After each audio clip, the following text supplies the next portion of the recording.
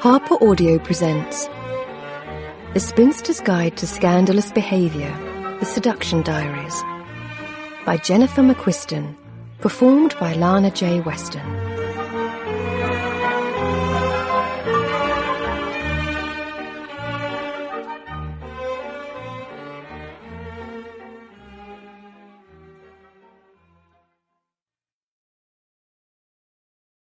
Prologue.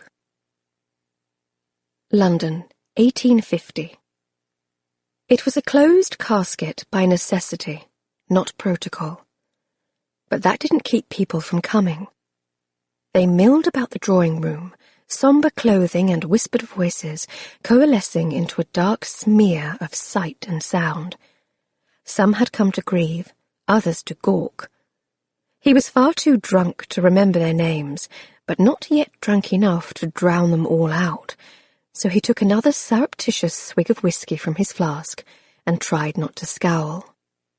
Through the din of the room's murmured speculations, his mind added its own rehearsed explanations for his sister's closed casket. She suffered terribly in the end. She'd not want to be remembered that way. Ensuring, unfortunately, that Josephine would be remembered the other way. Young, pregnant, unmarried. Damn it all. But what was he supposed to say to these people? That Josephine had wanted to die?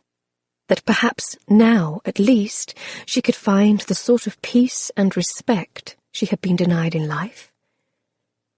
The guests might be here in his home, offering their condolences, but there was an edge of macabre fascination to their voices. They'd never have forgotten the scandal as long as she had lived among them. Well, Josephine had solved that problem, hadn't she? The entire room believed she had died in childbirth, the babe along with her. The truth, however, was somewhat more damning. "I must speak with you, Lord Branston." Thomas was startled enough to momentarily forget the siren's call of the whiskey. Here, at least, was a name he could remember, even dead drunk. Miss Gabrielle Highton.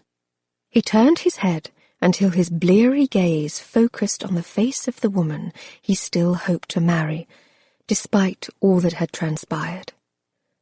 "Gabrielle?" he croaked. "Yes." She wrinkled her pretty nose. "Are you unwell?" Unwell. That was one way to put it. He breathed in, wishing the room wasn't swaying. I am glad you came." He hadn't been sure she would. She stepped closer until he could smell her perfume, a floral scent that reminded him now too much of the flowers draped across his sister's casket. Lilium candium, his brain helpfully supplied. It was telling, perhaps, that he could remember the flower's name in his drunken state, but not the names of half the people in the room.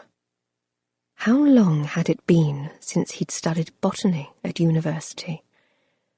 A far less important question than how many minutes he ought to wait before taking another swig of whiskey.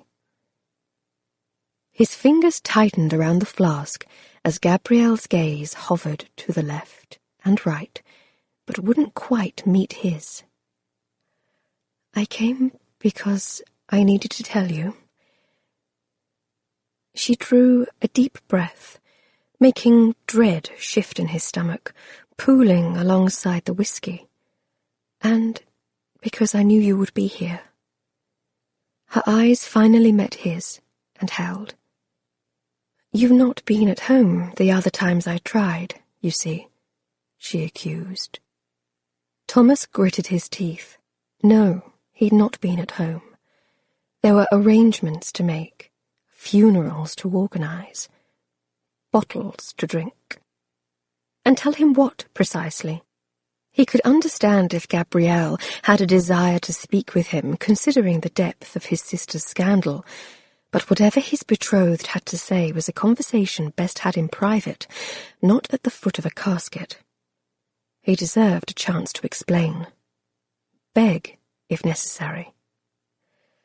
"I will call on you tomorrow," he said, his voice hoarse, his hand outstretched. "We might speak then." But she was already twisting the betrothal ring from her finger. He felt the cold press of it against his open palm. "I am sorry, my lord, but I think it is best if I do not see you again." His fingers curled over the ring. Bloody hell! Would she no longer even call him Thomas? He'd kissed this woman for Christ's sake, offered her his hand and title in marriage. But apparently his intended considered the title of Marchioness a poor payment for enduring the taint left by his sister's ruin, because she was already turning for the door. Gabrielle's departure had not gone unnoticed either.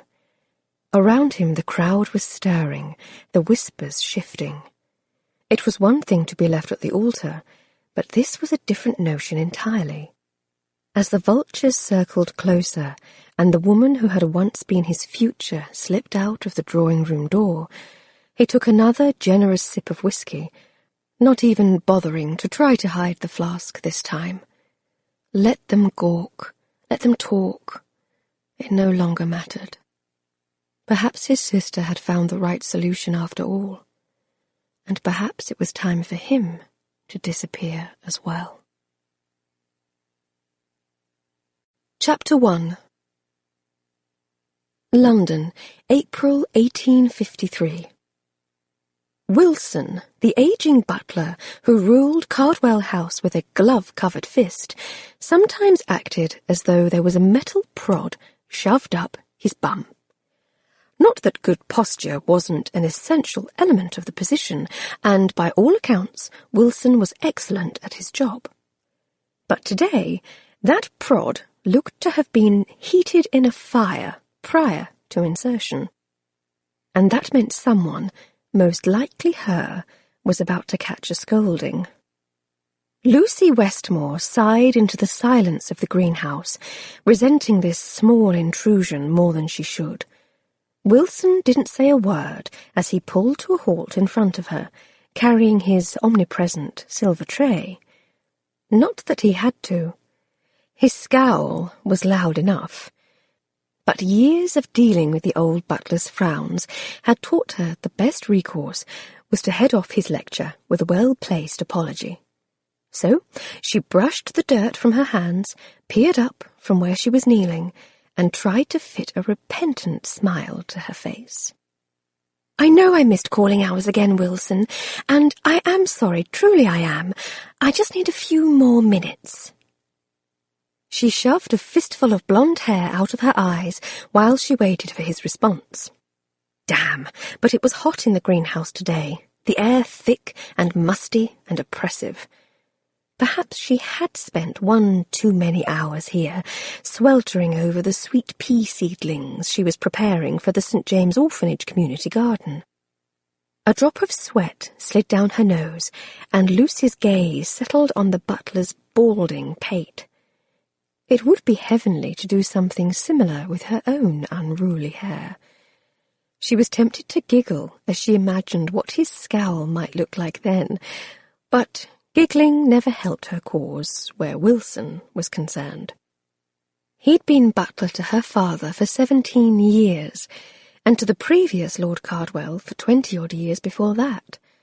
As such, he commanded a familiarity none of the other servants dared. She might be 21 years old and of an age to mind her own affairs, but he never failed to scold her, should the circumstances call for it, which, admittedly, they usually did. But couldn't he see this was important? Growing impatient now, Lucy rocked back on her heels and gestured to her dirt-stained trousers. "Surely you wouldn't have wanted me to receive callers dressed like this. It would have been ever so much worse." When his scowl deepened, she switched tactics. "Would it help if I promised to apologize to Mother and Lydia later?" Although she was quite sure Lydia wouldn't mind. As far as sisters went, she was the lovely, forgiving sort. Mother, on the other hand. The thought of her mother's reaction to her tardiness, and her trousers, was enough to make Lucy wince. She should have quit the greenhouse hours ago, but she'd simply lost track of time. Yes, that was what she would say. Hopefully, it sounded like a more reasonable excuse than the truth, which was that she'd rather extract Wilson's metal prod from his bum and shove it in her eye than suffer through another round of prescribed calling hours with Mother. For Lucy, they were an excruciating reminder of just how awfully her life was about to change. She might have agreed to go through with it, but she'd be damned if she delivered herself trussed and bound for the upcoming season 1 second earlier than necessary. "I will change before dinner," she added, "and I promise I will try to remember calling hours next week. But these seedlings are wilting, and I must—" "Miss Lucy," Wilson interrupted, which would have seemed a terribly rude thing for a butler to do if she hadn't been so relieved he was finally speaking to her. "Save your explanations for your mother. I suspect you will need them this time." She bit her lip. "She is very angry."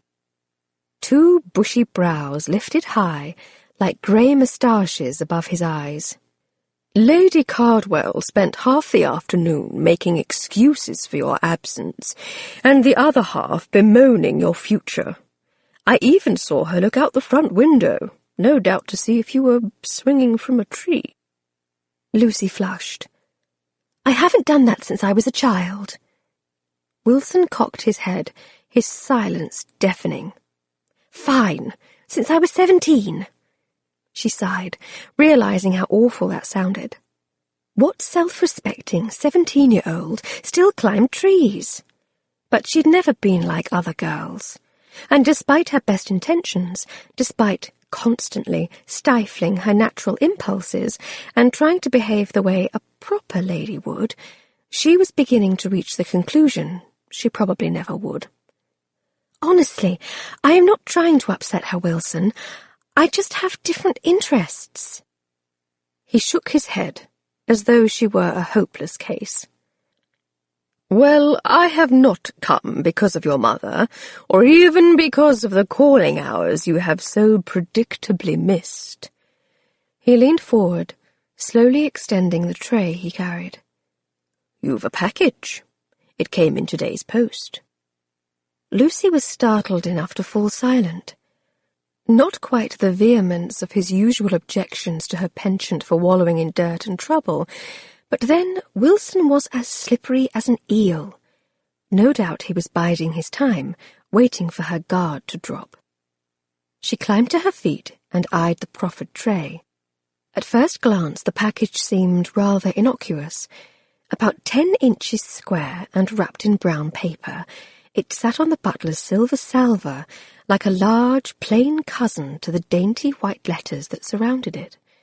Its appearance sparked some mild curiosity, but then again, most correspondents did. She regularly received letters from her brother, Geoffrey, who was part-way through his first year at university.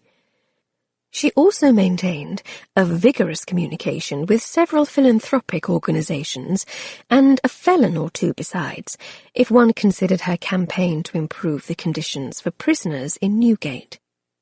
But as her eyes settled over the handwriting on the outside of the package, she felt a sudden quiver in her stomach, because the parcel was addressed in the same distinctive scrawl that adorned the Christmas cards Aunt E sent every year from Cornwall.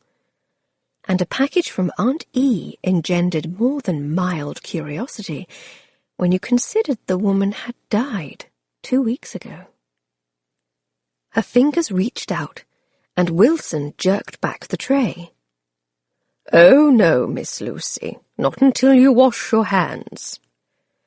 She glared down at her fingers. Bugger it all. They were only a little dirty, not to mention the fact she was a goddamn grown woman of 21 years. "You are a cruel beast of a man, Wilson." A smile finally claimed his broad, wrinkled face. I am at least a clean, cruel beast of a man. He pointed a gloved finger toward the washstand that waited at the greenhouse entrance. And I'll not have you sullying my tray. We've just polished the silver. Lucy stalked toward the washstand, grumbling out loud, mainly because she knew Wilson expected her to. As she scrubbed her hands, she pondered what the arrival of such a parcel could mean. For years, her aunt's only correspondence with the family had been a single annual Christmas card, signed with an impersonal E. It was unconventional at best, cold-hearted at worst, an annual reminder the woman cared so little for her family she couldn't be bothered to think of them more than once a year. She didn't even wait for the butler's footsteps to fade before tearing open the brown paper wrapping. Several items fell to the greenhouse floor, tinkling on the Egyptian tile, but she was too intrigued by the series of leather-bound books emerging in her hands to pay them much mind. Why had Aunt E sent her books? And more to the point, how had she done it, given that the package clearly must have been posted after her death? Lucy opened the cover of the top book and read the inscription on the first page. The Diary of Edith Lucille Westmore, January 1st, 1813. Though the air in the greenhouse was warm and heavy, a chill rippled down her spine. Apparently, her mysterious Aunt E had a name, a real name, not just a single detached letter. Part of it, at least, was Lucy's own name. Why had no one ever told her? She closed the cover, suddenly feeling nervous. There appeared to be 4 volumes, and in her hands they felt terribly old, with small cracks in the leather and gaps in the stitching. But the physical history of the diaries paled in comparison to the history of the woman they represented. Lucy was holding a more intimate knowledge of her aunt than she had ever been permitted to know in real life, and she didn't know whether to lock the books away unread or fall upon them voraciously and read them from cover to cracked cover. She glanced down at the drooping seedlings, suddenly feeling far less enthusiastic about the orphanage's garden. Her gaze shifted to several other items, scattered about her feet and glinting amidst the spilled dirt. There was a folded letter of some sort, as well as a key and a piece of jewellery. She bent down and reached out her hand, gathering them up. The necklace intrigued her, a pendant strung on a black velvet ribbon. Lucy ran a finger over the shifting colours in the stone, green, gold, and brown. She'd never seen anything like it on the necks of women in London. Then again, she'd never seen her aunt on the streets of London either. Unfolding the letter, she held her breath. Dear Lucille. Her fingers tightened against the paper. Anyone who knew her understood she preferred to be called Lucy, but her aunt was a complete enigma to her. It served that the reverse might be true as well. I know you must be surprised to receive this package, given that by now I am quite dead. But I suspect someone, probably a man, will try to thwart my wishes, and so I have taken this step to ensure my intentions are honoured. The life of a peer's daughter is difficult. Believe me, I understand, more than you know. But to be the eccentric daughter of a peer is harder still, and even as a 6-year-old child it was clear you marched to your own tune. My hope is that in reading my diary you will understand the choices I have made. It is up to you to sort out whether your own independence is worth the price I paid for mine. Probably someone will try to convince you I was mad. Or worse, that you are yourself. But I lived my life the way I wanted, and I vow I shall greet death in a similar fashion.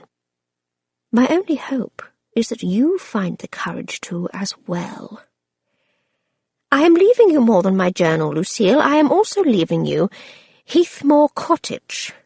It isn't much, I know, but perchance it might offer you the freedom to choose your own future. Guard its secrets well, Lucille. And remember me fondly, as I have always remembered you. E. The air pushed from Lucy's lungs in a confused rush. Aunt E had left her Heathmore. And what was this nonsense about secrets and fond memories? It was all so odd.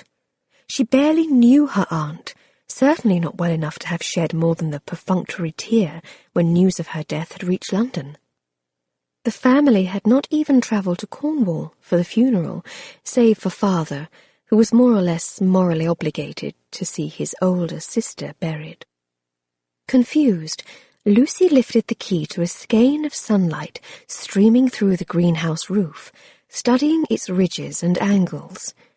She possessed only the dimmest memory of Heathmore Cottage from a summer visit when she had been about 6 years old. She could recall a whitewashed home overlooking choppy green waters and the steady beat of wind in her face. Though she could no longer remember the curve of her aunt's cheek, she retained a clear memory of a set of glass figurines lifted down from a mantel and placed in her chubby hands. Unsettled by the sudden rush of memories, Lucy shoved the key and the necklace into her trouser pocket, then folded the letter and stowed it between the pages of the top journal. She'd been a fanciful child, and those memories of Heathmore were murky at best. She remembered far better the things that happened after that summer. Soon thereafter, grandfather had died, and her father assumed the title. Governesses and curmudgeonly butlers had been introduced into her life, and all contact with her aunt had contracted to that single, lonely card at Christmas. More's the pity. From what little she could remember, it had been a fun visit. Then again, Wilson hadn't been part of her life yet to spoil her fun. As far as handshakes went, it was a fine, firm one. But firm or not, Thomas's mind was not entirely eased. According to his understanding of Miss E.'s last will and testament, which had been read just this morning by the solicitor up from St. Ives, he was not shaking hands with the correct person. "You are sure your daughter will approve the sale, Lord Cardwell?" Thomas glanced uneasily at the 2-story crofter's cottage, which was now, for better or worse, his responsibility. Built on the most exposed part of the cliff, Heathmore Cottage braced itself against the wind like a stooped old soul, leaning ever so slightly off-centre. The front door lay open, its broken latch dangling. They'd had some difficulty gaining entrance without a key, a fact remedied by Thomas's forceful shoulder applied against the salt-weathered wood. That had sparked his first twinge of guilt, as if he was somehow trespassing to conduct a buyer's inspection without a proper key. The second twinge of guilt had come over the price. There had been little by way of actual negotiation. He simply named a figure, £400, to include both the cottage and the surrounding property, and Lord Cardwell immediately accepted. Not that the dwelling he'd just purchased inspired much by way of confidence. He might have even paid too much. The stone walls of the old farmhouse had once been plastered white, but now appeared a sickly grey, and in some places the plaster had fallen completely away to show the darker stone beneath. The roof's thatching was infested with mould and vermin, and would need to be completely replaced, preferably with something a bit more modern. And thanks to the leaking roof, the floorboards in the bedrooms above stairs were rotting. Miss E. hadn't even lived here in several years, preferring instead to take cleaner and drier rooms in town. Of course, he wasn't interested in the condition of the dwelling. His real interest lay in the property itself and the 100 or so acres surrounding the cottage. Thanks to his time at university, Thomas was the only formally educated soul in Lizard Bay, save the vicar. The townspeople seemed largely oblivious to the potential in the coastal soil, but he knew the true value of the property, thanks to his scientific curiosity and the long hours he'd spent prowling the surrounding fields and cliff tops. But admitting he coveted Heathmoor for reasons beyond making his home here wouldn't help his cause, and so he kept those thoughts to himself. Lord Cardwell waved a hand toward the ramshackle cottage. "Oh, I can assure you, Lord Branston, my daughter has no need for a falling-down house. She has her first season nearly upon her, and a husband to find. Until then, she has her charities to keep her busy." Thomas felt a slight easing of his conscience. If, as her guardian, Lord Cardwell found it prudent to handle his young daughter's more distracting affairs, who was he to gainsay the decision? Miss Westmore sounded very young and naive, likely just 18, if her first season was looming large. Probably one of those flighty London beauties who lived and breathed for her debut. He'd known a girl like her, once upon a time. Thought even to marry her. It had been 3 years since his sister's funeral. 3 years since he'd left the cruel gossip and the whispers of those who would judge her. Josephine had been all the family he had in the world, and he failed her utterly. The disquieting reminders of London and the ghosts that lingered there were good enough reason to seal this deal in the most expedient way possible. Lord Cardwell was leaving tomorrow, and Thomas didn't want the negotiations to stretch back to the city if he could help it. He'd been able to forget, in a fashion, secreted away here in Cornwall. Or, if not forget, at least accept the painful path his sister had chosen. But he suspected he would remember all too well, should he be forced to return to London. Or worse, someone else would remember, put together the pieces, destroy what little solace he had been able to cobble together. "Besides," Cardwell went on, "I suspect my daughter will appreciate the money. She's always sending various charities her pin money." Thomas didn't have to force the smile that rose to his lips. At least he could identify with that sentiment. A certain spinster he had known had also enjoyed such things, once upon a time.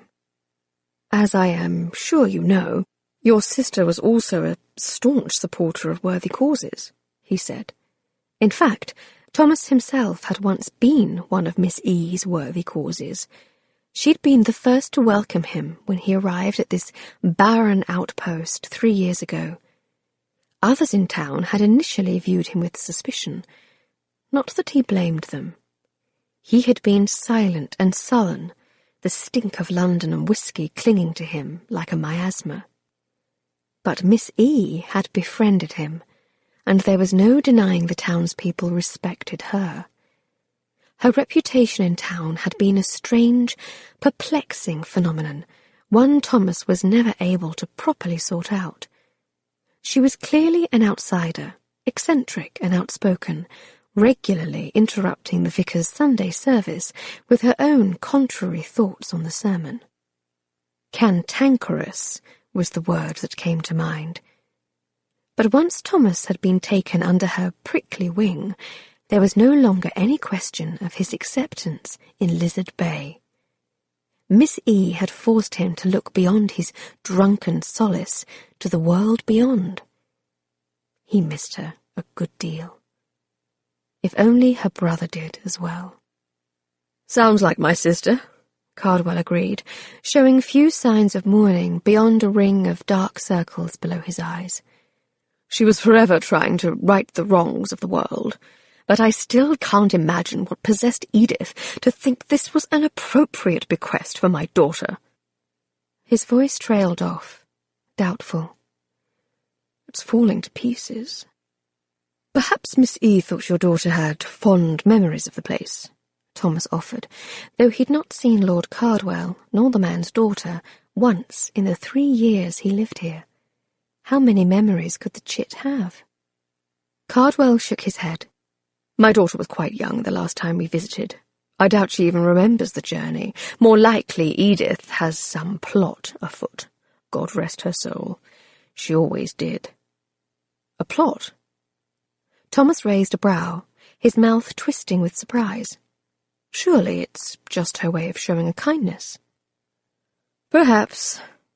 Cardwell sounded tired. But with no money to cover the repairs, this seems more of a burden for my daughter than a boon. I can't help but wonder what my sister was thinking. He looked back at the house, frowning. I hadn't realized Edith had permitted the house to fall into such disrepair. Why didn't she tell me she was in need of financial assistance? I sent her £20 a quarter, but I would have gladly sent her more money if she'd asked. Thomas bit back a retort. £20 a quarter might have been enough for a frugal spinster to live on, but it couldn't cover the upkeep of an aging cottage. And if he knew Miss E., she would have felt guilty for accepting her brother's charity, and been far too proud to ask for more. The fact that Cardwell called his sister Edith was proof enough the man scarcely knew her.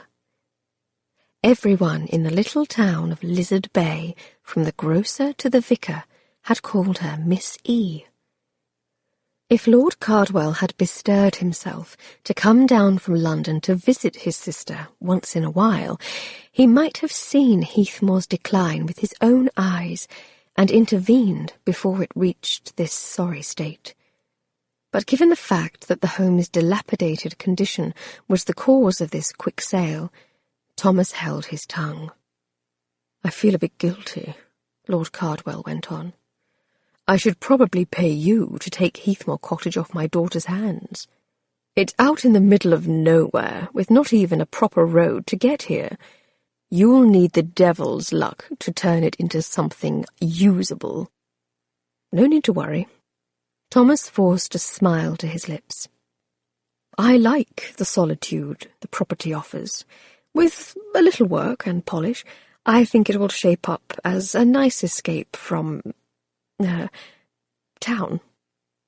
Not that Lizard Bay was much of a town, and one scarcely needed to plan an escape from the few hundred souls who made their home there, but he vowed he would try to make Heathmoor Cottage livable again, if only to breathe truth into the deception he felt so uncomfortable about fostering.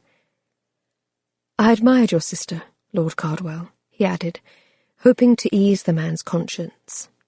Miss E. was always kind to me. I am happy to help her family by removing this burden from your hands. And if Heathmoor's hidden treasures had been left in the hands of a flighty young thing from London, a fine, firm handshake with the girl's father was surely a reasonable means to an end.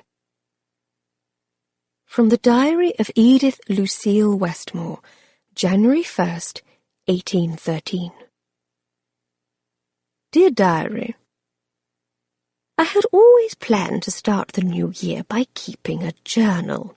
I simply hadn't counted on having to start a new life as well.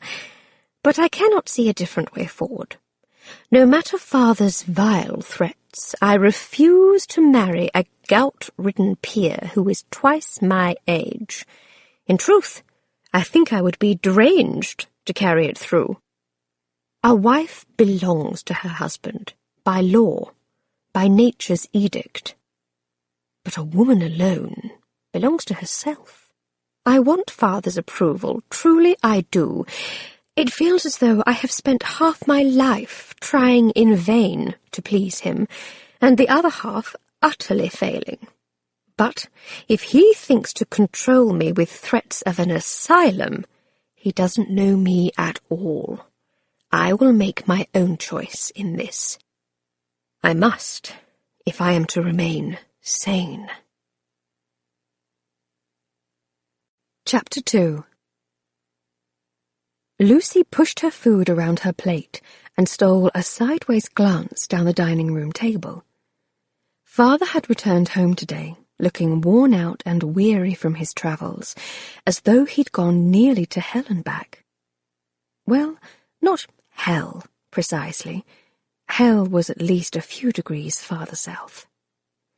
On every map she'd ever seen, Cornwall stretched away to the west, all the way to the ocean. But knowing where Heathmore Cottage lay on a map wasn't the same as seeing it with her own eyes. She was bursting with questions over the inheritance Father still hadn't mentioned, though they were now well into the fourth course of dinner. What little she had read from the first of Aunt E's diaries had left her with more questions than answers. Was her aunt truly mad? Her diary entries hinted she'd possessed a passionate, determined nature.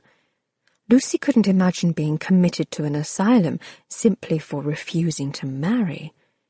But, sane or not, the person Aunt E had been was coming alive through the scribbled pages of her journals.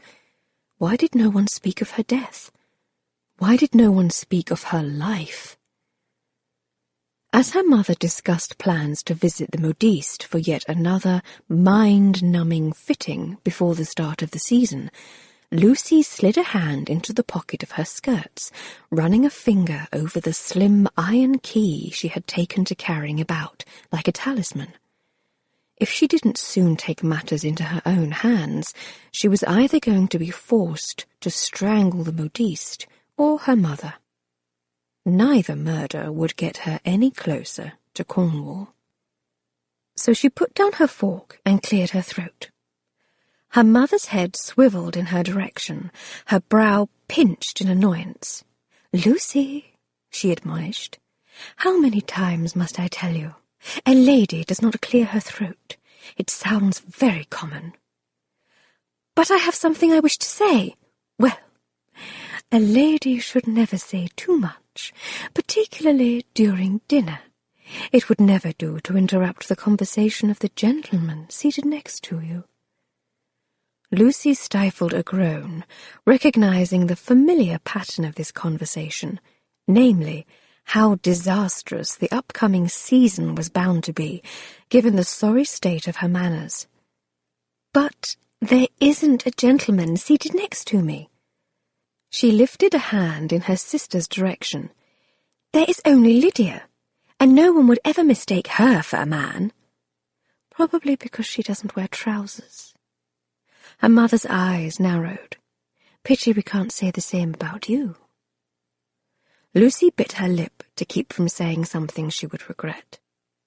Damn Wilson and his interfering gossip. Her mother sighed and placed her fork down next to her plate. "Can't you see how important this is, dear? For heaven's sake, the season is only 2 weeks away, and you should be seizing every opportunity to practice, not prowling about the greenhouse in trousers. Do you want to be a disaster?" "I'm sorry," Lucy mumbled automatically. "I will try harder." "Well, you must start tonight. If you wish to engage in conversation with a gentleman, you must first listen." Her mother tilted her head, demonstrating. "Wait for a break in the conversation, and then catch your partner's eye." She fluttered her eyelashes, a nonsensical bit of artifice for any able-bodied female, but particularly outrageous when wielded by a 40-odd-year-old viscountess who lectured her daughters like a Roman general. "When they acknowledge you, speak quietly and demurely." Lucy rolled her eyes. The gentleman she must meet during the coming season sounded very dull indeed. "Then how will anyone hear me?" "We hear Lydia when she speaks," her mother pointed out. "You might take a page from her book. Listen more. Practice a little self-restraint." She paused, her gaze scattering across Lucy's hair. "Let your maid curl your hair, for a change." Beside her, Lucy could feel Lydia stiffen. Most young women would preen under such praise, But Lydia's obvious discomfort was just another reason why Lucy loved her half-sister to distraction. The illegitimate daughter of father's former mistress, Lydia had been brought to Cardwell House after her mother died. She and Lucy had grown very close in the 4 years since Lucy's older sister, Claire, had married a prominent London doctor and moved into her own home. Lydia deserved a season of her own, and there was no denying she possessed a sweet, gentle temperament far better suited for the role of hopeful debutante. But circumstances being what they were, she was to be relegated to the shadows this season, so as not to steal the spotlight away from Lucy's sure-to-be disastrous come-out. Though she didn't envy Lydia her former life, Lucy did sometimes envy her current position. Illegitimate daughters didn't need to have seasons if they didn't want to, and no one cared whether or not they curled their hair. Father cleared his throat, which was apparently a fine sound for a man to make. "Well, Lucy, you've got the entire table's attention now. What did you wish to tell us?" "It is just, I am glad you are back," she said, apparently too loudly, given the way her mother glared down the table. She drew a deep breath, striving for quiet and demure. "Do tell us, Father," she said, feeling as false as her voice. "How did the trip to Cornwall go?" He grimaced. "It was not particularly pleasant. I am glad it is done, at any rate." His attention drifted back to his plate. Lucy squirmed in her seat, though she knew it would probably earn her an admonishment from her mother to sit like a lady. Surely there was more to the trip than that. "Oh, to hell with it," she muttered under her breath, causing Lydia to cower. She leaned forward and braced her hands on either side of her plate. "Is Heathmore Cottage the same as I remember?" she blurted out. Father looked up. "Heathmore?" "Yes," Lucy nodded. "Aunt E's house." He blinked at her from behind his spectacles. "I don't even see how you remember it. You can't have seen it since you were, 4 years old?" "I was 6, she told him, not liking the downward slope to her father's brow. "It's a white stone cottage perched on a cliff." "My white stone cottage," her mind insisted on adding. "My cliff." Yes." He rubbed the back of his neck. "I mean, no, Heathmore is not at all the same. You wouldn't recognize it, I fear. Fortunately, I left things there well settled."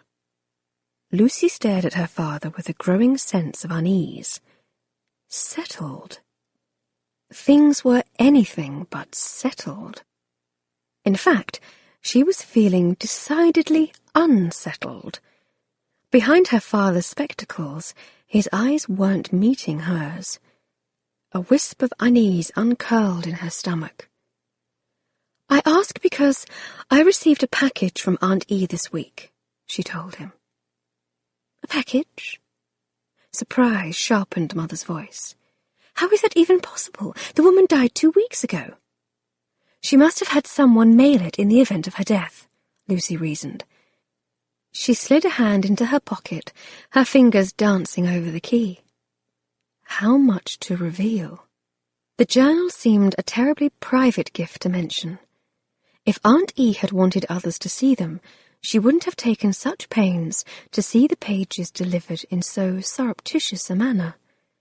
The necklace, too, was something she didn't want to share.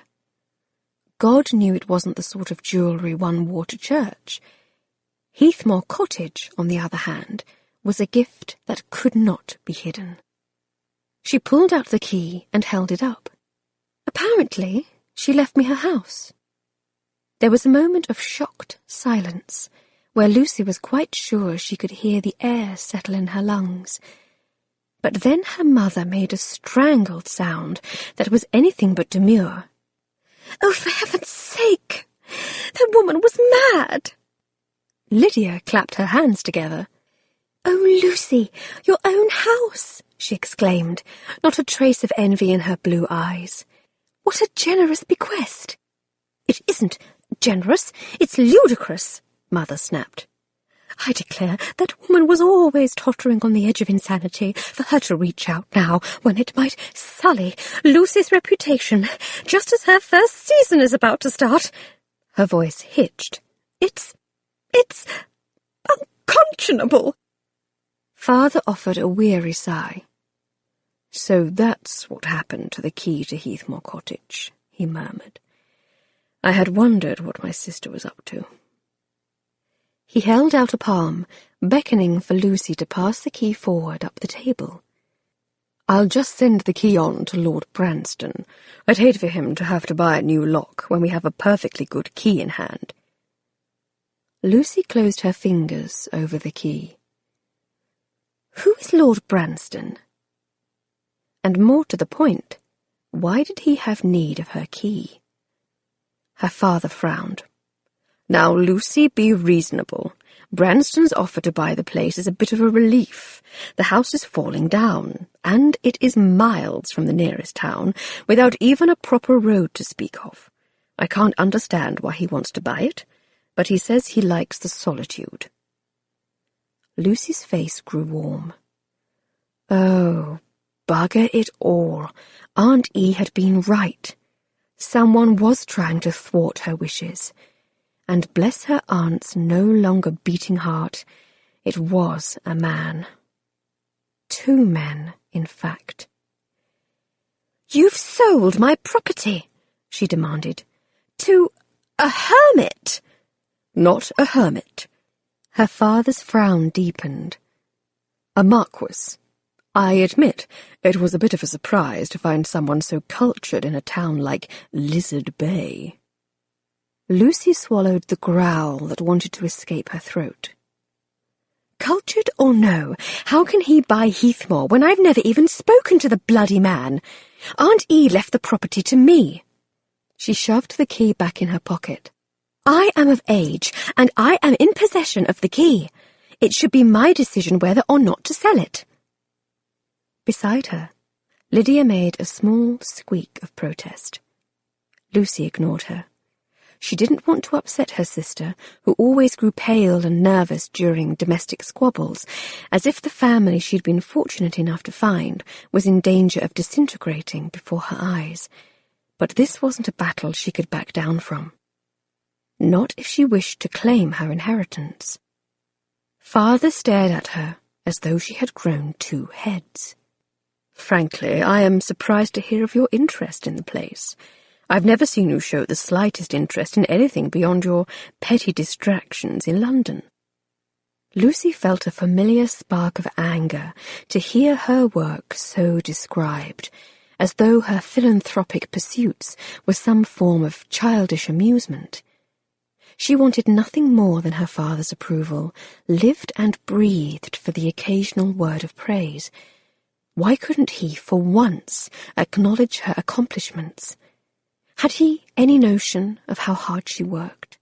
How many sleepless nights she'd spent, penning letter after letter, hoping to change the course of the world? "They are not petty," she retorted, "and one has nothing to do with the other." "Lucy," he said, chidingly now, "truly I have done you a favour to dispose of Heathmore Cottage so expeditiously." He reached into his jacket pocket and drew out a banknote, waving it as though it was a flag of truce. "And you've £400 for your trouble." He handed it to a footman, who brought it down to Lucy. "Perhaps you might like to send it on to one of your nice charities, Lucy glared down at the banknote. Nice charities. Oh, for heaven's sake! Didn't he understand she corresponded with felons? "How could it be only £400? She demanded. She might not remember much about Heathmore, but she did recall how the fields above her aunt's house had seemed to stretch to the moon. She glared at her father. "Why, there must be dozens of acres." "Around 100, I think. But it isn't arable land." a more useless bit of heath and bog I've ever seen. Trust me, I've done you a favour." Lucy's nails dug deep into the skin of her palms. "Whether or not I sell it, and who I sell it to, is a decision I will make for myself." She lifted her chin. "I insist on inspecting the property myself. We can leave tomorrow." Her mother's hand flew to her throat, fluttering in agitation. "Lucy, you can't be serious. Your father just returned from that godforsaken place, and your season is about to start." Her voice rose to a hysterical notch. "We've waited for this year for too long already. Any longer, and you'll be too far on the shelf to have any chance of a good match." "And what a pity that would be," Lucy grumbled mutinously. Her father leaned back in his chair.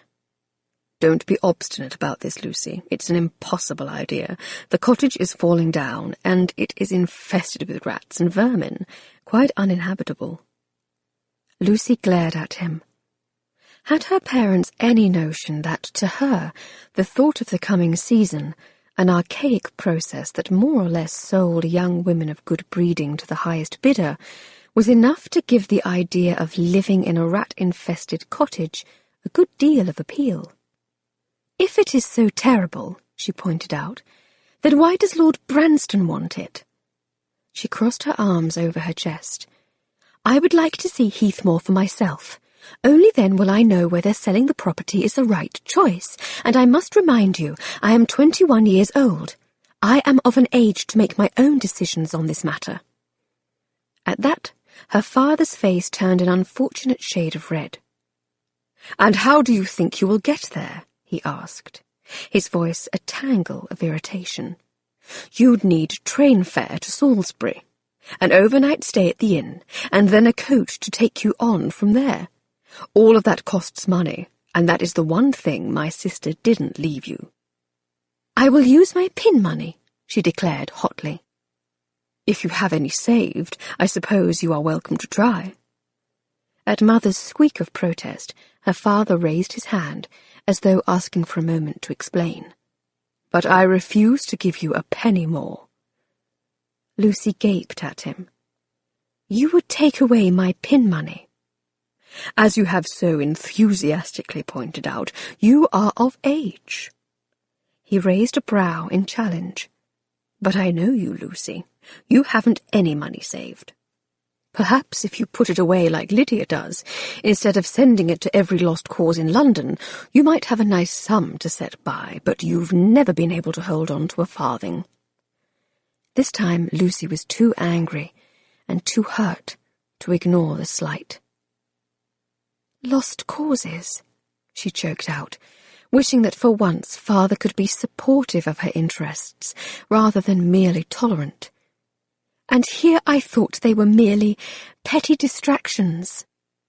He frowned, but that didn't mean she had won the point, because he was right.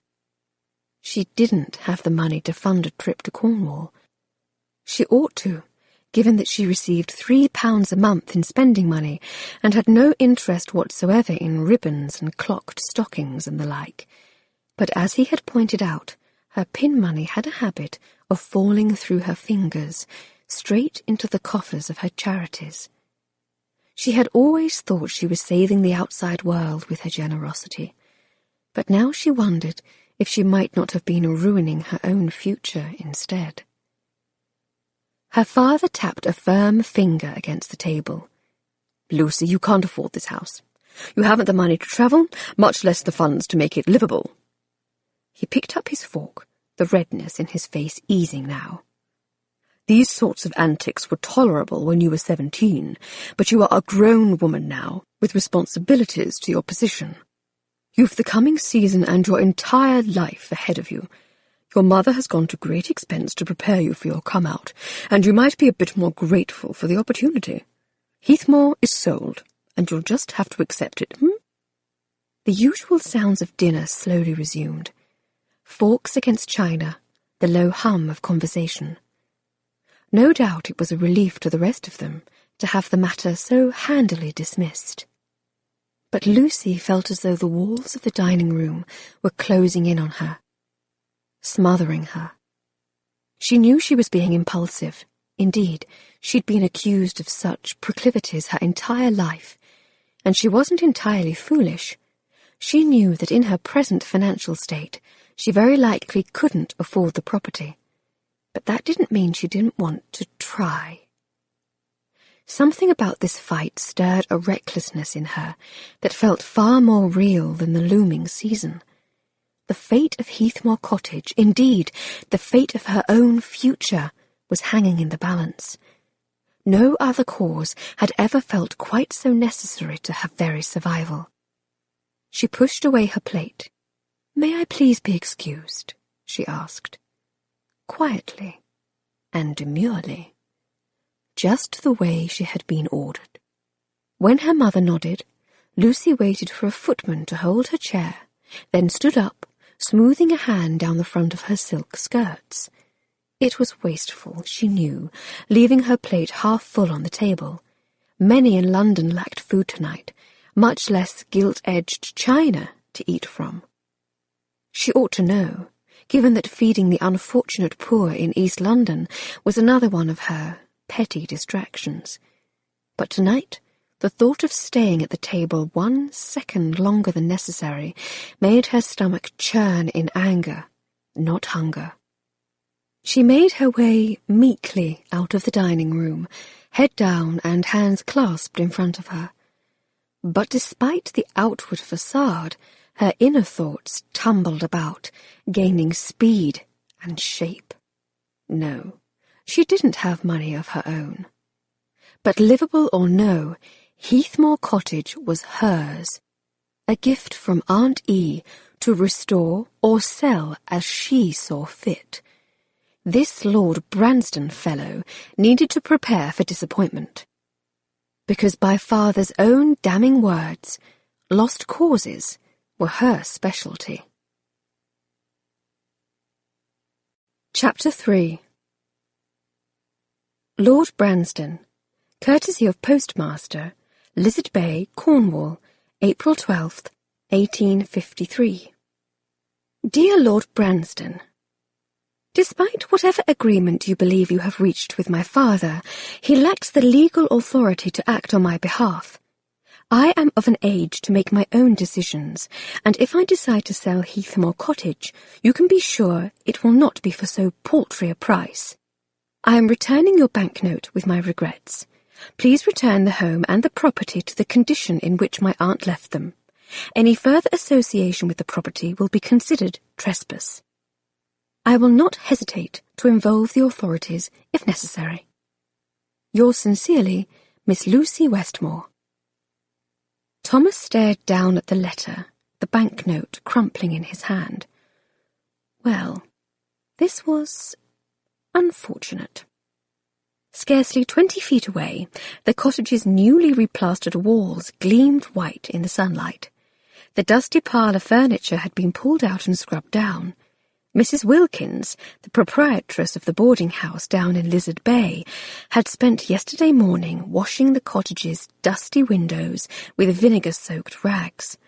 And above his head the new roof was slowly taking shape, though he'd only been able to find one roofer willing to take the job, and the slate had to be carried up the narrow, twisting path on the back of an obstinate donkey. But now the letter from Miss Westmore threatened to undo it all. Return the home and property to the condition in which my aunt left them. How was he supposed to do that?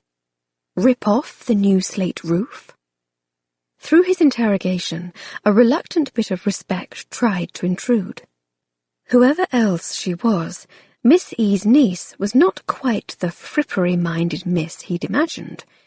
The girl must have a core of steel to cross her father in this way. In fact, there were elements to her letter that reminded him suspiciously, painfully, of a certain deceased spinster. Miss Westmore sounded like a very determined young woman, and if she was anything like her aunt, he'd made a misstep in negotiating with her father instead of her. As he shoved the letter and banknote into his coat pocket, Thomas eyed the boy who'd brought the letter up from town.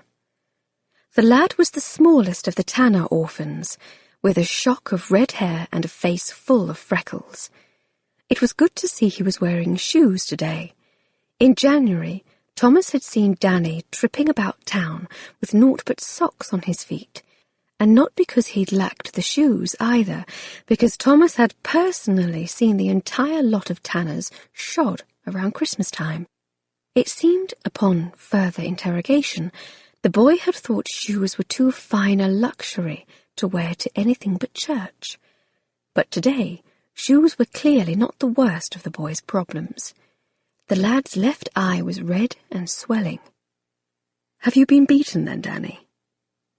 Thomas could scarcely imagine the postmaster lifting a hand to the lad, or old Jameson, the town grocer, who sometimes had odd jobs for the Tanner boys. "You can tell me if someone's been hurting you." The boy shook his head, his eyes focused somewhere in the vicinity of his scuffed shoes. "Just some roughing around from one of my brothers." "Would you care to tell me which one?" Thomas waited for a further explanation. Seemed like more than the usual sort of fisticuffs, but it had been a while since he was a boy of that age. 20-odd years, in fact, and even then he had been nothing like Danny. Oh, there were enough similarities to give him pause. He too had been an orphan, but instead of 3 feisty brothers, he'd had a sister.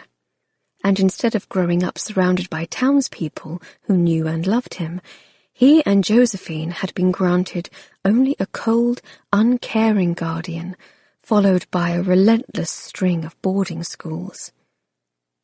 When Danny remained mutinously silent, Thomas sighed. He could respect wanting to protect one's siblings, if nothing else. "Well, if you're determined to protect your brothers, I suppose I can respect that, but try to be more careful." He dug a coin from his pocket and tossed it to the boy. "And give the postmaster my thanks for having you bring the letter on so quickly." Danny caught the coin in the air. "It weren't so quick," he admitted, looking down at the ground. "None of us wanted to come and deliver it, and we got into a bit of a row about it." He touched a finger to his swollen eye. "I'm the smallest, you see, so I lost." "You fought to see who wouldn't have to bring the letter?" Thomas asked, perplexed. That hardly made sense. He always tipped them well. Why? "Well, that is, you see..." Danny glanced nervously toward the cottage. "It's the haints." "You think Heathmoor is haunted?" Danny took a step toward the rocky path that meandered the 2 miles or so back to Lizard Bay. "I heard Mrs. Wilkins tell Mr. Jameson she could hear Miss E moaning up here, pining for her lost love." Thomas had to work to control the bark of laughter that wanted to work its way out of his throat. Miss E pining for a man. It was about the most ridiculous thing he had ever heard. Why, Miss E had eaten men for breakfast. She'd had Mr. Jameson, the local grocer, cowering at her feet in fear of messing up her monthly order of snuff, and her long-running feud with the town vicar had been the stuff of legends. "You don't need to worry." Thomas smiled. He supposed he'd had his own fears at Danny's age, when ghosts had seemed a far more terrifying prospect than the threat of inner demons. He'd only been 11 when his parents died in a carriage accident, and he'd imagined them as ghosts more than once. "Miss E is in heaven now, not a ghost come back to haunt you." The devil seized him then. If anything, I think she'd come back to haunt Reverend Wellsbury, don't you? Danny's eyes flew wide, and Thomas mentally kicked himself. Clearly, one didn't joke around about ghosts with 8-year-olds. "But Mrs. Wilkins said..." "Mrs. Wilkins likes a bit of gossip, Thomas interrupted. In fact, most of the townspeople who lived in Lizard Bay did. You shouldn't pay her any mind. The wind chose that moment to rear up, an eerie, howling sound that whistled through the nearby rocks. The boy jumped like something flushed from the heather. Can I go now? Danny stammered. This place gives me the woolies. Thomas cocked an ear toward the edge of the cliff. Woolies was a rather unscientific term, but he supposed he could understand the sentiment, given that the hairs on his own neck had pricked to attention. With Miss E's permission, he'd spent many an hour here, hiking the moors above the cottage, exploring the cliff walls, noting the area's unusual geography, and studying the plant life. In all those hours of introspective study, he'd never before paid the sound of the wind much mind. But then, he didn't believe in ghosts. Not unless they were of the living variety. It's just a natural scientific phenomenon, he explained to the boy. I suspect the sound is produced by the shape of the cliff face and the updraft from the ocean. Danny gaped at him, his mouth wide enough to catch flies. What? The wind. Thomas pulled a hand through his hair. How did one explain such things to an uneducated 8-year-old? It's just the sound of the wind. Gore! You know a lot of big words, Lord Branston. So would you, if you would apply yourself more diligently to your studies. Diligent? The boy mouthed uncertainly. It means to work hard. Danny's lower lip protruded in a definite pout. I don't need to study hard. Who needs books and numbers anyway? I'm going to be a fisherman, like my da was. Thomas shook his head, feeling bad for the boy. It had been less than a year since Danny's father died at sea, and he supposed that wound was still raw. But if the boy thought he had a fisherman's future in Lizard Bay, he was sorely mistaken. Danny, we've been through this. I am willing to pay for you and your brothers to go to university when you are older, but you must study hard now in order to qualify. I would encourage you to think beyond fishing. What if you had a chance to become a barrister or a doctor? Barry what? Came the boy's mumbled response. Thomas hesitated, knowing his words probably sounded hollow, given that he himself provided no useful contribution to the world at large. Who was he to give such advice to a boy of 8? He had gone to university because he'd wanted to, not because he had to. After all, he'd become a marquis at the age of 11, and acquiring a higher education wasn't a prerequisite for the job. Moreover, looking back, it had been a supremely selfish decision. He'd left his sister behind, alone and unprotected. And when he finally came of age, it turned out that a knowledge of botany and geology had not in any way prepared him for the dissolute life of a peer. He'd have done better studying probabilities at the hazard table or fermentation and distillation techniques. Danny took a decided step toward the path that would carry him back down to town. Well, I still say I want to be a fisherman. He jumped as the eerie sound echoed again up from the cliff face. The boy's face turned white. It's a ghost, he stammered. Not the wind. And with that, he turned and sprinted back toward the safety of town. Thomas watched the back of the boy's head disappear through the break in the rocks. Part of him wanted to follow. Leave the cottage to the feisty Miss Westmore and be done with it. That would certainly be the easiest path, and Lord knew he'd already dealt with enough family drama in his lifetime. But he'd already run away from too many difficult decisions in his life, and he supposed he owed it to Miss E's memory to safeguard the land she had loved. As he turned back and looked out over the moors stretching up above the cottage, he thought of all that the property held and all that might be lost if he let it go. The repairs to the structure aside, the real value of the property lay beneath its soil, not within its walls. He couldn't believe Miss E. had meant to endanger it by leaving it to neglectful relatives, but then she'd grown a bit senile in her later years.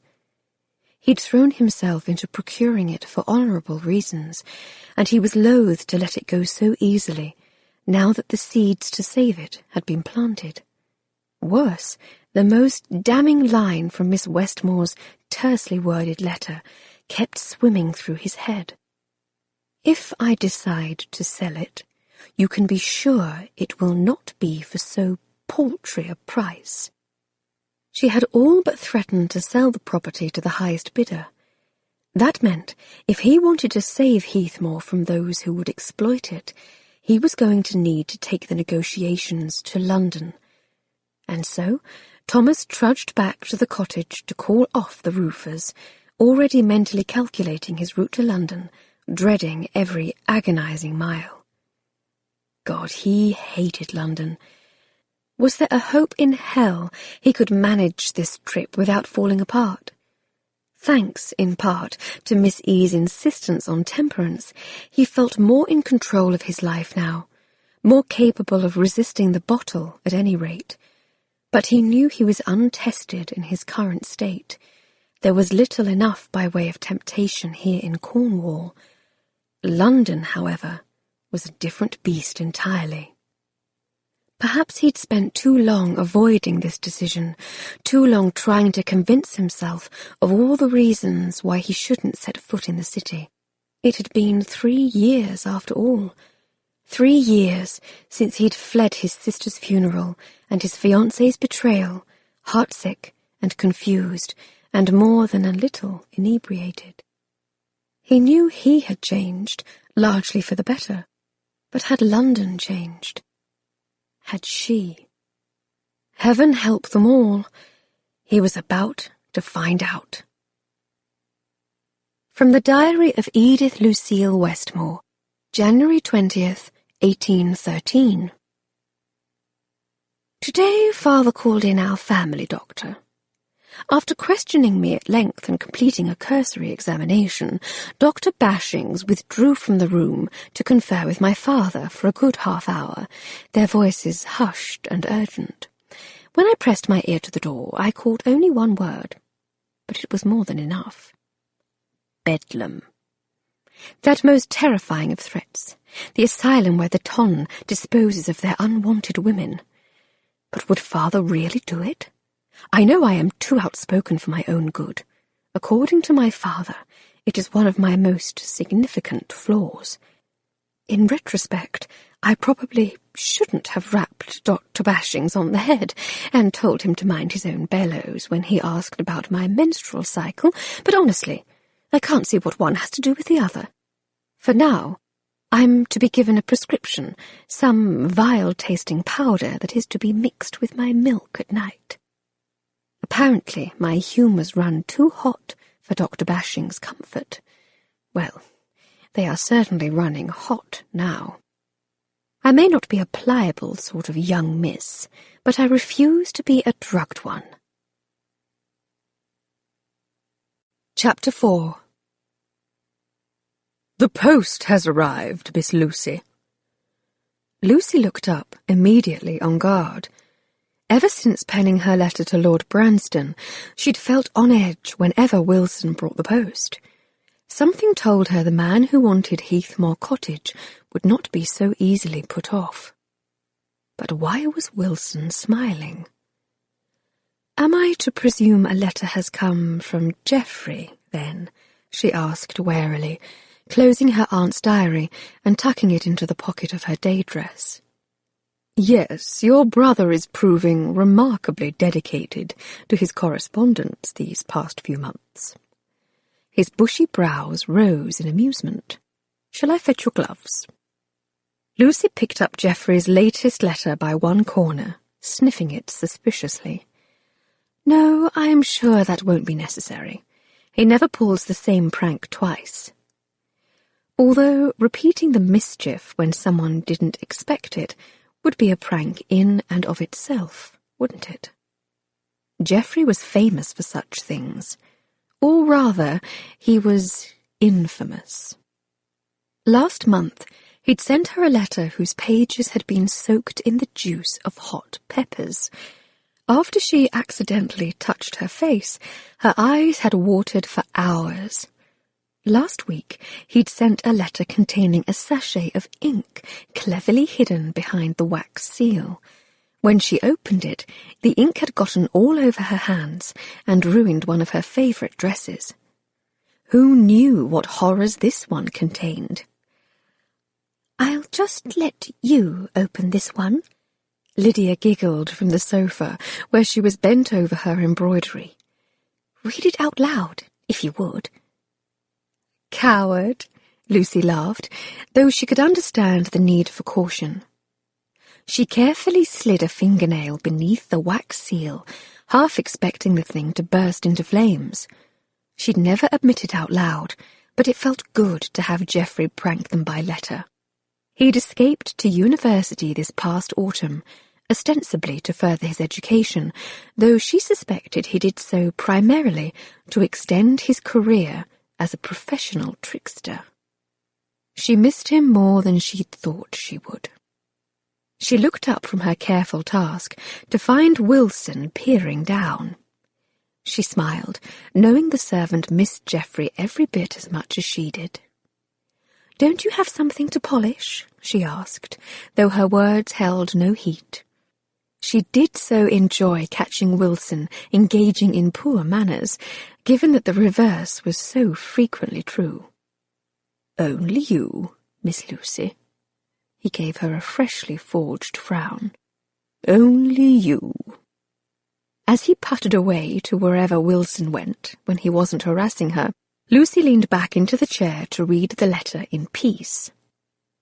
Geoffrey's handwriting was a tight, familiar scrawl, but the paper itself looked as though it had been written out of doors, with noticeable grass stains along the edges, probably on the cricket field, if she knew her brother.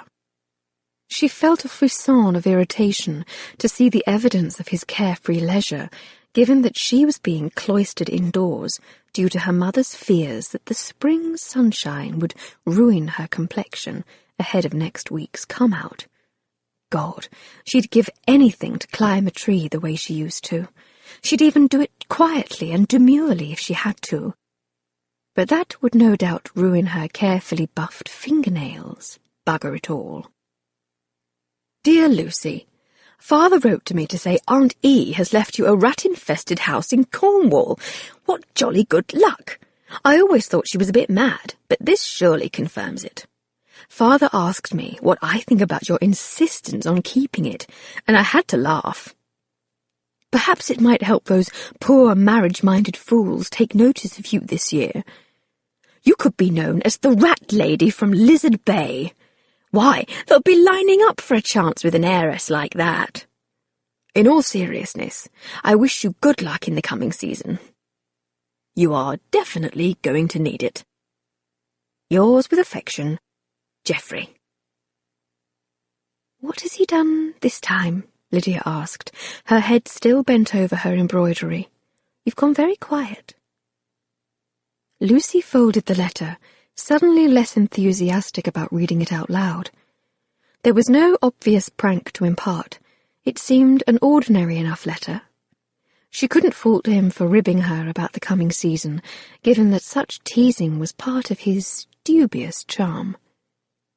Geoffrey knew she was dreading the coming drama, with its scratchy ball gowns and interminable waltzes, knew she hated the idea of the fumbling, eager gentlemen, men so desperate to have her dowry, they were even willing to pay court to the awkward, mannish, plain Westmore daughter.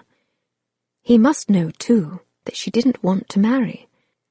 She had been outspoken enough on her views of marriage and such through the years. But the mention of Heathmore Cottage, and the fact her father had asked Geoffrey for his opinion on the matter, stung. "It's just Geoffrey." Lucy shoved a wayward strand of hair out of her eyes, tucking it behind one ear. "Up to his usual antics." "More hot peppers?" "No." She rubbed her forefinger against her thumb, as if testing for heat, relieved to find none. Still, perhaps she should wash her hands, just in case. He's teasing me about Heathmore Cottage, but if he'd been the one who was given the property and then had it sold without his permission, she muttered darkly, you can bet he'd not be so glib. Probably because he would be tripping over his feet to sell it as quickly as possible. Lydia looked up from her embroidery hoop. Remember, he's been terrified of rats ever since that prank at Harrow went wrong. And why are we still talking about this? I thought the matter had been resolved at dinner last week. Just because I stopped speaking of it doesn't mean it's resolved. And Geoffrey's an idiot. Lucy scowled at her sister. I'm not afraid of a few bloody rats. Lydia arched a fair brow. Is such language really necessary? You are supposed to be trying harder to sound like a lady. For heaven's sake, sometimes you sound just like Mother. Lucy stood up and began to pace the length of the drawing room. It wasn't as though she didn't try to look and sound like a lady. She and Lydia were less than a year apart in age and shared a remarkably similar appearance, the same wispy blonde hair, the same unobjectionable blue eyes. People were forever mixing them up at church and the like. But physical similarities aside, no one who knew them would ever mistake them. Their mouths might be similarly shaped, but Lucy's was usually running amok, while Lydia's seemed to know just what to say. Or rather, what not to say. Lucy reached the fireplace, then turned back, her skirts twitching angrily about her ankles. The point is, it would be Geoffrey's choice whether or not to sell Heathmore. He's not even reached his majority yet, and Father already treats him as though he is capable of making his own decisions. I cannot believe Father wrote to him to ask his opinion. She threw up her hands. It isn't fair. It's my property, and I am 21 years of age. To be perfectly honest, I doubt Father would encourage Geoffrey to keep a rat-infested cottage either, Lydia pointed out. Have you considered that perhaps the house is really as terrible as he says, that you are fortunate to have sold it at all? Well, I can't know that, can I? Lucy halted in front of the window and stared out onto the Grosvenor Square streetscape. The newly budding trees stood like sentinels, their skeleton branches hopeful against the blue April sky. But she herself felt no such patience. Come next week, the trees might be in bloom, but she'd be launched into a season that was barreling down on her like a runaway horse. Nausea swirled in her stomach at the thought. She wasn't even sure which bothered her more, the thought that she was to be denied her inheritance, or the forward march of her imminent, unwanted season. Her debut was something her mother had planned for several years, waiting for the perfect time, long past the usual age young women were presented. It had been necessary, everyone said, to let the gossip around Lucy's older sister's disastrous marriage to a mere doctor die down first, to give the crowd time to find other diversions and rumours to occupy their tongues. But Lucy hadn't minded. In fact, she had savoured that blissful 4-year reprieve. A season had never been something she wanted, though she'd grudgingly come to accept its inevitability over the years. But now, thanks to Aunt E's diaries and the key to Heathmore, she'd been given an alternative view of her future. A bit of independence dangled before her eyes like the rarest of jewels. And she wanted it with a desperation she couldn't quite explain. She rubbed her neck, her fingers stiff with anger. I'm expected to blindly trust everyone else's judgment in this, without being credited with enough sense to make the decision on my own. But something doesn't feel right. This Lord Branston fellow seems far too keen on acquiring the property, especially if it is in such terrible shape, as Father says. Aunt E trusted me with the property when she didn't trust anyone else, and had claimed there were secrets to guard as well. She turned away from the window and met Lydia's eyes. That is why I need to get there, to see Heathmore myself and understand the man's interest in it. Lydia's forehead creased with worry. Father forbade it. Lucy shook her head. Her memory of last week's dreadful dinner conversation was still fresh in her mind, probably because she'd rehashed it no less than a dozen times, examining it from every possible angle. He didn't forbid it so much as imply I couldn't afford it. And she couldn't. She had scraped and scrimped and tallied every penny she owned, most of which had been rolling about forgotten in the bottom of her desk drawer. Father was right. She could count less than £1 to her name. Worse, he had proven true to his word and refused to give her any pin money this week. No doubt he thought she'd hie herself straight off to Cornwall. No doubt he was right. She considered whether she ought to just ask her older sister, Claire, to loan her the money. Claire, happily married now, was expecting a second child in August. While her sister and brother-in-law lived sensibly, they had enough money to spare. But aside from Mother, Claire had been one of the family's most vocal champions of Lucy's coming season. She had accompanied them to every dress-fitting, supplying her bountiful fashion advice on the merits of each gown Lucy had been forced to choose. She'd encouraged her to steer clear of the sort of friends who put others down, explained how to repair a torn hem, and go on dancing into the night. Claire seemed determined to make her a smashing success, no doubt on account of her guilt over the delayed season. No, she couldn't ask Claire for help. The risk that her older sister might tell Father, or worse, Mother, was too great. Lydia, on the other hand, now there was a sister she could always depend on. Lucy fixed her with a hopeful stare. Lydia hardly ever spent her pin money, and that meant she probably had over £100 squirreled away, just waiting for someone to need it. Lucy took a step in her sister's direction.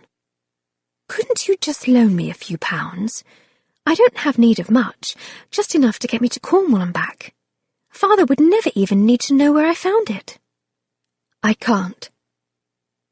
As soft and fragile as Lydia looked, her voice was stern. "I will not lie about this. I owe this family far too much." "I would give you the money if you needed it," Lucy pointed out, stung by her sister's quick refusal. And she would, too, if only she had money to give. She was nothing if not charitable, apparently to the point of idiocy.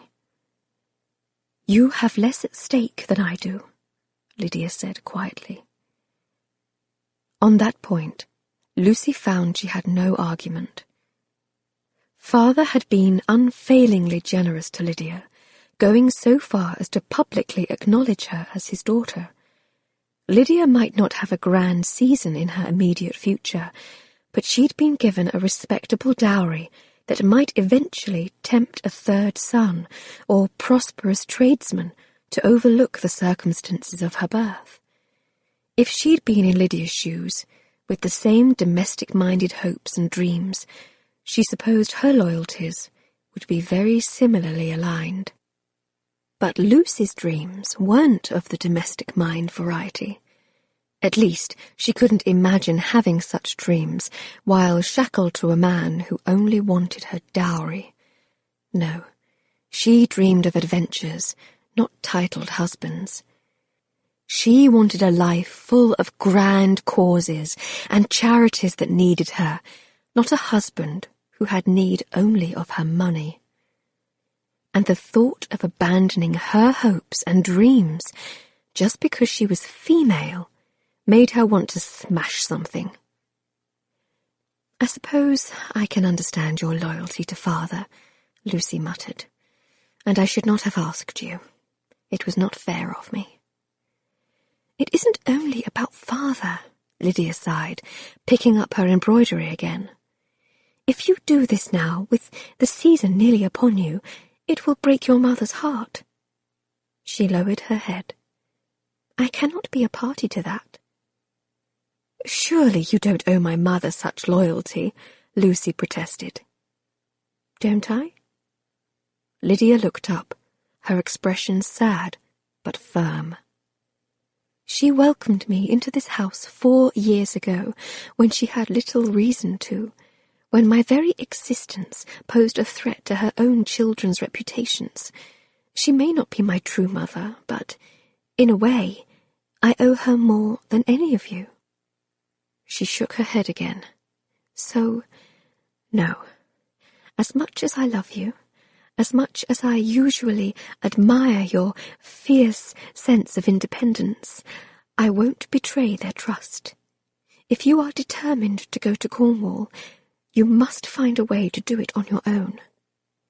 "And how am I supposed to do that?" Lucy replied bitterly. "Father has refused to give me any pin money this week." Lydia lowered her embroidery again. "Honestly, Lucy, for all your grand causes, have you ever stopped to think how the world outside your door really lives? Are you really this naive? Do it the same way the world outside Mayfair does, every single day. Earn it, the way my mother and I did. We took in mending each week." "But you know I can't sew worth a shite," Lucy countered weakly, imagining how many stitches she'd need to manage to even afford train fare. Why, it must be thousands. Her fingers twitched, making their objections known. "Well then," Lydia's smile turned grim, "I suggest you find something to sell." From the Diary of Edith Lucille Westmore, January 25th, 1813. A woman in search of freedom is a woman in need of funds. It hurt to sell my jewellery, especially the pearls that had belonged to my grandmother, but once I had the money in hand, there was no turning back. I went as far as I could. The northern coast of Cornwall, to be exact. The townsfolk of this small coastal village looked at me queerly when I arrived. No doubt they are unused to fashionably dressed young ladies arriving in Lizard Bay and purchasing vacant properties without a husband or parent in tow. But if I am going to be a spinster, I vow I shall be a spectacular one. A lady doesn't require pearls for that. Chapter 5. Lucy walked home, head down, hurrying the length of Oxford Street. It wasn't exactly a fine day for a walk. The overhead clouds were threatening rain, and the temperature seemed closer to early March than half-past April. A wind from the west buffeted her trouser-clad legs and found the gaps between the seams of her borrowed felt jacket. She might have liked to hail a cab or wait at the corner for the Bow and Stratford omnibus. But for the first time in her pampered life, every penny counted. And today, a public conveyance was an extravagance she could no longer afford. Seeking solace from the cold wind, she shoved her hands in her pockets, jingling the few coins that waited there. Despite the weather, and despite the fact that her pockets were far lighter than she needed, it still felt strangely good to be walking about the streets of London with only her own thoughts for company. She couldn't remember the last time she'd felt such freedom. People might stop and stare in horror at a young woman traipsing these streets unchaperoned, but no one gave a young man a second glance. But despite the pleasure to be found in such subterfuge, she still felt a faint queasiness echoing through her belly, probably on account of what she had done, rather than what she wore, but it was far too late to second-guess her decision now. She was determined to reach Cornwall and inspect the property her aunt had left her. She knew it was disobedient and possible, even reckless, but she knew that if she didn't at least see the cottage her father was insisting be sold, she would regret it for the rest of her life. But to reach Cornwall, she needed money, and there were only so many ways a young woman could do that, and still hold her head up in London. In the end, it had been Aunt E's diary and Lydia's sage advice that had given Lucy the vital clues as to how to go on. She didn't have any jewellery to speak of, an unintended consequence, she supposed, of being the sort of girl who had never wanted or appreciated such things. But she didn't need enough money to buy Heathmore, simply to travel to see it. And she'd had at least one thing of value to sell. As she rounded the last corner toward home, she lifted a hand to try to tuck her chin-length hair back beneath the slouched felt cap. She sighed as the strands refused to stay put, recognizing the telltale signs of what she knew was her deepest flaw, the propensity to charge headfirst into an idea without first thinking it through. Take those seedlings for the St. James Orphanage, for example. She'd gotten the bright idea to start the project after seeing bowls of pea soup sitting on the long communal table where the children took their meals. Only later, after she'd started the project, did she realize the poor orphans were served pea soup nearly every day, and, as a result, dearly hated peas. Now she'd gone and sold her hair to the wig makers, only to end up with hair too short to pull back and pockets still not full enough to carry her to Cornwall. Stupid, stupid. As the long shadow of Cardwell House reached toward her, Lucy realized with a start of dismay that hiding the evidence of her new short hair was no longer her greatest worry.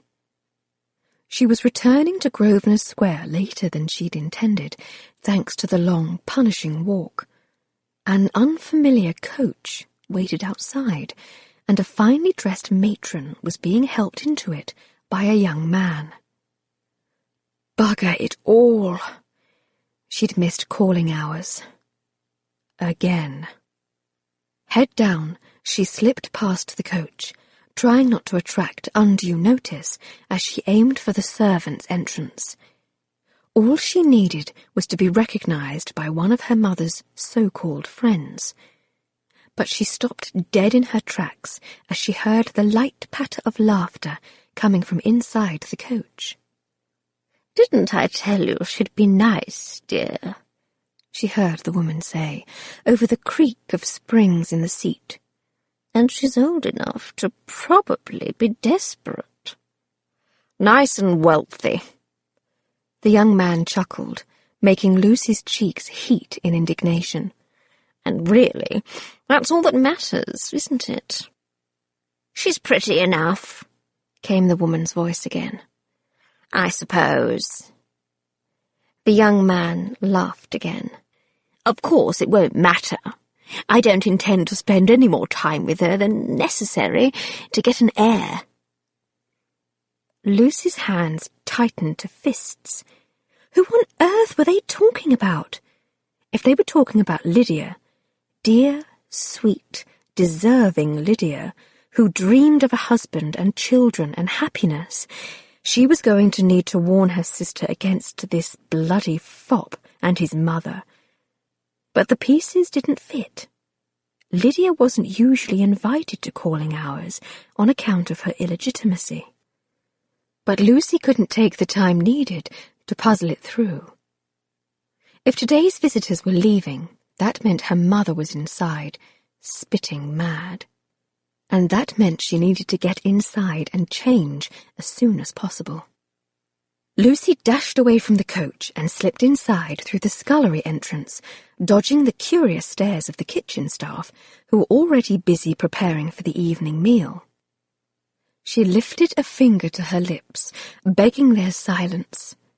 Then she ploughed down the first-floor hallway, hoping to make it upstairs and change before Wilson or her mother were any the wiser. Just when she thought she might actually succeed, a hand snaked out of the drawing-room doorway and closed tight about her wrist. "Lucy Westmore!" Lydia hissed, dragging her inside. "Where have you been all afternoon? Shh!" Lucy twisted away from her sister's grip. After a furtive look down either side of the hallway to make sure she hadn't been seen, she shut the door firmly. Lydia put her hands on her hips. "You missed calling hours again." "A fact I cannot bring myself to regret." Lucy grinned as she unbuttoned her jacket. "I saw our visitors as I was coming in. They seemed awful. And why are you so upset? It isn't as though this is the first time I've missed them." Lydia's face flushed red. "No, but it is the first time your mother has made me pretend to be you during calling hours." Lucy's fingers stilled over the buttons. "You pretended to be me? On purpose?" "I didn't have a choice, thanks to you." Lydia's eyes flashed a warning. "The Baroness Whittle stopped by today, and even though the season hasn't started yet, she brought her odious son with her. He specifically asked to meet you." Lucy frowned, thinking back to the coach she had just seen, and all she had heard there. Oh, God. She didn't need to warn Lydia to be careful. She needed to warn herself. Not that much warning was needed. She'd always suspected her season would go a particular way, that gentlemen would only be interested in her money rather than her thoughts. How could they be interested in anything else, as disastrous as she was with a hairbrush? But to have this uncensored confirmation of it made her stomach pitch in distress. "But why?" she asked. "Why pretend to be me? Why not just meet him yourself?" "He doesn't want an illegitimate daughter for his wife, you ninny. He's going to be a baron. Your mother was nearly desperate to make a good impression, and when she couldn't find you, I suppose she felt I was better than nothing. We look enough alike that they never guessed." Lucy swallowed. She wasn't even out yet, and already the thought of meeting a gentleman like that across the battle lines of a drawing-room made her skin crawl. Was this how it was going to be? She was about to be presented as publicly available and looking to make a match, thank you very much.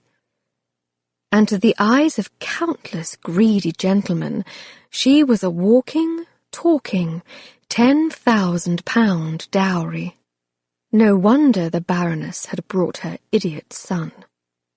He probably wanted an early peek at the circus.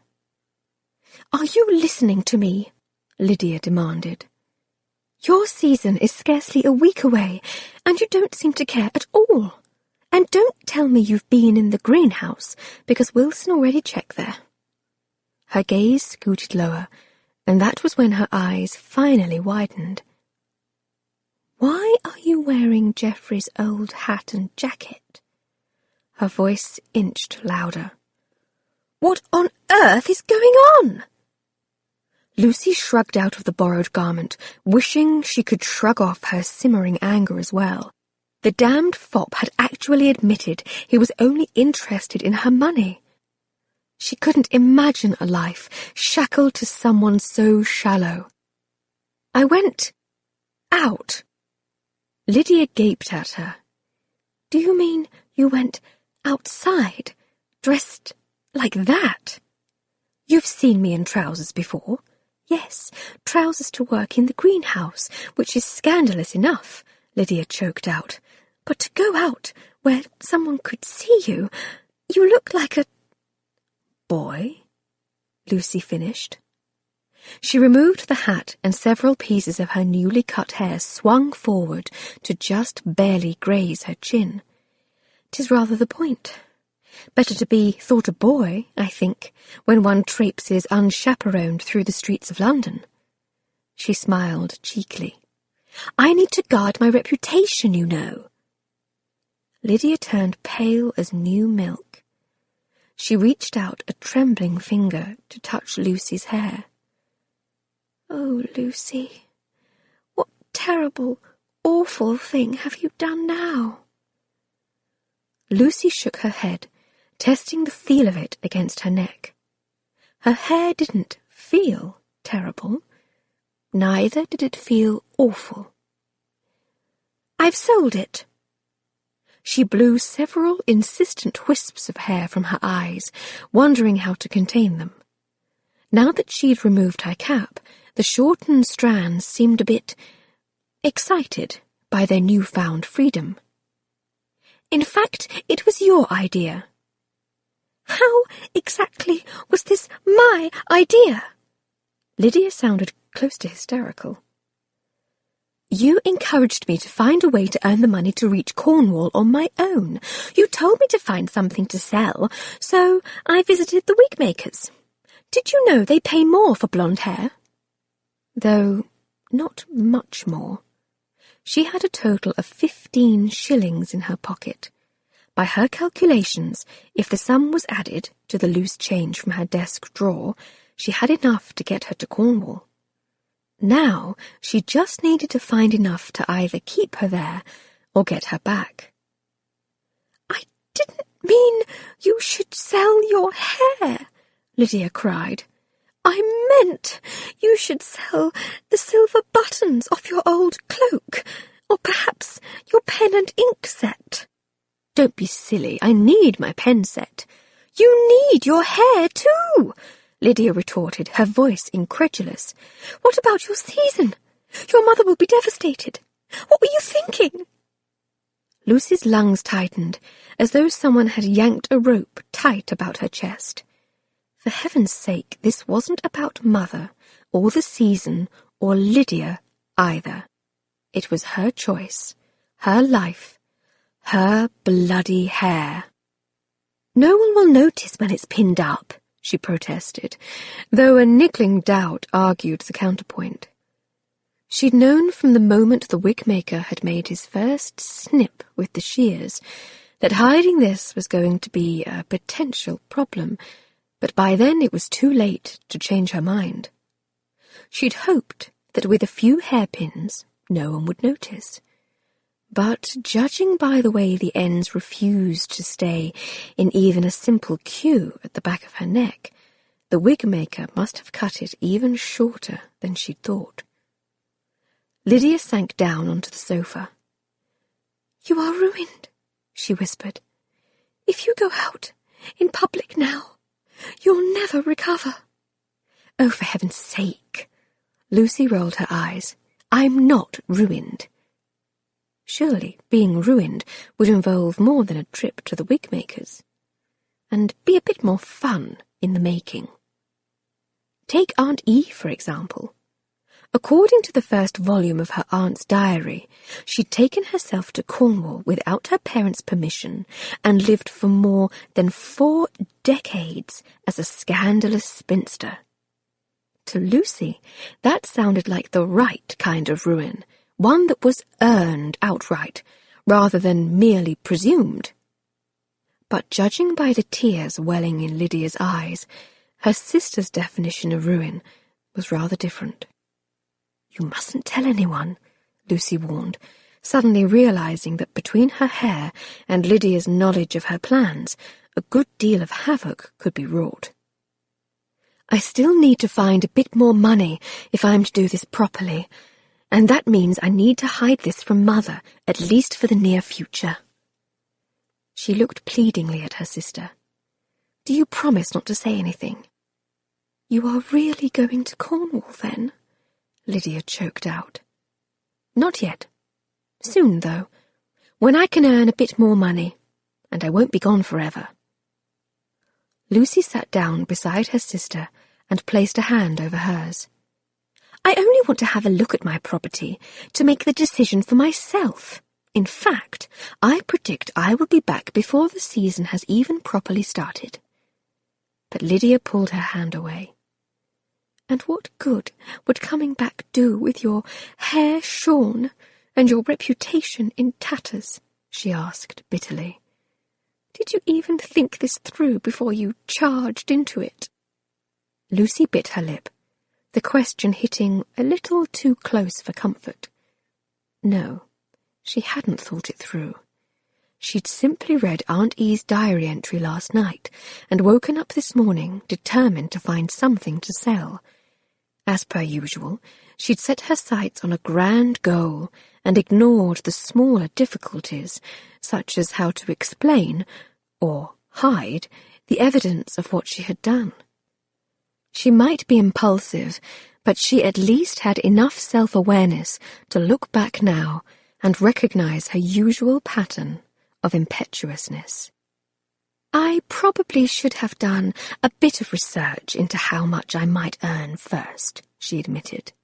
And I should have waited to visit the wig makers until I had enough money to leave immediately after I had done it. Lydia's face turned red. That is what you see as the lesson learned here. For heaven's sake, Lucy, how can you be so blind? I would give anything to be in your position, you know, to have a chance to find a proper husband and to find real happiness. A tear rolled down her cheek. And yet you are throwing it all away for a rat-infested cottage. Lucy felt a spark of irritation. Why couldn't Lydia see her side of it? For as long as she could remember, this threatened season had hovered above her head like a guillotine. And now, with the encounter with the visiting coach, it was clear her fears were well-founded. She had only ever consented to suffer through the drama of this season to silence her parents' expectations. It wasn't as though she had any intention of procuring a husband anyway, especially not one who only wanted to give her a ring in exchange for £10,000. She might be a female, but she wasn't an idiot, and she knew an unfair bargain when she saw one. This isn't about a cottage, Lydia. It's about my future and what I want from it.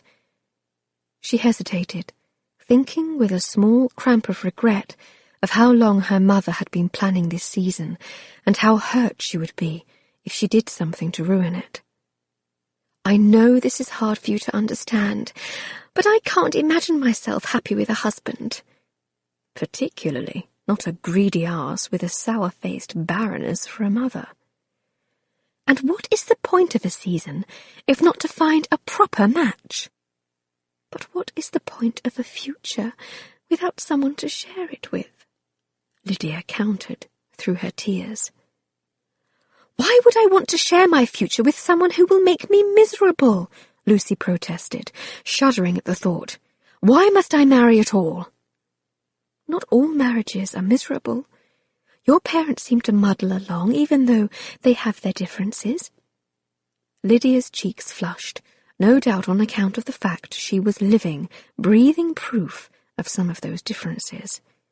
And Claire seems wildly happy in her marriage to Dr. Meriel, she pointed out. You could hope for a love match. Could I? Lucy glanced toward the window, unable to imagine it.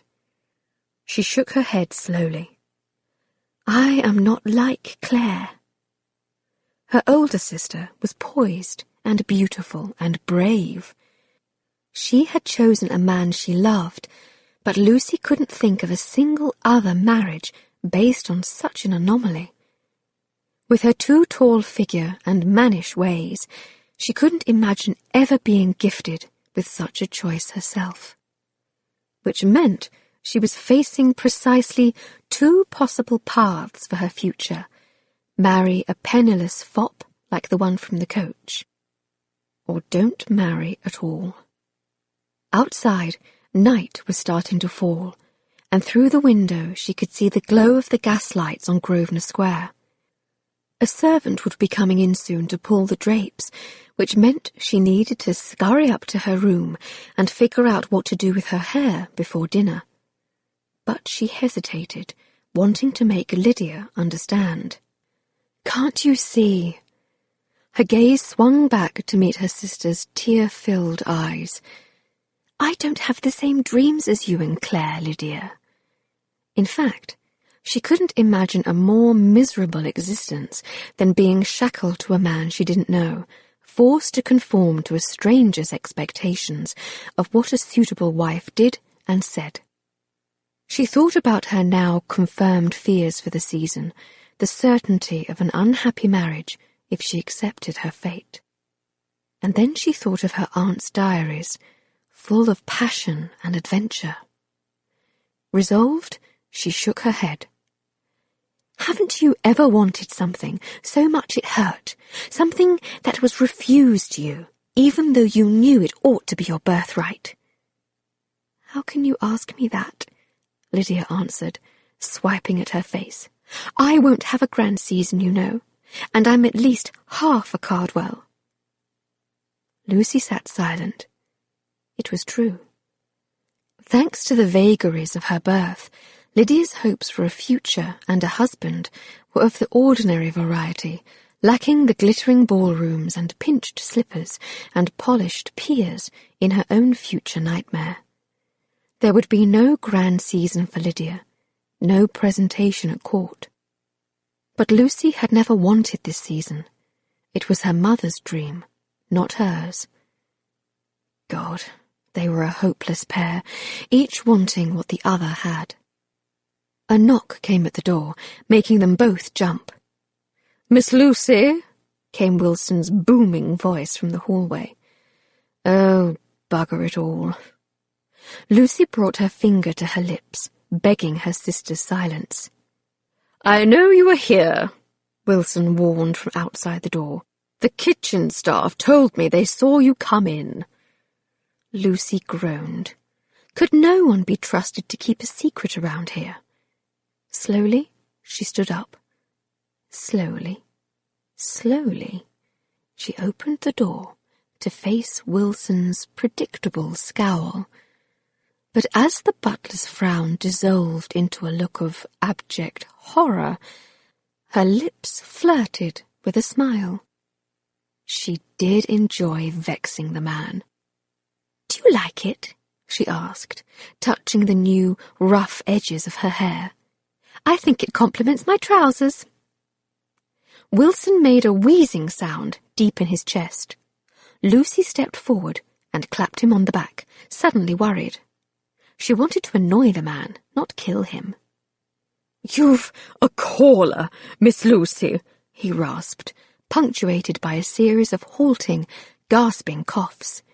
He straightened, regaining a bit of his usual starch. "A gentleman caller." Lucy's skin began to itch along the collar of her borrowed shirt.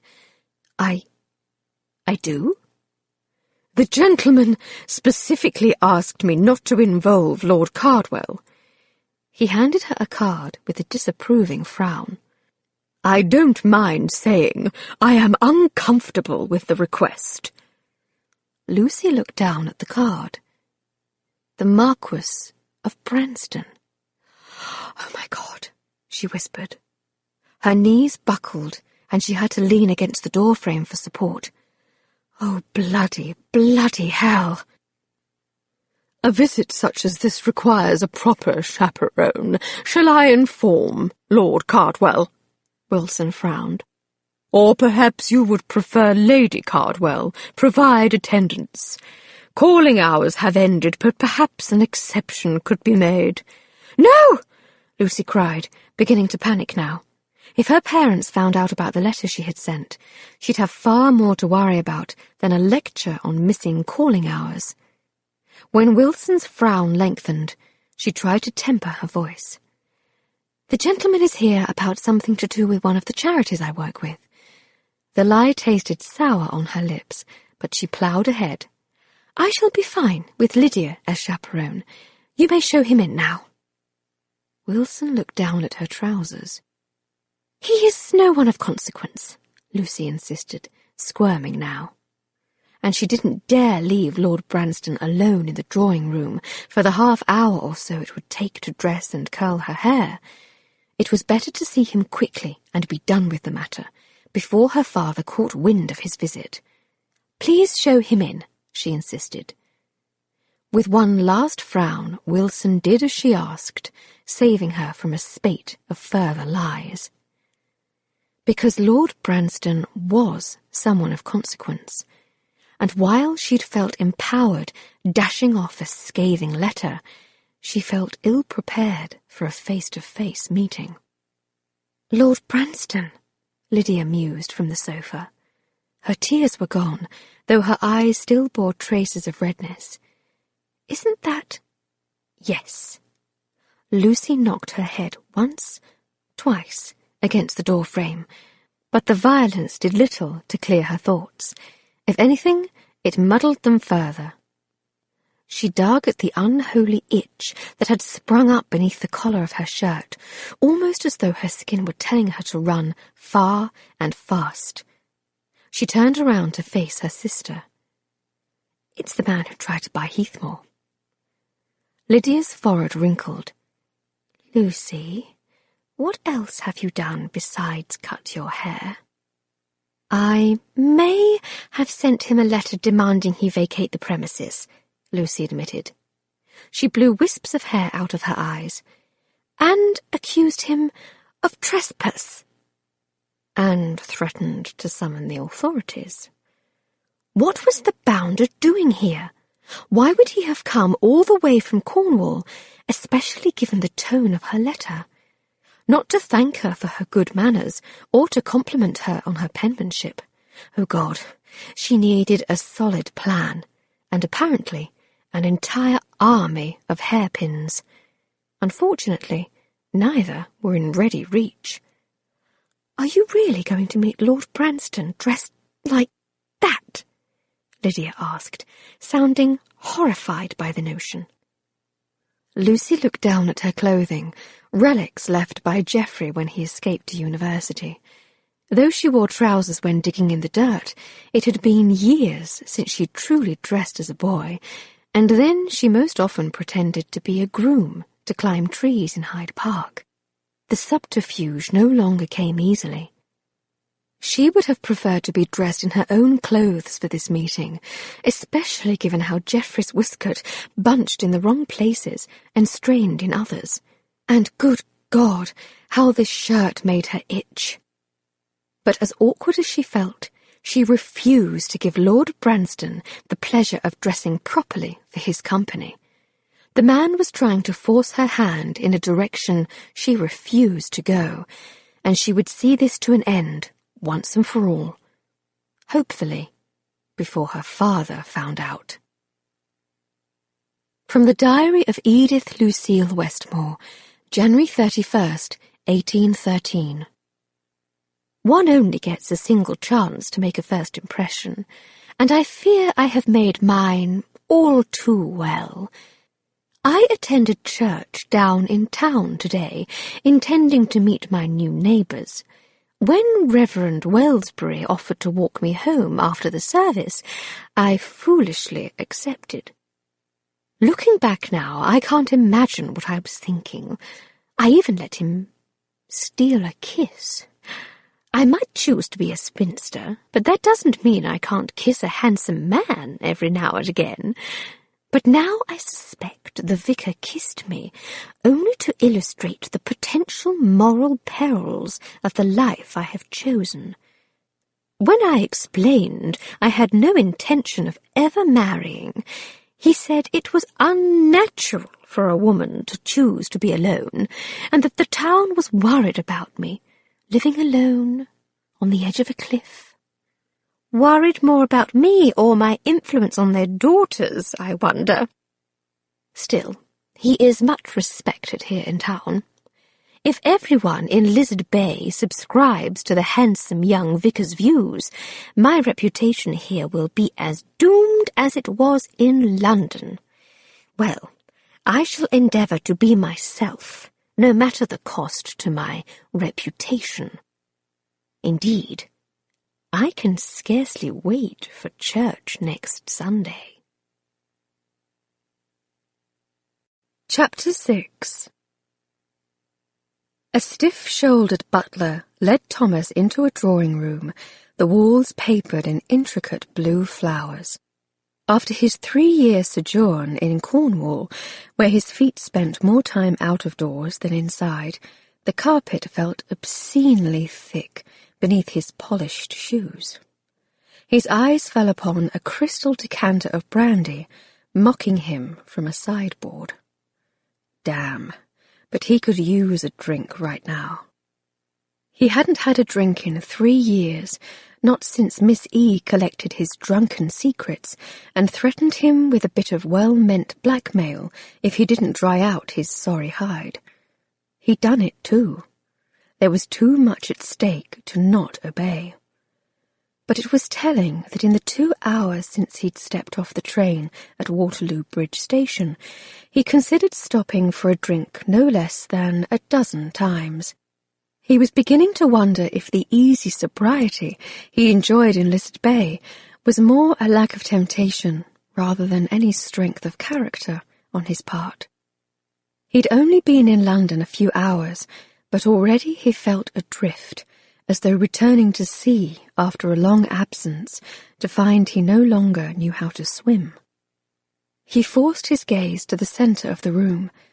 Brandy might ease the tightness in his spine, but it would not further his cause.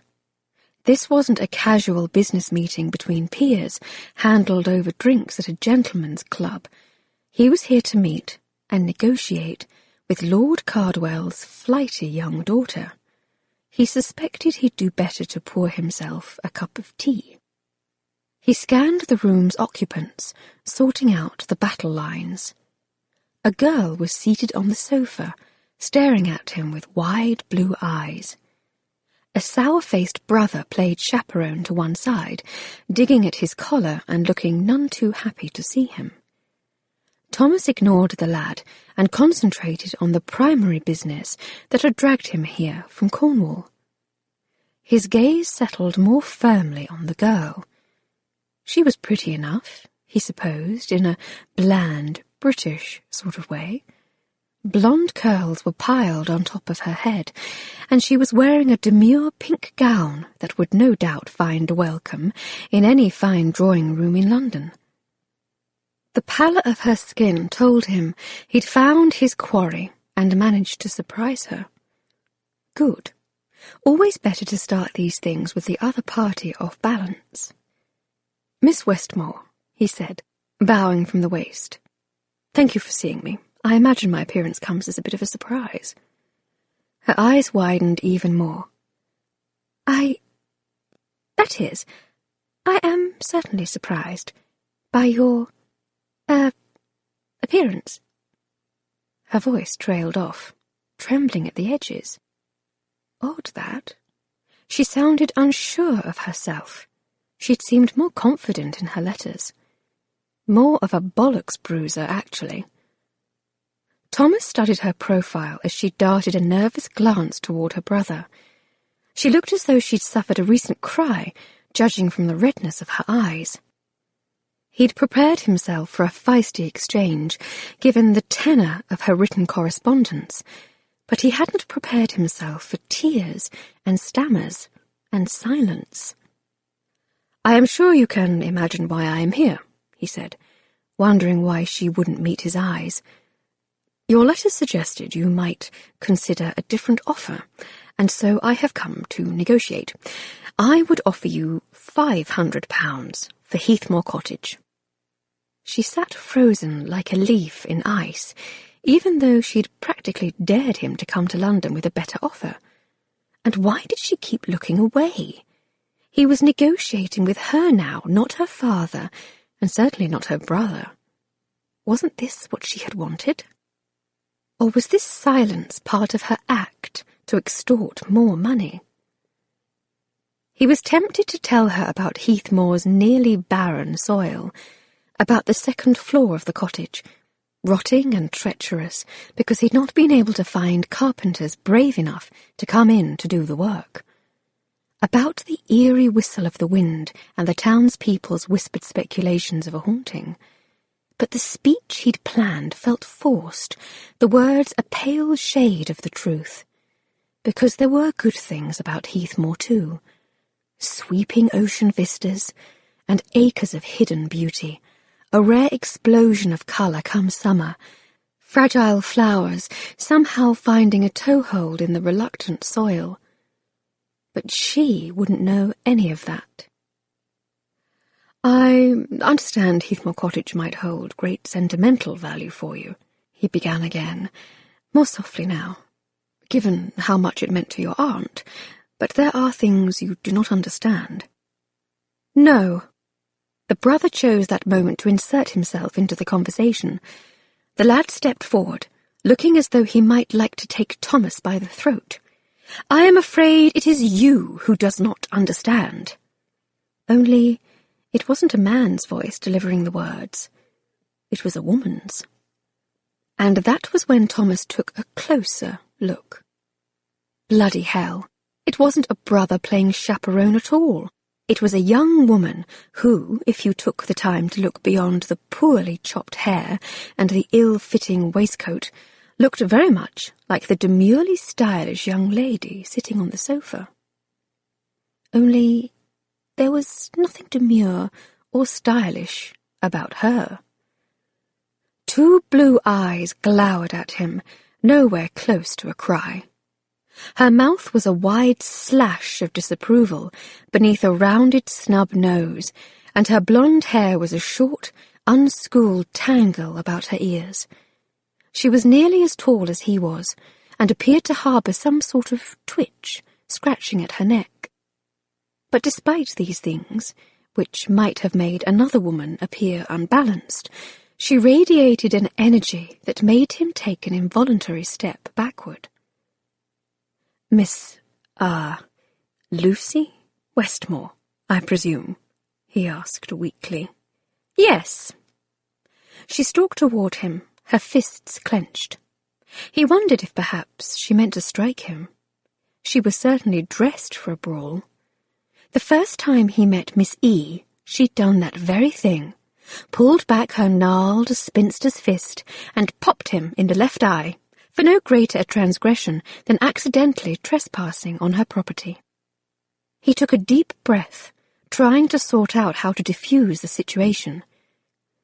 But it turned out that breathing deeply around Miss Westmore was a mistake, because she smelled of the outdoors and fresh laundry, not at all the way a proper young lady was supposed to smell. He wasn't so rusty he'd forgotten that, how Gabrielle, his former fiancée, had drenched herself in eau de cologne and expensive perfumes. Now he was the one feeling off balance. And it wasn't only because Miss Westmore had taken the upper hand in this meeting, surprising him with her trousers and unlikely scents. Unlike his bland reaction to the pale, nervous young woman on the sofa, this one stirred something long dormant beneath his skin. He'd thought he'd grown out of such adolescent urges. After the heartbreak of a failed betrothal and 3 lonely years in Cornwall, he'd become accustomed to his celibacy. He could look at a woman and not wonder what was under her skirts. What was beneath those trousers, however, was a different story entirely. He gave himself a mental shake. This train of thought was unproductive at best, dangerous at worst. The future of Heathmoor depended on these negotiations, and he needed to get his head in the game. So he smiled at the strange, glowering girl, trying to recall the charm he had once wielded like a potent weapon, even though that life had long since dissolved into nothingness. "I will offer you £550, he said, trying to be generous. Her mouth turned down in a frown. "I'm afraid Heathmore isn't for sale, Lord Branston," she told him, her voice dripping with disdain. "At least, it isn't for sale yet." Lucy glared at this gentleman, who was not at all a gentleman. A true gentleman would not have come without due notice. A true gentleman would not be trying to steal her inheritance for a pittance. And a true gentleman would not be standing in front of her, thick curls rakishly dishevelled, skin tanned where his neck met his collar. He was not what she had expected. From the sofa, Lydia seemed to hold a similar opinion, because she kept sneaking round-eyed glances toward the man. Cultured, her father had called Lord Branston that night over the dinner table. He prefers his solitude. Well, her father had forgotten to mention young and handsome. Lucy had somehow conjured an image of a stooped, grey-haired hermit with false teeth. But Lord Branston's mouth, she couldn't help but notice, had its full complement of teeth, because he was flashing them at her in a lopsided smile that made her knees tremble in an alarming and unacceptable fashion. His hair was auburn, not grey, and not a single shade either, but a kaleidoscope of colour, as though nature couldn't quite decide whether he was dark-haired or ginger, or something more complicated. She realised with a start she was staring. In fact, she realised with a curl of dismay she could quite happily stare at this man all day. Well, he might be handsome and young, but he was also a man. Aunt E had already proven herself correct on many things, and the pages of her diary were filled with good advice. The least she herself could do was trust her aunt's judgment on the matter of men. "I only agreed to see you today to set the matter straight," she informed him, drawing herself up to her full, unfortunate height. She dug at her collar again. "I have no intention of selling Heathmore until I visit the property and assess its worth myself." He crossed his arms, making the seams of his frock-coat strain about his shoulders. "I have already invested a good deal of money in the property. That money would need to be returned to me if we cannot arrive at a satisfactory outcome." His smile stretched higher. "But I am nothing if not willing to negotiate. Would you consider £575 for the property?" Lucy glared at him. The nerve of the man! Just who did he think he was, trying to buy her acquiescence with a higher offer? And telling her she owed him money. Oh, but this was war. The man had no idea who he was dealing with. "If you have invested money in property you do not own, the folly can be laid at no feet beyond your own," she snapped. "I believe I have already made myself clear, Lord Branston." 600. He uncrossed his arms. "Or, if not that, name your price." Damn it all, but he was tenacious. And apparently wealthy enough to toss money around as though it were a pittance. Either that, or he knew something about the property's value she didn't. In her letter, Aunt E hinted that Heathmore had secrets. What did Lord Branston know about the property that she did not? "Why aren't you offering this to my father?" she asked, trying to temper the bitterness that wanted to creep into her voice. "He was eager enough to accept your initial offer of £400. Presumably, for £600, he would deliver me and my dowry along with the property, tied up neatly in a bow." Lord Branston raised his brows, 2 auburn slashes of surprise. Hazel eyes slid down the length of her body, making her momentarily forget about the discomfort of her borrowed clothing. Her breath caught in her throat as his gaze slowly climbed back to her face again. "Are you offering yourself as part of the trade, then?" Lucy's mouth fell open. Was he flirting with her? She had little enough experience in the process to know whether or not this exchange qualified as a flirtation. He was a scoundrel, a thief, and still her heart leaped treacherously. No, she somehow managed to choke out. I refuse to barter myself for any man. I want my freedom, my independence. Heathmore, perchance, offers me that. His gaze sharpened to something beyond wolfish appreciation. In fact, his eyes seemed to pry beneath her skin. "You are refusing my offer," he asked, "because you want to live there yourself?" He sounded surprised. Presumably, he knew about the rats then. "I do not yet know if I want to live there." She lifted her chin. "But if not, I would sell the property for a price that would at least permit me to pursue other choices in life." "So it is about the money, then?" He sounded almost disappointed. £650. Lucy bit her lip. He'd gone beyond what she imagined the property was worth now. And why, oh why, had she told Lord Branston those things? Her freedom and her independence made no difference to him. Indeed, they were pieces of her hopes and dreams that even her own parents refused to consider. He didn't need to know a thing about her, beyond the fact she was refusing his offer. She scowled, resenting his easy wealth, given that she had just sold her hair for 15 desperate shillings. "I won't consider any offers until I have a chance to inspect my property, Lord Branston." And her suspicion that he knew something she didn't was now quite thoroughly roused. What about the property had him so fixated he had come all the way to London to continue these useless negotiations? Something smelled like like a rat. And not one of the ones she ostensibly owned. "I am afraid you have wasted your time in coming to London," she said, summoning her best glare. "So you may as well return to Cornwall. Wilson will show you out now."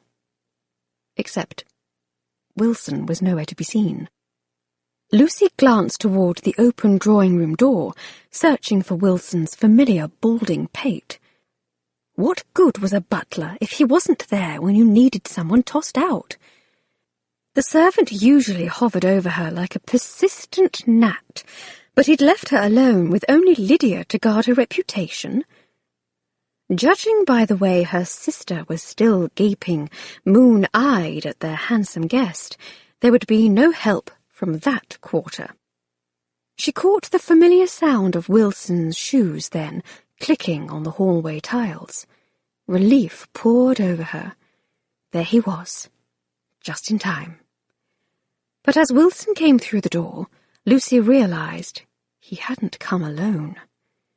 Behind him came her father, his face dark as thunder.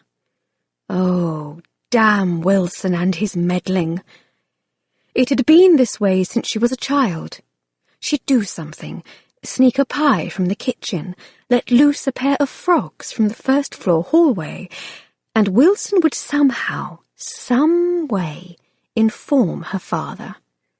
He might be a treasured part of the family, but he was also a bloody spy, and it seemed as though he was always on whichever side was not her own.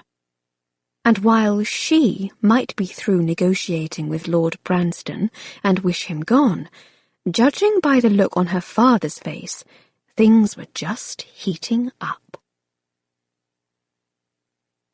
"What in the blazes is going on here?" Lord Cardwell stalked into the drawing-room. Thomas found himself without a ready answer. Not that he needed one, given that the question was not intended for him. Which was 6 shades of wrong. He was the one who rightly deserved Lord Cardwell's condemnation. After all, he had come here unannounced, procured an audience with Cardwell's young, unmarried daughter without the man's knowledge or permission. But Cardwell's blustering anger wasn't being directed toward him. It was being aimed at his trousers-wearing daughter. "Father, I can explain," she began. "I am not interested in your explanations, Lucy." "But I only wrote to him because—" "Be quiet." Cardwell's voice boomed through the drawing-room, making the fine curiosities on the mantel rattle. "You should be ashamed of yourself, greeting Lord Branston looking like this." Her shoulders slumped. In spite of himself, Thomas cringed for the girl. Lord Cardwell turned to Thomas, shaking his head. "I must offer my most sincere apologies, Lord Branston. If I might beg your discretion over whatever she has said or done, and most particularly for what she is wearing, my family would be grateful. Her season has nearly begun, and we'd like to avoid any unfortunate rumours, given the delicacy of her position. Lucy is—" His voice trailed off, as though he himself was at a loss to describe his hoyden of a daughter. Quite unexpectedly, Thomas's mind readily supplied a string of missing adjectives. Stubborn, surprising, brilliant. He'd come prepared to dislike her, to trick her into selling Heathmore if necessary. He'd presumed she would be like his former fiancée, spoiled, self-centered, beautiful.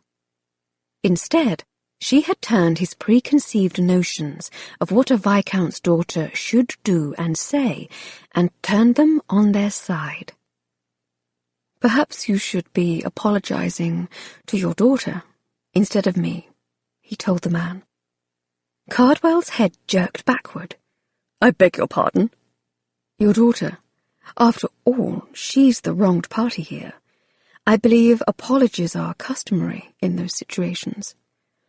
"The wronged party?" Cardwell echoed, blinking in confusion. "She's greeted you wearing trousers." "Her manner of dress is irrelevant to the discussion at hand," Thomas growled.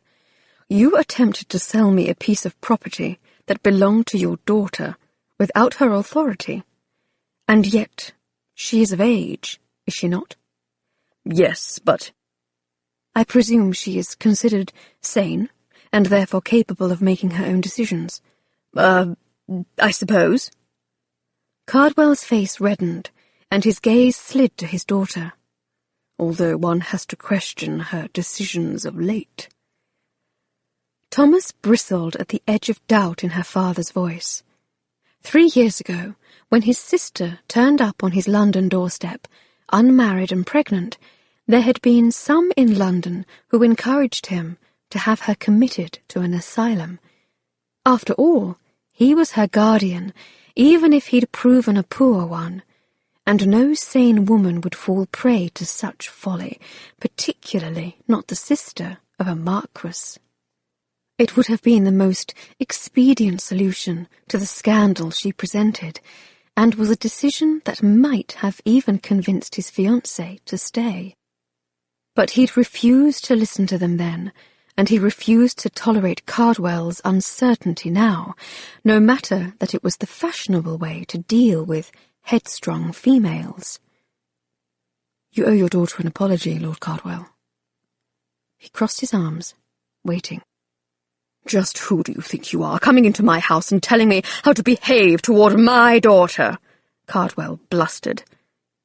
Miss Westmore stepped forward, her face pale. "I assure you there is no need for an apology, Father," she said hoarsely. She cut Thomas a terse glance, though her gaze felt different now than it had during the heat of their earlier argument. More speculative, somehow. Either that, or now she thought him deranged. "I think it best if you go now, Lord Branston." He hesitated. His heart told him their business was not through. But if she abdicated the apology he'd just fought for on her behalf, he could allow that was her decision. And quite honestly, so was the decision regarding the disposition of her property. "Miss Westmore," he told her, "I understand your desire to make sure you know the value of the property before you make any decisions about its sale.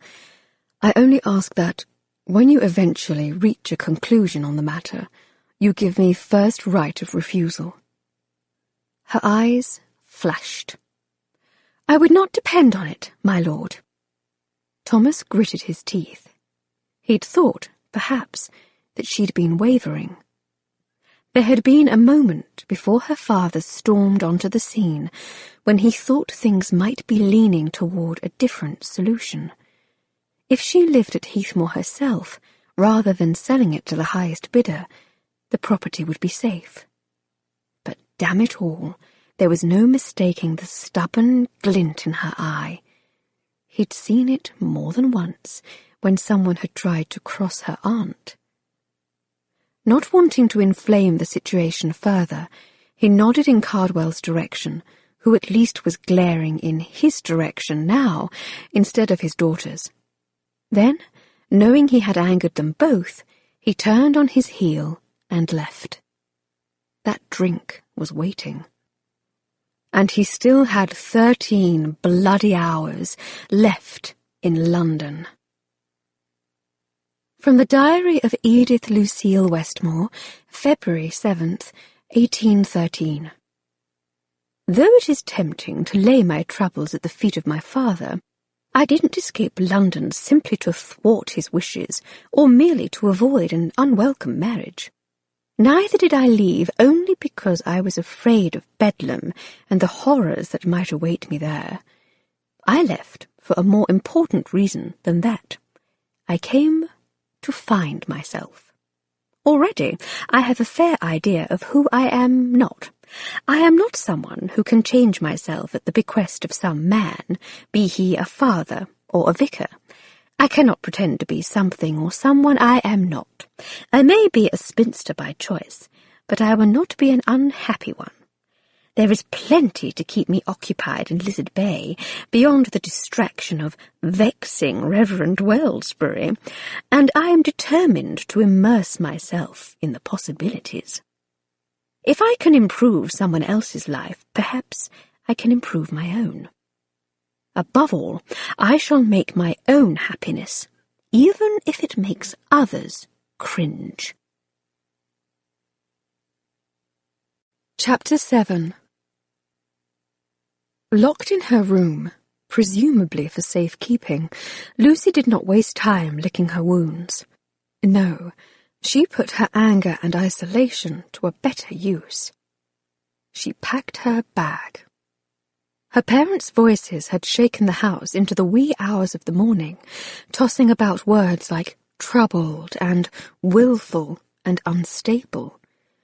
Mother had even proposed calling in old Dr. Bashings for an evaluation, a suggestion that sent Lucy's thoughts spinning in a pattern that might well be argued as mad. The prophetic words from Aunt E's diary swam drunkenly through her head. Would father have her committed for refusing to obey him? And writing to Lord Branston? And cutting her hair? She didn't know. But she wasn't going to stay locked in her room and wait for the axe to fall. Her parents' worried tones had settled some time after midnight, but the resulting silence hadn't eased Lucy's mind. Outside her bedroom door, she could hear the clock in the hallway strike the 4 o'clock hour. As the last chime trailed off, she mulled over her choices, scant though they were. She could forget about Heathmore, suffer her season, and accept the repercussions of her willfulness, or she could seize the opportunity that now presented itself. She wasn't entirely naive. She hadn't nearly enough money. It wasn't going to be easy. It might even be dangerous. But it wasn't impossible. She had enough money, if she was frugal, to get herself to Lizard Bay. Once she was there, she felt sure the rest would sort itself out. She could take a position in town to cover her living expenses, possibly even sell Heathmore if it proved the uninhabitable disappointment her father had described. But at least the decision would be her own to make. And at least then she would have no regrets. A sensible girl would wait for the first streaks of dawn to make her dash for freedom. Well, she wasn't a sensible girl. Or at least, isn't that what her parents believed? Her decision made, Lucy dressed hurriedly in one of her new walking gowns, fashioned by London's most exclusive modiste for a season she had never wanted. Feeling daring, she fastened the green stone necklace Aunt E had sent her about her throat, then slipped Heathmore's key in a pocket, her fingers curling around the promise of it. Over the past 2 weeks, the key had become something more than just a key to her. Somehow, by carrying it around in her pocket, it had become a symbol of hope. For her future, for her happiness. But to procure that future, she needed to do more than carry it about in her pocket. She needed to slide it in the damn lock and open the door to her house. Nearly ready now, she placed her aunt's diaries on top of the single change of clothes in her valise. She'd only made it through the first volume so far, but had already read enough to know she was more like her aunt than she'd ever imagined. These yellow pages were proof enough of her path. Aunt E had done it, once upon a time. Packed her bags and left in the night, not telling anyone where she was going. Aunt E had made her choice and never looked back. She could do this. She would do this. Even Lord Branston had acknowledged her right to make this decision without interference. That had surprised her almost as much as her father's more damning words. But not even Lord Branston's unexpected show of support could ease her troubled mind. Make no mistake, she was quite sure she hated him. But her curiosity was roused as well. Why did he want Heathmore Cottage so badly he would come all the way to London to extend the negotiations? What secrets did Heathmore hold? Nothing about her inheritance made sense, and she was through trying to sort it out from London. But first, she had to escape her room.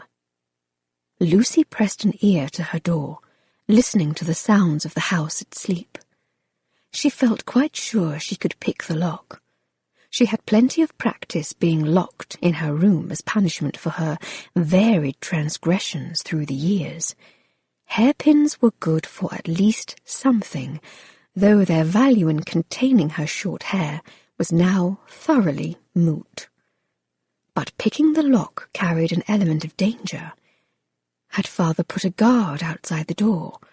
If he had, she presumed it would be Wilson, and that meant she couldn't risk it. So she threw up the sash on her window and leaned out, scanning the shadowed street below. Not a soul was out yet, though the milk sellers and carters sometimes used this route early in the morning on their way to the market. That was why she needed to leave now, before there were witnesses about. She eyed the oak tree outside her window, the bark rough with promise. The leaves were not yet out, which meant it was hard to tell which branches were healthy and which were not. She'd have to trust fate, she guessed. Just yesterday, hadn't she wished for a chance to climb a tree again? Well, wish granted. She tossed out her bag, wincing as it crashed off the limbs.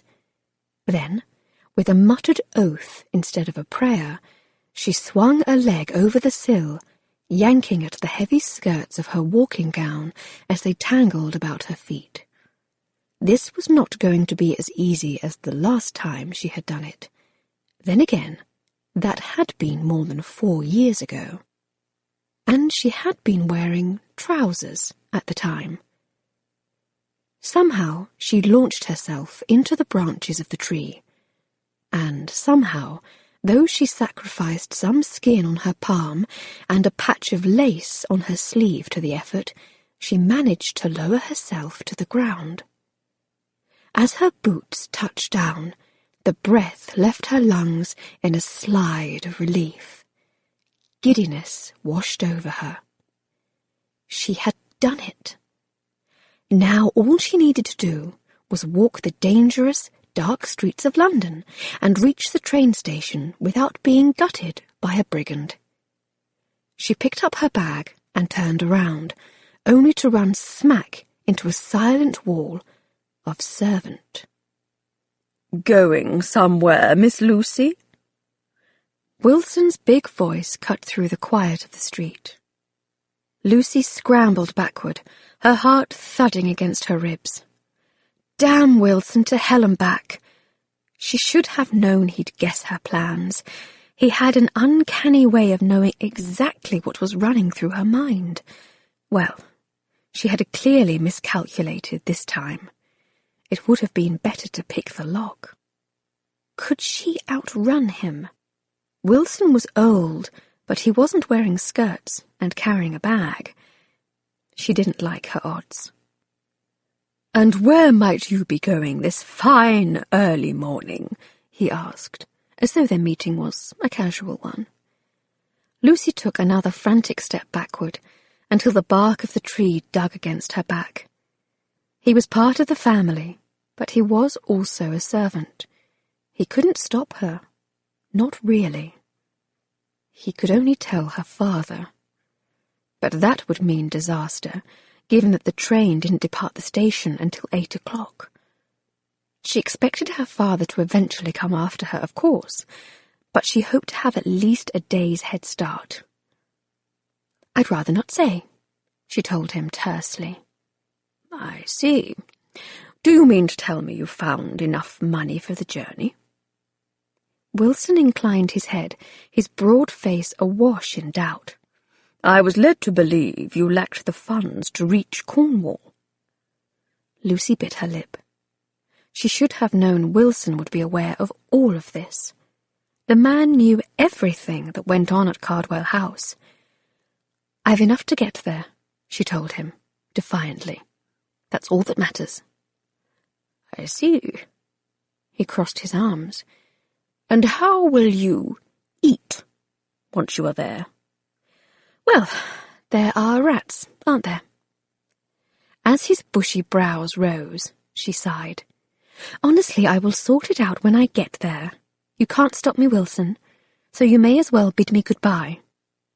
His familiar frown made her chest squeeze tight, reminding her that in spite of their long history, she was going to miss the man. He inclined his head. "I haven't come to stop you." She blinked. You haven't?" "No." He stepped forward, and she tensed. But instead of grabbing her arm, as she had feared, he picked up her hand and pressed something cold and metal into her palm. "Safe journeys, Miss Lucy." She looked down. In the dim gaslight, she caught the glint of 2 gold sovereigns. "But you—" she stammered through a sudden wash of tears. "You can't mean to do this. You could lose your position," she protested. "I wiped your father's nose when he was a lad," he scoffed. "I wiped his sister Edith's nose as well, God rest her soul. He's not going to sack me." He gave her a rare ghost of a smile. "And I'm not trying to help you reach Cornwall, Miss Lucy.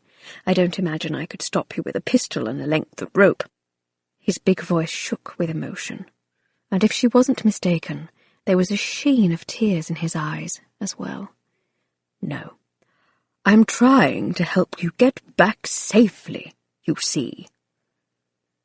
Lucy's fingers closed over the precious coins. "Thank you," she whispered, swallowing the lump in her throat. Wilson regained a bit of his usual frown.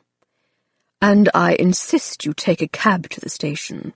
'Tis too dangerous to walk this time of morning. All sorts of suspicious sorts lurking about."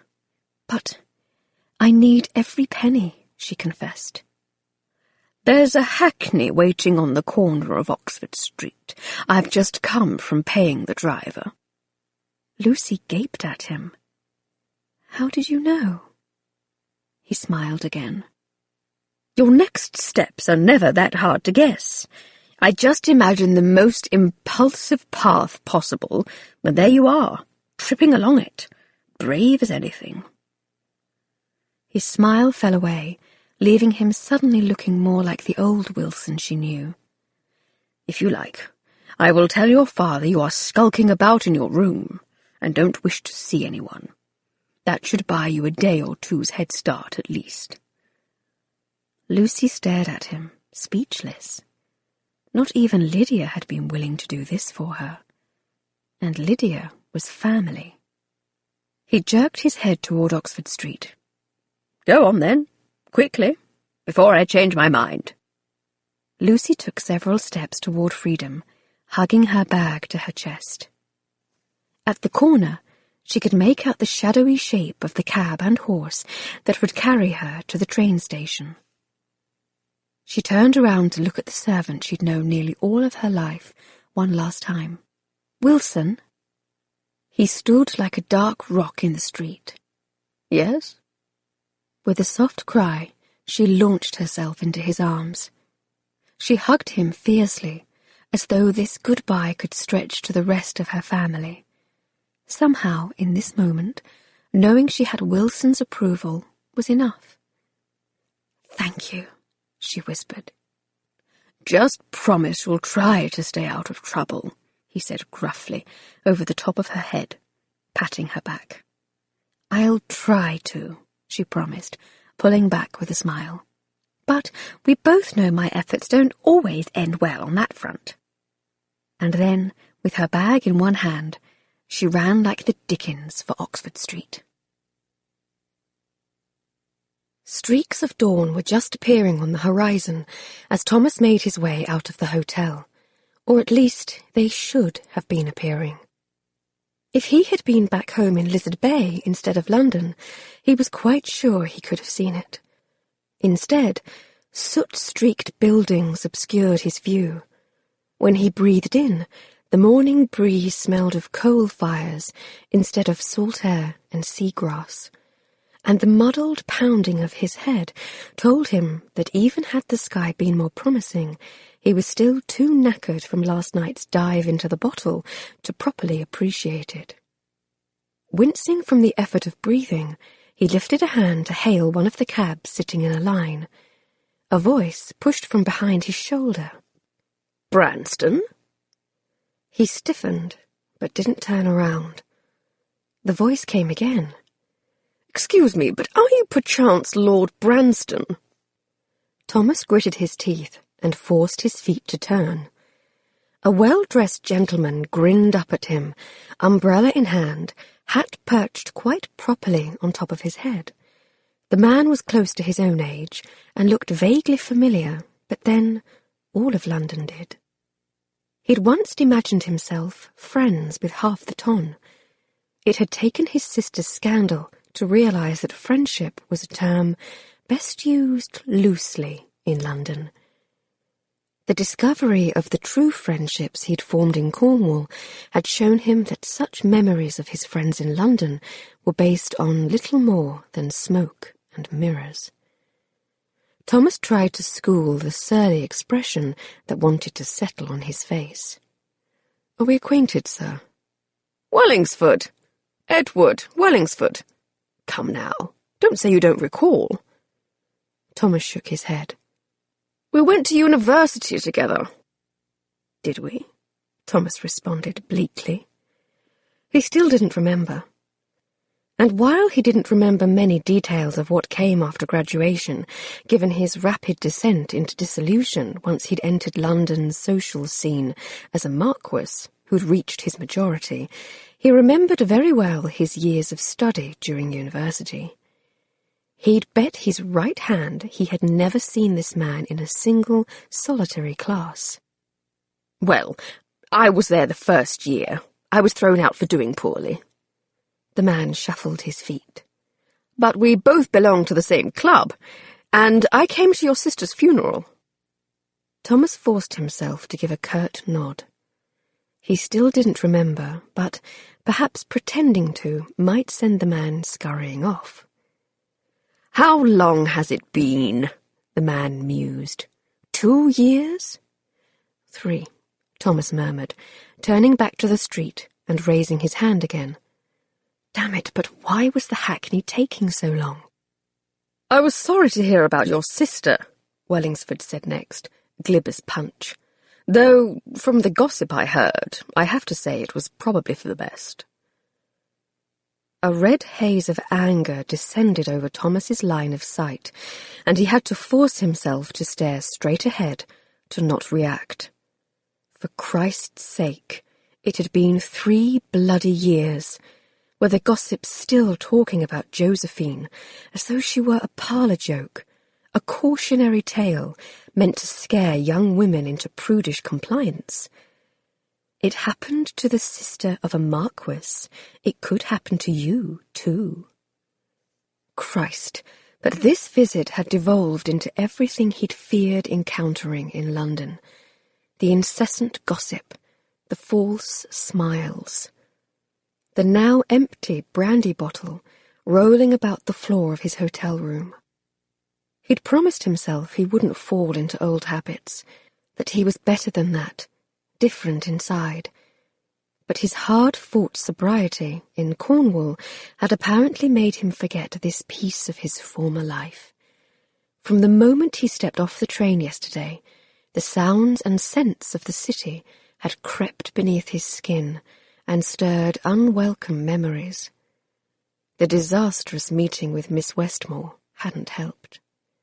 Here he was, not even 24 hours in London, facing the mean-spirited censure of former friends and clawing his way out of a bottle. A better man would swear never again. A lesser man would seek out a dose of laudanum to shave the edges from last night's mistake. He counted himself somewhere in between, and so he did neither. Have you seen Miss Heighton yet?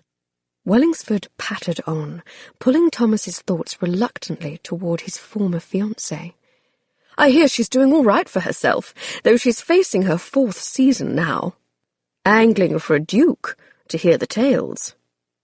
The bastard actually laughed. Must have been a blow for you to lose a woman that beautiful.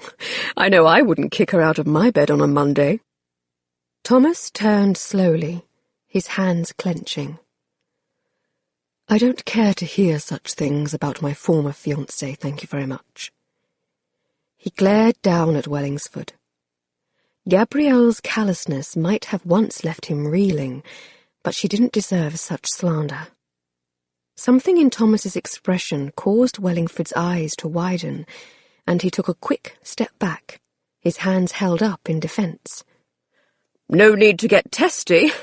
I didn't mean any harm to the girl. I'm just making polite conversation. He pushed a nervous laugh from his lips. She wouldn't have me anyway, old chap. I'm only a second son, too low-born for the likes of Miss Heighton. He glanced toward the cab, which was finally rolling to a stop at the curb. Say, he said, brightening. Can we share a cab? No. Thomas clambered up into the hackney, feeling strangled by his high collar and necktie, feeling, too, disgusted with the Wellingsfords of the world. Come on, then, the man whined, placing a hand on the cab's runner. Just a quick hop across town. We could catch up. Lots to talk about.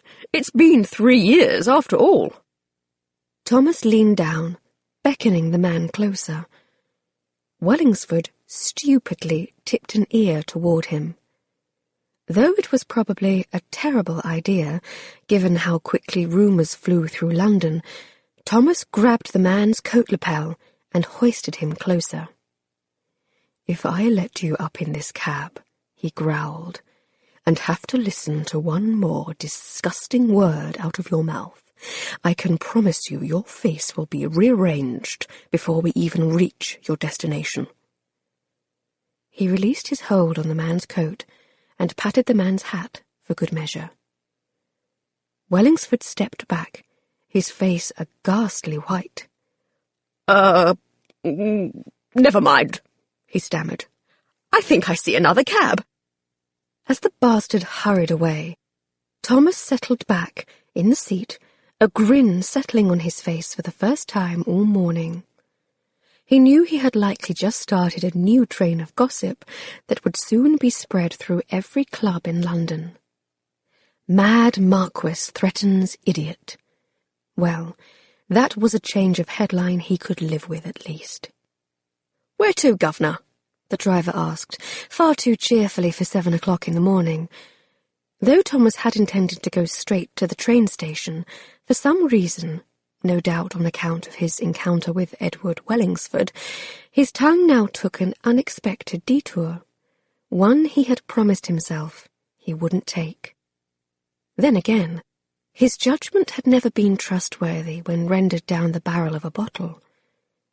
"Golden Square, if you please." As the driver chirruped to the horse, Thomas slouched down into his seat and lifted a hand to his temple, pressing gingerly. What had made him say that? There was no doubt the unwelcome encounter with Wellingsford had stirred his emotions, but was this a good idea? He'd left 3 years ago, as much to protect her as to protect himself, and distance was an essential element to that unspoken agreement. He didn't know what he might be capable of if he saw her again. Perhaps he was still drunk. Although he was quite sure his head would probably feel better if he was. Too soon they were at Golden Square. The driver tied off the reins, but Thomas didn't get down. Instead, he leaned back against the cracked leather seat and stared up at the red brick townhouse he had last seen 3 years ago. It seemed different, somehow. Whatever else he'd expected of the address, it wasn't this starched, residential street, lined with its spindle-limbed trees, the branches patiently waiting for the warmth of late spring. Then again, those days around his sister's funeral and Gabrielle's scathing betrayal had been almost insensible. He recalled coming here, of course, to meet with her, to beg her to change her mind, to come with him to Cornwall if necessary. But one by one she had rebuked his suggestions, standing firm, preferring to choose her own path. It was odd how he could remember how she had looked, the tears swimming in her eyes, but couldn't recall the look of the townhouse. But was it any wonder? It had all been conducted in a drunken haze. No doubt that was why the actual look of the place took him by surprise this morning. As the morning began to lighten around him, the house slowly came to life. A light flared in the downstairs window, a servant stirring about. Then a light appeared above stairs in what he presumed was her bedroom. "Shall I go and knock for you, Governor?" The cabby sounded confused. "No." Thomas shook his head, but stilled as the curtains on the second floor moved. He heard the sounds of the sash coming up, and his eyes stayed sewn to the spot. He'd not seen her since the day after the funeral, when he came by one last time, determined to make her see reason. But as the muslin stirred and the sound of light laughter reached him through the window, he caught a glimpse of a profile he'd once known as well as his own, and his breath caught in his throat. She'd changed, grown less slender, but there was no doubt it was her. The sound of her morning laughter through the open sash plucked a nerve inside him. He felt tautly strung, ready to burst. Once upon a time, he'd have done anything to pull laughter from those lips. He'd make up limericks, tell terrible jokes, tickle her arm if the teasing didn't work. How long had it been since he'd made someone laugh? God, did he even possess the skills anymore? "Governor?" the driver asked again. Thomas shook himself from his stupor. It hadn't been a good idea to come. Christ, but would he ever be able to move on from this? It was clear she'd carved a new life for herself, one that didn't involve him. He had no business intruding when she'd made her wishes quite clear. "My business here is done," he answered briskly. "To Waterloo Bridge Station, if you please, quick as you can. I need to make the 8 o'clock train." With a sour glance, no doubt on account of the stupidity of such a detour when time was marching by, the cabby set off. Thomas leaned back in his seat, closing his eyes. She'd looked, well, happy even. That was something at least. It was a relief to know she had a normal life and lived in a normal house. He wondered if she was as happy as she sounded, if she might eventually find someone she could love. He hoped so. No matter the nature of their parting, no matter even Wellingsford's vile words, he'd never wished anything less for her. It was the closest glimpse he'd had of her in 3 years, and already he couldn't help but wonder how long it would be before he had another. Bloody hell, he could use another drink. From the Diary of Edith Lucille Westmore, February 21st, 1813. Second impressions give one a better understanding of a person than first impressions, I think. A peek behind the curtain, so to speak. Well, Reverend Wellsbury has been given a peek he won't soon forget. After the audacity of his kiss, followed by his unwelcome lecture on propriety, I made sure to sit in the front pew of church this week. I also sewed a bright red ribbon along the edge of my crinoline and shortened the hem of my skirts. Sure enough, the pompous windbag stumbled over his sermon every time I flashed my ankle. Proving, of course, that men are eminently untrustworthy. They all say they want a pure, obedient wife, but then lose their heads over a bit of red ribbon. I wonder if the good vicar realizes the potential moral peril in staring at a woman's unutterables. He should be pleased that he now has something more significant to worry about than me living alone on the edge of a cliff. Now he has to worry about me coming to church. Chapter 8. Thomas trudged his way down the boarding platform. The entire trip was a failure. He'd failed to convince Miss Westmore to sell Heathmore Cottage with all its hidden secrets. He'd broken down and visited the one address he had sworn to avoid, and the reek of brandy on his breath and his pounding head were reminders enough he'd failed in that respect too. Just 3 more reasons to hate London. Damn, but it was crowded at the station this morning. A schoolboy in plaid wool tossed a ball from one hand to the other, and as he passed, Thomas was reminded enough of Danny to glance down to make sure the boy was wearing shoes. At the edge of the platform, a young man in a checked apron tried in vain to sweep up the cast-offs of humanity, pushing paper wrappers and discarded flyers on the edge of his broom. But, much like the people themselves, the detritus just circled back around to fill the empty space. Thomas had never liked crowds, preferring instead to lurk amongst libraries and gardens. But when his time at university had ended, he'd felt adrift, unsure of what to do with himself. He'd been almost pushed toward the teeming streets of London, his preferences be damned. He was a marquis after all, and there were certain expectations to the position. And instead of peaceful gardens and greenhouses, clubs and racetracks had become his proving grounds.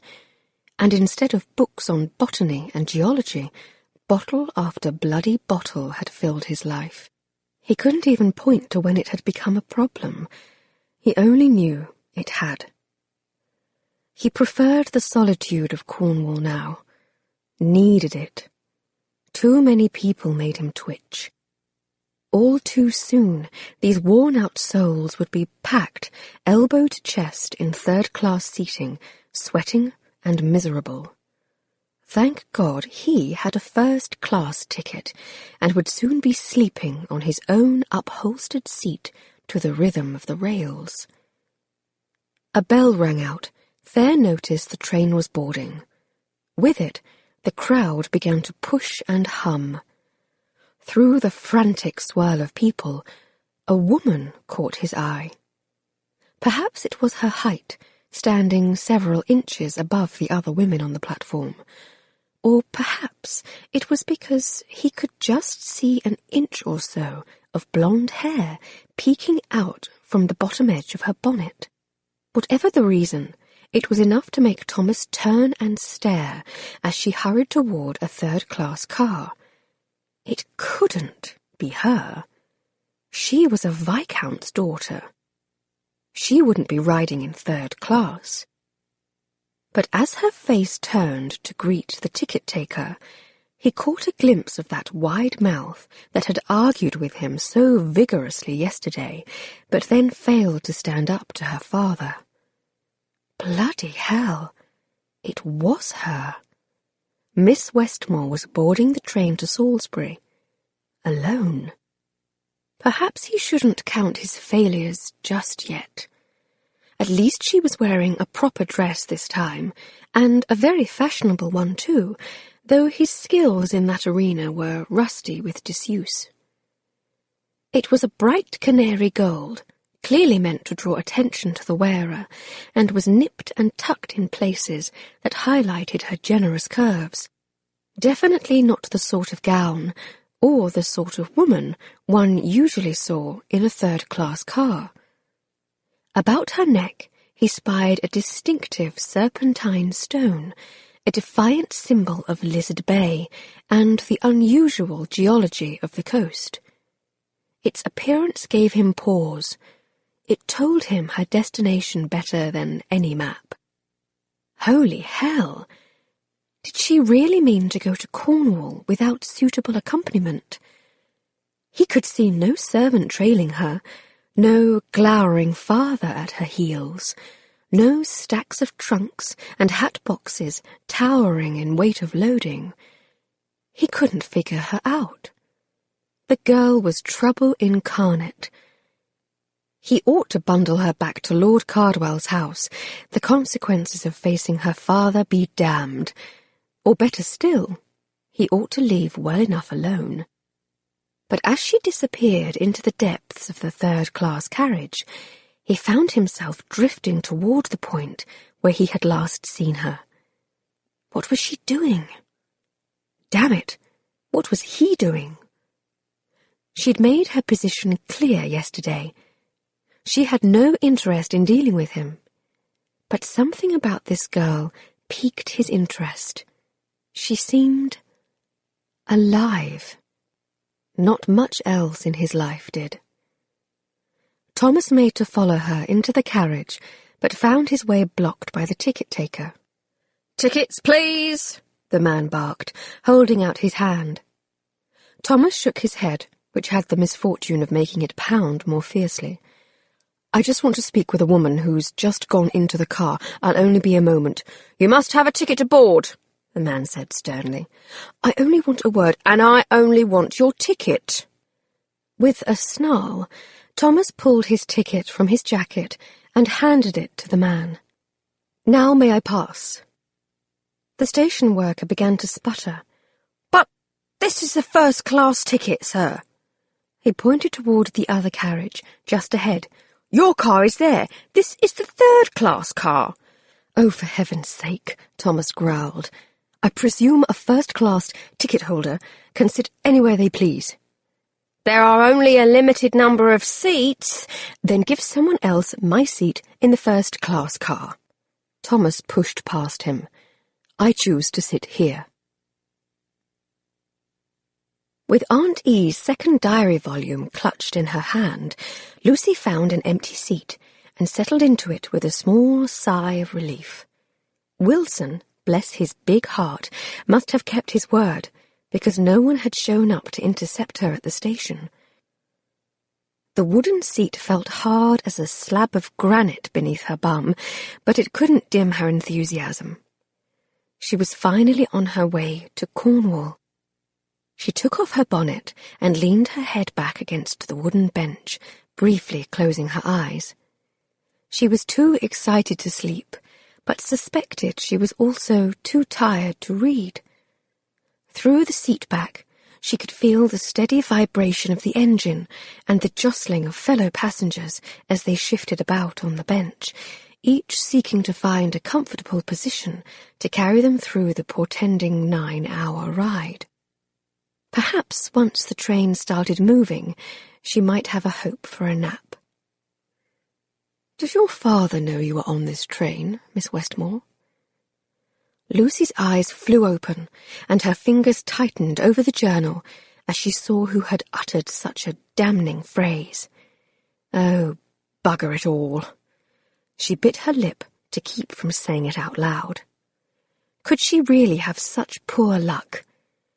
Lord Branston towered over her, his auburn hair backlit by the morning sun streaming through the train's grit-covered window. If this was a dream, she hoped it ended in something more interesting than another tiresome offer for Heathmore Cottage. But given the man's persistence, she suspected he was all too real. "As we established yesterday, I am of age," she replied crisply, sitting up straighter and shoving her aunt's diary in her valise. "My father cannot dictate my actions." "Ah." He sounded unconvinced. "So, having reached your majority, you simply bade him goodbye and walked out the front door?" "Not that it's any of your business, but I climbed out a window. You'll find I am persistent enough to do nearly anything once I've set my mind to something. I've set my mind to see my property and understand what has you sniffing after it." She glared up at him. "And given that you are a marquis who tosses about offers of hundreds of pounds as though they mean nothing, shouldn't you be seated in the first-class car? Or perchance own your own train?" "No trains." He stepped forward, out of the sun, and his features shifted into sharper focus.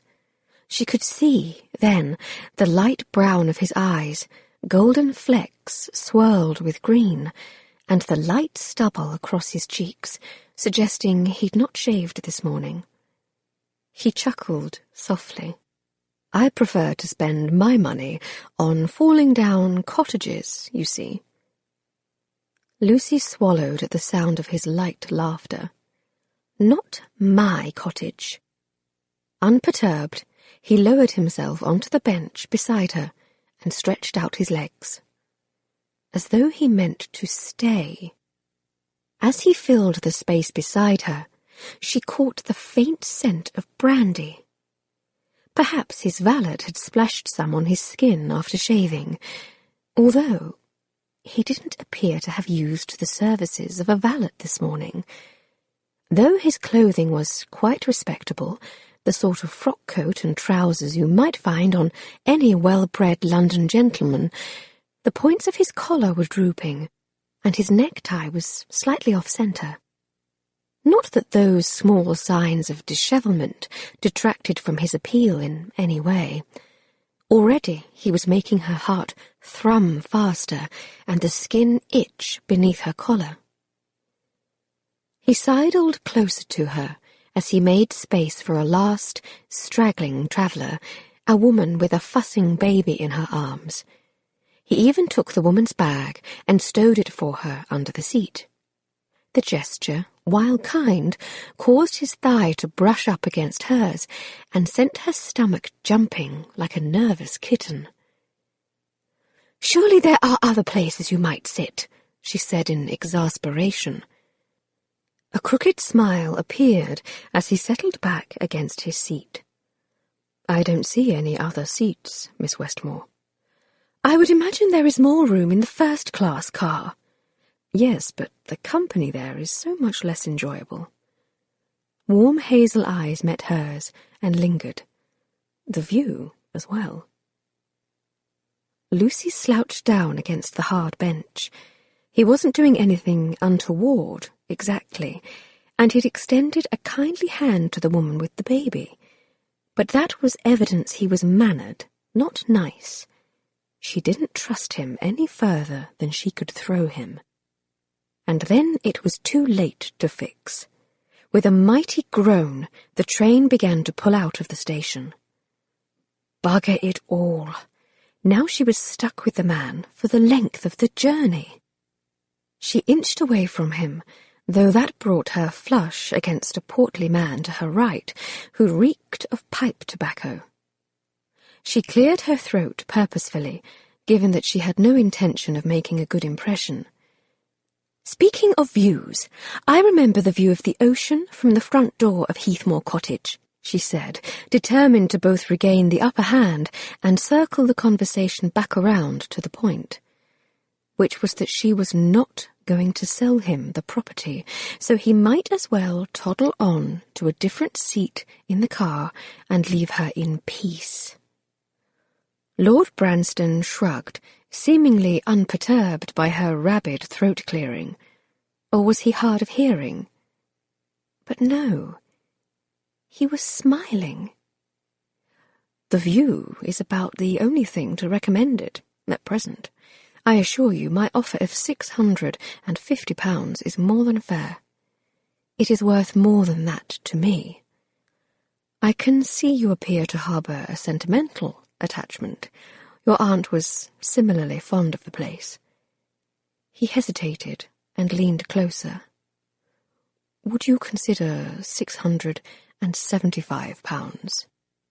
Lucy drew in a sharp breath. Bloody hell!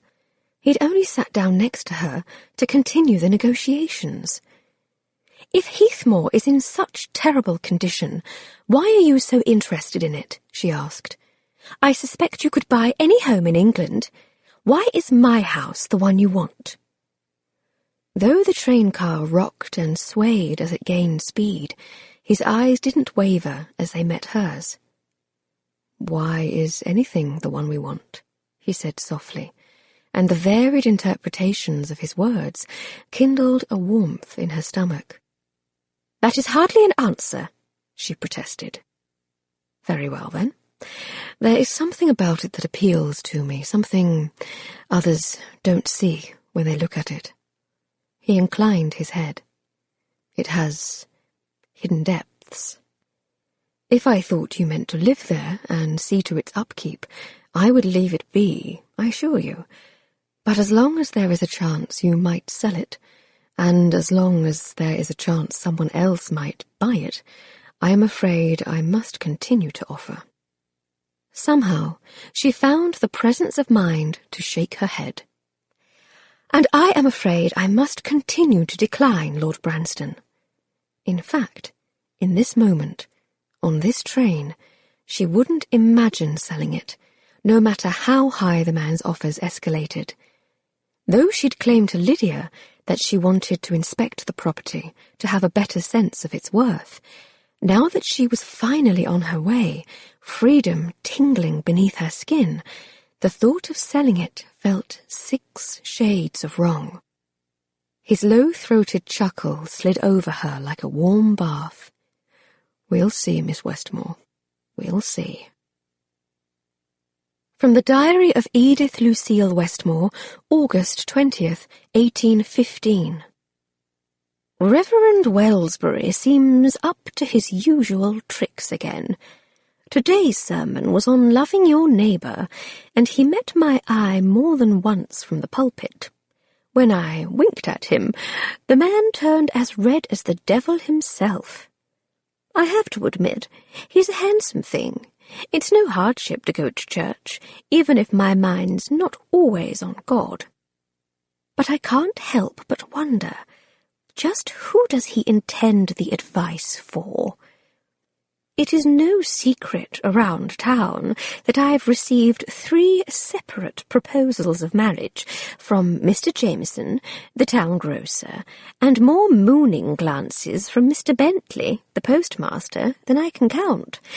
They are both kind, if a bit too persistent, but I cannot bring myself to imagine anything beyond an innocent flirtation with either of them. Now, Reverend Wellsbury... there's a man with whom I can imagine a not-so-innocent flirtation. But despite his appeal, I cannot quite bring myself to trust his intentions. He seems determined to save my soul from spinsterhood. But, unfortunately, he seems unwilling to martyr himself for the cause. Chapter 9. To keep his mind off the fact he was still half drunk and hurtling through space in an iron box with no hope of stepping outside for air, Thomas kept his attention focused squarely on Miss Westmore's face. Not that it was a hardship to do so. In staring at her as much as he liked, he discovered something peculiar about her. Well, more peculiar. She filled out a pair of trousers nicely, after all, and had hair of a length that would inspire envy in a monk. Nothing normal about that. But he couldn't help but notice she chewed on her lower lip when she was thinking, and he found himself wanting to see it again. But that wasn't going to happen if she kept those rather lovely lips pressed together, tight as a slipknot. A porter came down the aisle, carrying a basket of items for purchase. Thomas lifted a finger, summoning the man, and then dug in his pocket for a coin to purchase 2 apples. "Malus domestica," he said, presenting one to Miss Westmore with a grand flourish. Her eyes narrowed on the proffered fruit, but she shook her head.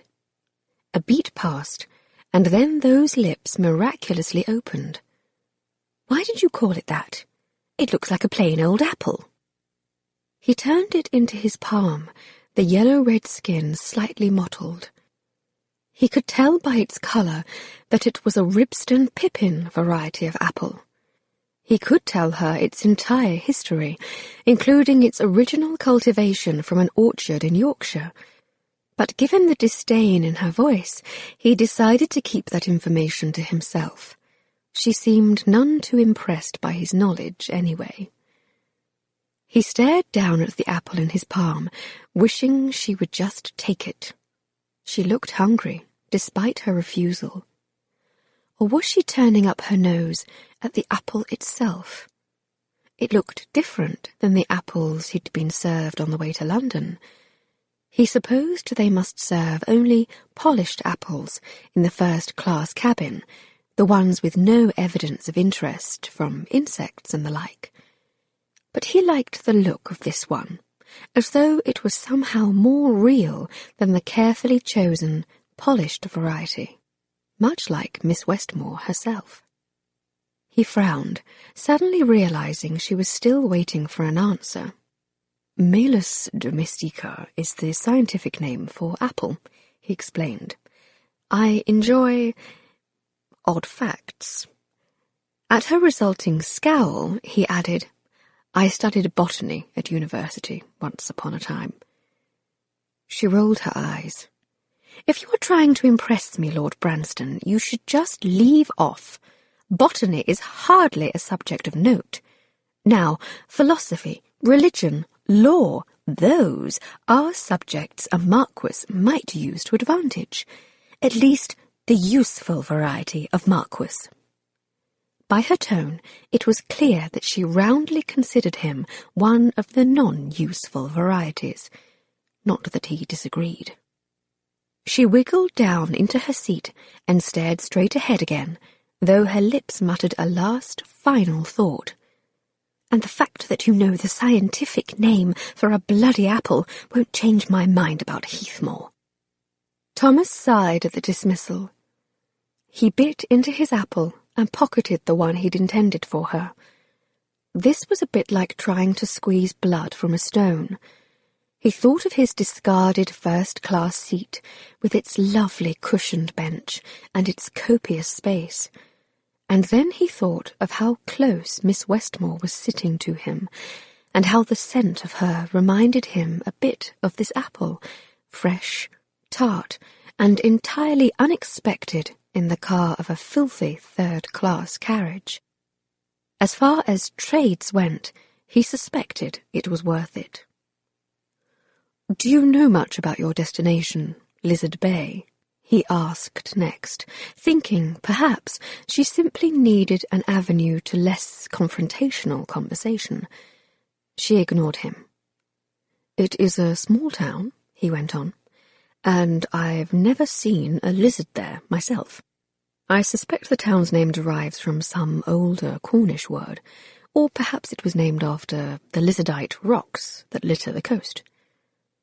She kept her eyes focused straight ahead, as though the elderly couple sitting on the opposite bench was the most fascinating thing she had ever seen.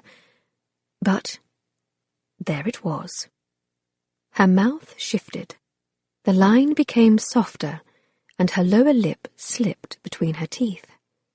She was definitely more aware of him than she was letting on. "Do you always bite your bottom lip when you are thinking?" he teased. She made a grand show then of not biting her lip, and inched her tall frame a little farther to her right. Thomas stifled a laugh. If she continued in that direction, she would be sitting on the lap of the gentleman beside her all too soon. Not that the man looked as though he would mind. It had not escaped Thomas's notice that she'd captured interested glances from most of the men in the car. She seemed oblivious to the attention. That told him she was rather naive about the intentions of men, and that made Thomas want to stick tight as a burr to her side. "No witty retort?" he asked mildly. "You should not be staring at my lips," she muttered. Now that was about as ludicrous as the idea he might willingly abandon his hopes to acquire Heathmore. She might not be the most striking woman in a train car, but there was something about her that drew the eye. It was true that her mouth turned down, all too frequently, but that made him want to force a smile. Thomas shrugged, hardly knowing which devil had seized him, but all too willing to give himself over to it. How long had it been since he'd tried so hard to make a woman laugh? He'd once been considered rather funny, in the days before he descended into that dark London drunkenness, but he scarcely recognized the skill that was emerging in slow, rusty turns. "I am a man. You have a pair of lovely lips, and you tend to bite them when you are irritated. Forgive me for noticing." He leaned closer until the sweet, simple scent of her filled his head and drowned out the sweating bodies on either side. "You are doing it again, to tempt me, perhaps, or merely to demonstrate your prowess with the act?" "Probably to keep from blurting out something I shall regret," she huffed. He looked about the crowded car. It was odd, but the press of bodies suddenly seemed less strangling. His head was beginning to feel clearer, too. Was the brandy finally leaving his system, or was it because he'd discovered a more enjoyable distraction? He lifted a hand and gestured toward the mob of people. "No one here knows you, Miss Westmore. Blurt away." "I think not." She peeked back at him. "Why, I would shock you senseless with the things I could say. I come from a large family, and my younger brother, Geoffrey, takes great pleasure in bedeviling us all. I've learned to give as well as I get." He couldn't help it. He laughed out loud. What is so amusing? She asked warily. I used to have a sister, Miss Westmore, an independent, outspoken sister. And I assure you, she was capable of the occasional, unfeminine expression. She looked at him curiously. You used to have a sister? Thomas sobered, though the urge to make her laugh remained, sharp-edged and wanting. What had made him say that? He rarely spoke about that part of his life, and he didn't know what had brought it out now. Perhaps it had been the unintended detour to Golden Square this morning, stirring painful memories he'd tried to suppress. Or perhaps it was Miss Westmore's easy, affectionate talk of family, reminding him of his own. This girl reminded him, in small but significant ways, of Josephine. Not in the tragic, fitful way he usually remembered his younger sister, but in more of an elemental way, one that made him smile and made him think of happier times. He drew a deep breath. I lost her 3 years ago. Lost her. That was one way to put it. The truth was far more painful. He rarely talked about Josephine. She was his sister, his responsibility, and he had failed to protect her. Not that she had given him the time or opportunity to set things to right. The gossip she'd faced had proven too damning, too damaging. Once she'd seen what her condition meant to his own reputation, she'd taken matters into her own hands. Then again, he'd not been the most dependable or sober of potential protectors. Was it any wonder she made such an irrevocable decision? He shook his head, trying to clear away the memories. If Miss Westmore reminded him in some basic, elemental way of his sister, it was probably because she had a habit of leaping first and explaining herself later. That, and inciting such a strong urge to try to get her to laugh. The point is, she was not afraid to give voice to her thoughts. Your aunt herself was famously outspoken. There is little you might say I would find shocking. She responded by worrying her bottom lip between her teeth again. Go on, then. He pushed his shoulder against hers, the urge to charm her flaring bright beneath his skin. It was almost as though he was coming out of a dark hole, blinking into the sunshine. I'll even share a few of your aunt's favourites. Fiddlesticks. He wagged his eyebrows at her, sinking into the old, familiar feeling of being able to tease without worry. Or, tell me, I've got Gullyfluff between my ears. That was a particular favourite of Miss E's.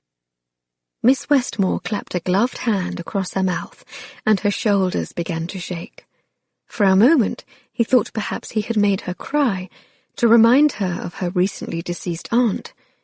But then he realized she was trying very hard not to laugh. Come now, you know you want to, he coaxed. She pulled her hand away from her mouth. Oh, stuff it, you bloody cocksure bugger! Thomas choked in surprise. Well, that was certainly... He reached for an appropriate word. Colourful. A chuckle rose in his throat. Over the course of their acquaintance, Miss E. had said many outrageous things, but to his recollection, the feisty old spinster had never said anything quite like that. You know, he mused, that might even have made your aunt blush. In an instant, Miss Westmore's cheeks flamed a rosy pink. Well then, I suggest you remember what I'm capable of the next time you want to tease me, she told him. I know my lips are not the sort to inspire poetry, Lord Branston, so keep your false flirtations to yourself. False flirtations. There was nothing false about them. And what was this nonsense about not being the sort to inspire poetry? Not even a bawdy bit of poetry? He couldn't help but ask. He cleared his throat, searching for a spark of brilliance. There once was a girl from the city. She blushed even more deeply, but said nothing. "It is your turn," he prompted. After a quick glance to either side, she mumbled, "Who wasn't considered that pretty?" He frowned. Was that how she saw herself? Her mouth was full and wide, and the soft pink hue of her lips was really quite lovely. But she had a nice smile, he countered. She raised a brow. And could curse a fair mile. This was better. Thomas cracked his knuckles, thinking hard. Inspiration came to him in a flash. And she had a lovely, fine set of titties. Her gasp was so loud it bounced off the carriage roof. "Lord Branston!" "Yes?" He tried to sound innocent. "They are. You do." He gestured helplessly in the direction of her bosom.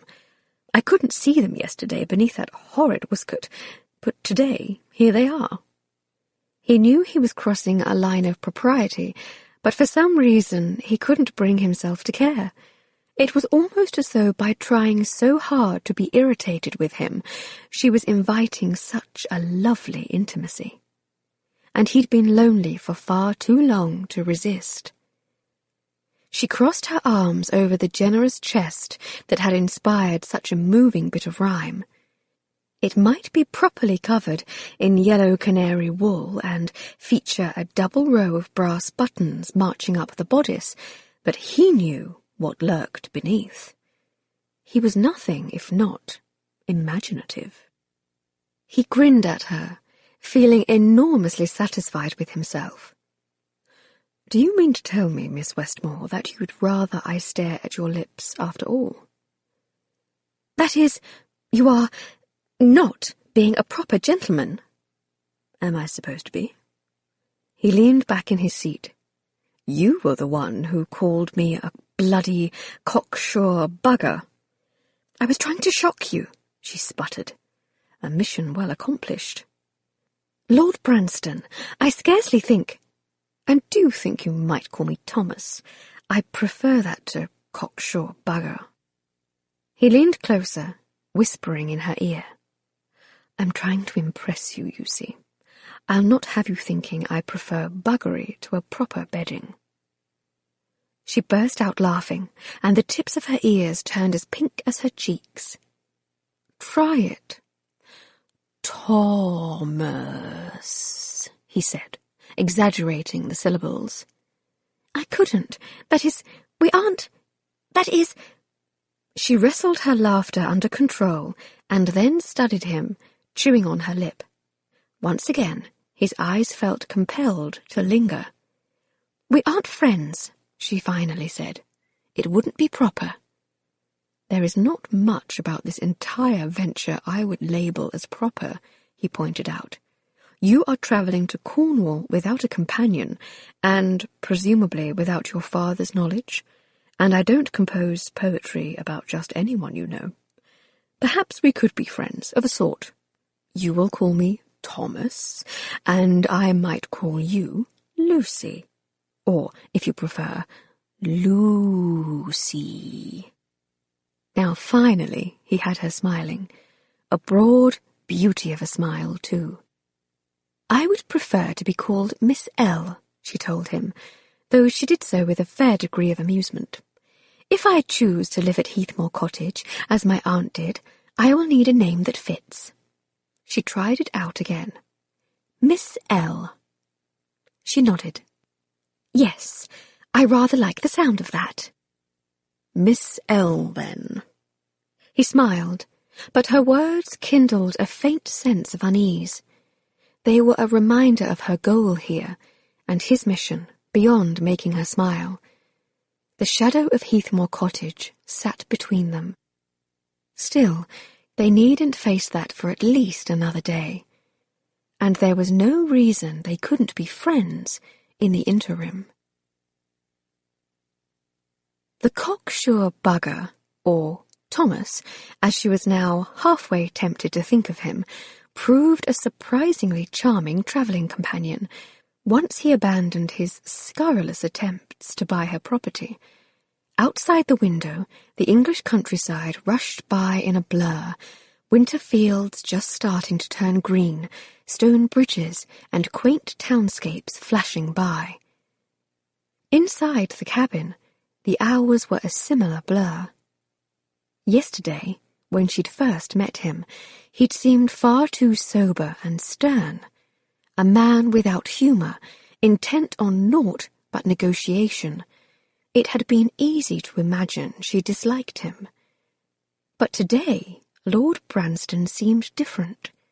He tossed off scientific names as though they were supposed to be a part of everyday conversation, and while she'd pretended not to be, she was duly impressed. He'd shown several small kindnesses to complete strangers, and had gamely tried to coax her into eating an apple he didn't have to buy. Not that he'd been successful in the gesture, but still, one had to admire the effort. He told her ridiculous jokes that made her cheeks burn with laughter.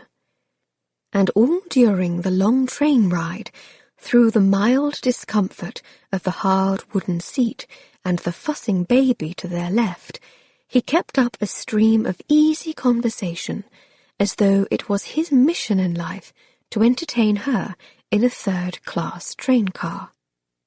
Had she imagined that all titled gentlemen were like that fop from the coach, the one who'd only come to see her, to angle for her dowry? Had she imagined that the sort of men who populated the peerage must all be shallow and dull? Lord Branston was many things, but shallow and dull were not the sort of adjectives that came to mind. And at present, he did not seem to want anything from her but her company. It was startling to realize she was all too willing to give it. Any inhibitions Lucy might have initially felt had melted clean away by the time they pulled into the Salisbury station. During dinner at the public room of the inn, she caught herself staring at his mouth more than propriety permitted, fixed on the way the left side rose higher than the other, giving him an impish, crooked smile. And later, when he insisted on walking her to her room, she agreed without the proper degree of hesitation. Was this merely the latest manifestation of her impulsive nature? Or was it something deeper, an elemental desire to be admired by a handsome man? She didn't know. She only knew that as they walked down the narrow hallway of the inn, she couldn't resist taking surreptitious peeks at the man who walked beside her. She'd come to know his profile far too well during the long train ride. He'd been the consummate gentleman all day. Well, except for the poem about her breasts. The truth was, she hadn't really minded. A woman ought to have poetry written about her breasts at least once in her life. Aunt E would probably have welcomed such a thing. And wasn't she supposed to be a scandalous sort of spinster? But this friendship, or whatever else it was that had been forged between them today, couldn't last. He hadn't mentioned Heathmore again since their first moments on the train, but tomorrow they would board the same mail coach with the same final destination. Only they couldn't both win the prize. She couldn't quite shake the notion there were things about Heathmore that hadn't been disclosed, secrets her aunt had meant to entrust to her. Or perhaps that was just her imagination running wild. Feeling off balance from all she didn't know, and possibly from the 3 glasses of wine she had consumed over dinner, Lucy forgot to object when Lord Branston placed a steadying hand on the small of her back. his touch as tender as a lover's caress. But as they reached the door to her room, she found herself suddenly grateful for the candle she was carrying. She didn't want to be alone in the dark with him, if she could help it. She had a fair notion what Aunt E would have done in her situation, thanks to the diary entries she had read. I might choose to be a spinster, but that doesn't mean I can't kiss a handsome man every now and again. Aunt E hadn't backed down from a challenge or a temptation, it seemed. But who knew what she might be tempted to do? She turned to face him. "Thank you for how solicitous you have been." She breathed in deeply, only to discover the breath was laced with the familiar spiced brandy scent of him, which was odd, given that she hadn't seen him drink anything at all during dinner. As if she had summoned him with that indrawn breath, he stepped closer. She jumped, startled by his sudden nearness, and spilled a drop of hot wax on her thumb. "Oh, blast it all!" she exclaimed, shaking it. He picked up her hand, examining the burn. "Now that, at least, is an expression I've heard Miss E use before." She held her breath as the pad of his finger rubbed gently over hers. That is, you know an awful lot about the sort of things my aunt used to say." I counted her as a friend. Lucy stared down at the sight of her hand in his, spellbound. She didn't know whether it was an effect of the wine or the effect of his proximity, but she hoped, prayed in fact, he might step even closer. She knew she ought to pull her hand away and retreat to the safety of her room, but she didn't, couldn't. She felt reckless. Not an unusual thing, given her nature, but unusual enough to feel in the presence of a gentleman. She'd never been so acutely aware of her own skin. She'd started out this long, strange day quite convinced she disliked the man. But now her head was spinning, and she couldn't sort out which way was up. "Is that the only reason why you were being so kind to me?" she whispered, dragging her gaze up to his face. "Because you were friends with my aunt?" His smile caught her like a wild swing from the right, crooked and lopsided, but still straight as an arrow through her hopeful heart. "If I am being kind, it is not only because I considered your aunt a good friend." He stepped closer until she was trapped between his large body and her waiting door, her hand still caught up in his. "It is because I would like to be your friend as well, Lucy." She ought to protest, to correct his presumed right to use her given name. She hadn't agreed to his outrageous proposal in the train. But there was no denying her name on his lips felt right. She felt as though she was swaying in place, but despite the way her body wanted to lean closer, despite the fuzziness of her thoughts, something wasn't quite right here, and that was the only thing that kept her from dissolving in a boneless puddle on the dirty wood-plank floor. If Lord Branston's mind was truly on the prize of securing Heathmore, he ought to be trying to make her as miserable as possible, not seeing to her every need. Well, not her every need. There was no denying this moment was stirring thoughts of needs she'd never imagined, needing. She laughed lightly, trying to reassemble her scattered wits. "No matter how kind you are, Lord Branston, I am still not going to sell Heathmore without seeing it first." "Fair enough." He loosened her hand. "But I maintain hope you might still consider my offer after you've had a proper look, and I would ask that you at least let me be the one to show you Heathmore Cottage. There are things about the property you might miss at first glance." She had no experience in the matter of dealing with a gentleman who looked at her in this way. The knowledge that, if she wished, she could simply close the small distance between them and stretch up and press her lips against his made her feel light-headed. There was no disapproving parent hovering nearby, no bevy of servants waiting to play chaperone. No matter what she chose to do in this moment, this was her decision to make. She licked her lips. "I'll think on it, my lord." His head dipped tantalizingly closer. "Come now, can't you even call me Thomas?" She shook her head.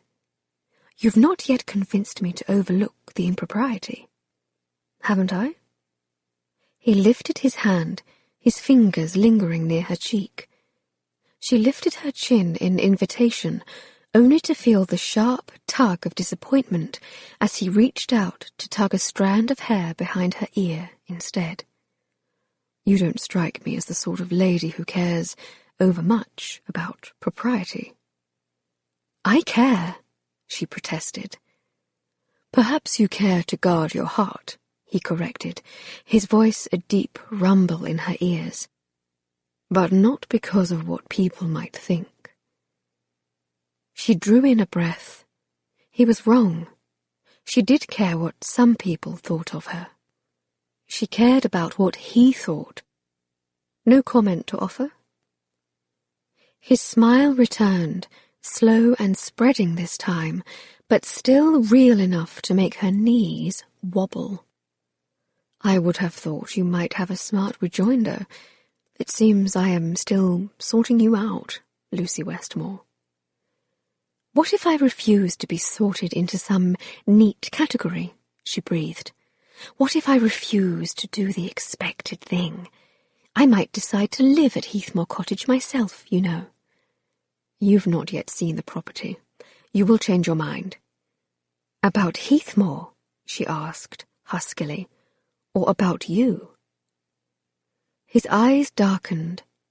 His hand reached out again, and this time she held her breath until his fingers brushed light as a wish against the delicate skin of her neck, sliding across the pendant she wore, the one Aunt E had sent her. Could he feel the pounding of her pulse there beneath the pad of his finger? "Perhaps the decision is one and the same," he murmured. She could feel it in the air, a wicked charge of promise. He was going to touch her, kiss her.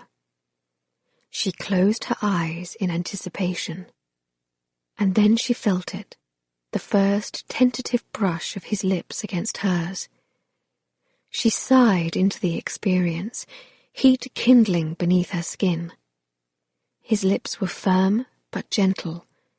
Warmth spread through her limbs. Oh, but if this was ruin, she welcomed its path. But almost immediately, the tenor of the kiss changed. Instead of gathering her in his arms, as she'd imagined he might, he took a decided step back.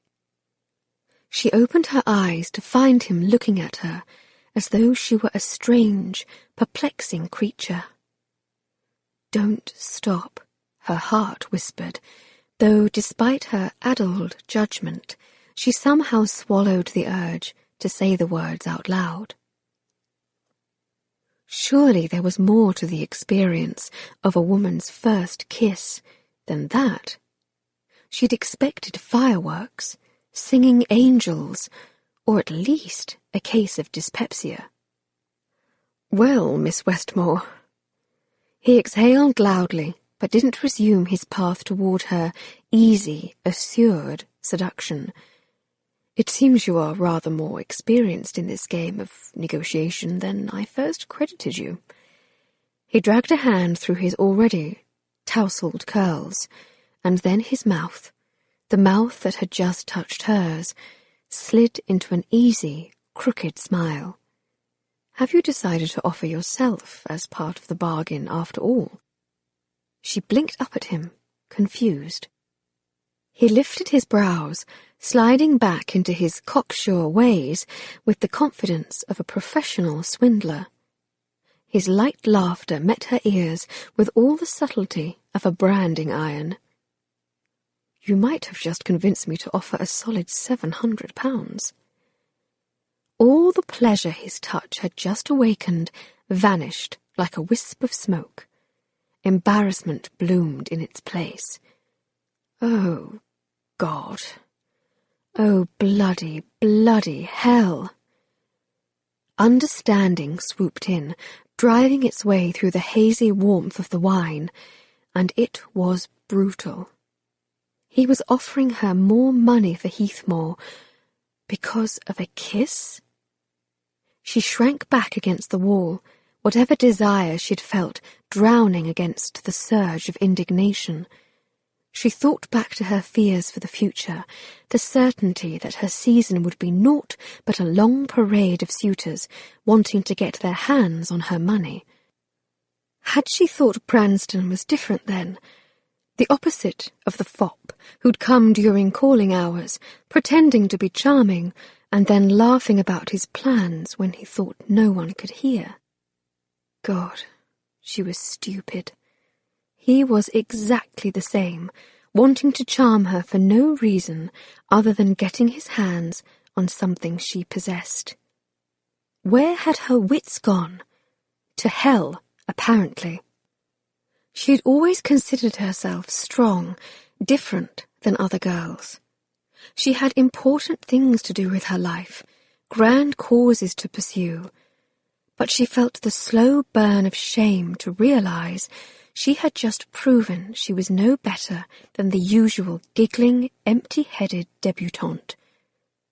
Hadn't she been wondering all day why Lord Branston was being so nice to her, so attentive? Why else would a handsome, titled, wealthy marquis show such attentiveness to someone like her, but to try to change her mind about Heathmore? Only £700, she somehow managed to choke out. That would be rather unenterprising of me, especially if I am as experienced a negotiator as you just implied. Perhaps if I threw my maidenhead into the bargain, we might get you up to 1,000. His eyes widened. Your maidenhead? She lifted herself from the wall, pulling herself together in slow degrees. It wasn't easy, given that the hallway seemed to be spinning. But all was not lost. Perhaps it would be better for him to imagine the kiss was part of her strategy, an intended piece of the negotiations, better than the truth, which was that she was stupid enough to have begun to trust him. Well, a girl like me has so little else to bargain with, she retorted. Why, oh why, hadn't she followed the advice in Aunt E's diary? Well, she wouldn't make that mistake again. From this point on, she would keep her thoughts centred on Heathmore and her legs firmly crossed. She was determined to stay a spinster, by God. And she didn't need a man, especially a man like Lord Branston, to fill her head with thoughts of kisses. She crossed her arms over her chest. My titties, you see, have only inspired a bit of poorly formed poetry. I need to bargain with something worth a bit more, don't you think? He shifted his weight back on his heels, clearly struggling to find air, much less the appropriate response. She shook her head, almost disappointed to have silenced him so effectively. After all, it wasn't even the most shocking thing she had ever said. I am on to your scheme, Lord Branston. You are trying to charm me, apply a little light seduction in the hopes of confusing a silly young spinster into acquiescence. That, finally, had his expression shifting. No. He shook his head, too vigorously for it to be the truth. You misunderstand my intentions. Do I? She demanded. Was the man not even going to admit his culpability in the night's ruse? We were just standing here, having a lovely, friendly conversation. Then, without invitation, you touched me right here. She tapped a finger against the side of her neck. And then, to point out the obvious, you kissed me. He swallowed. I, touched you because you've a rash. His voice sounded halfway strangled. He lifted his hand again, motioning this time, no doubt wisely interpreting that another touch might not be as eagerly received. There, just behind your ear, I noticed it during dinner. His words took a moment to register. But when they did, Lucy's cheeks burned hotter. The lobber was claiming he'd only touched her because she had a rash? She lifted a hand to the skin behind her ear, testing the hypothesis, and was almost dismayed when her skin responded with far more than a prickle of awareness. But, despite the evidence that in this, at least, he was telling some semblance of the truth, she still didn't believe he was being entirely truthful. How could she, when he looked guilty as hell? And a rash couldn't come close to explaining why he had kissed her. She needed to pay more attention to the advice in her aunt's diary. Aunt E might have had her curiosity roused by the vicar and consented to a kiss or two, but her aunt had at least had enough sense to question the man's motives. She herself had just proven far less wise. Incensed, she turned and lifted the latch on her door, stumbling her way into her room. Holding up the candle, she peered at her reflection in the washstand mirror. Angry red welts trailed down her neck, just below her right ear. The evidence that this, at least, was no falsehood did little to soothe her wounded pride. Perhaps whatever this infirmity was had spread to her brain as well. That might explain why she'd lost her head around this man. It looks very much like the sort of rash one sees with toxicodendrum radicuns. His voice pushed over her shoulder, grating now in its nearness. Lucy whirled around to glare at him. He'd settled a shoulder against the doorframe, stopping on the threshold like a proper gentleman. Only he wasn't a proper gentleman, was he? He'd just proven it. And she was a stupid, stupid girl. "What in the bloody blazes is that?" she snarled. He chuckled, though whether at her predicament or her language, she couldn't be sure. "Poison ivy." "You've tried to poison me?"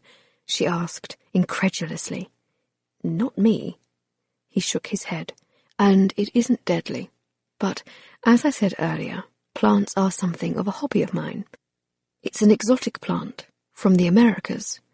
Quite beautiful, though its leaves are noxious to touch. It's not common in England, but many university greenhouses and specialty gardens have it. Have you come in contact with any?" Lucy scratched at her neck. No. I only work with seedlings for the St. James Orphanage Community Garden. I can assure you they are the usual variety of sweet pea. Pisum sativum." She narrowed her eyes, wondering if he was insulting her. "I beg your pardon." God, he was just showing off now. She'd never been good at Latin. Her older sister, Claire, was the secretive, scholarly Westmore. Growing up, Lucy had much preferred to swing from trees rather than study them.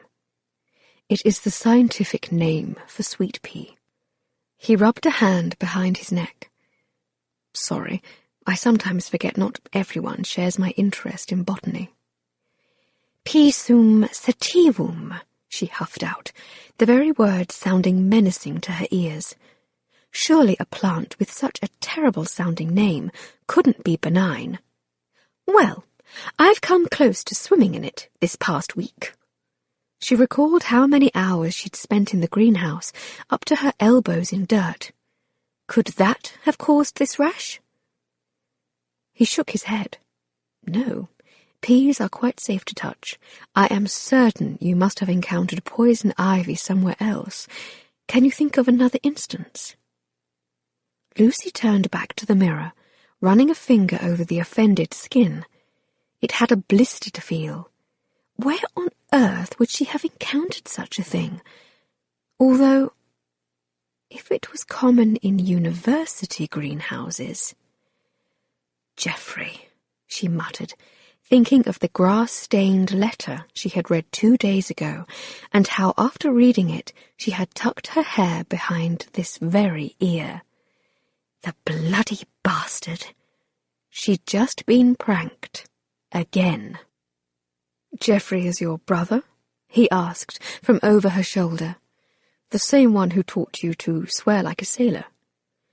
"He's something of a professional trickster." Her cheeks felt feverishly hot. Oh, but could this night get any more humiliating? "You might want to put something on it before it worsens. Would you like me to fetch some grease from the kitchen?" he asked. His voice sounded as if it was laced with concern, but then he was a scoundrel of the highest order, pretending to care, hovering over her, entertaining her on the train, kissing her in shadowed hallways, while all the while he was laughing at her rash and keeping his eye on her prize. Lucy shook her head. "No, I can manage myself, thank you."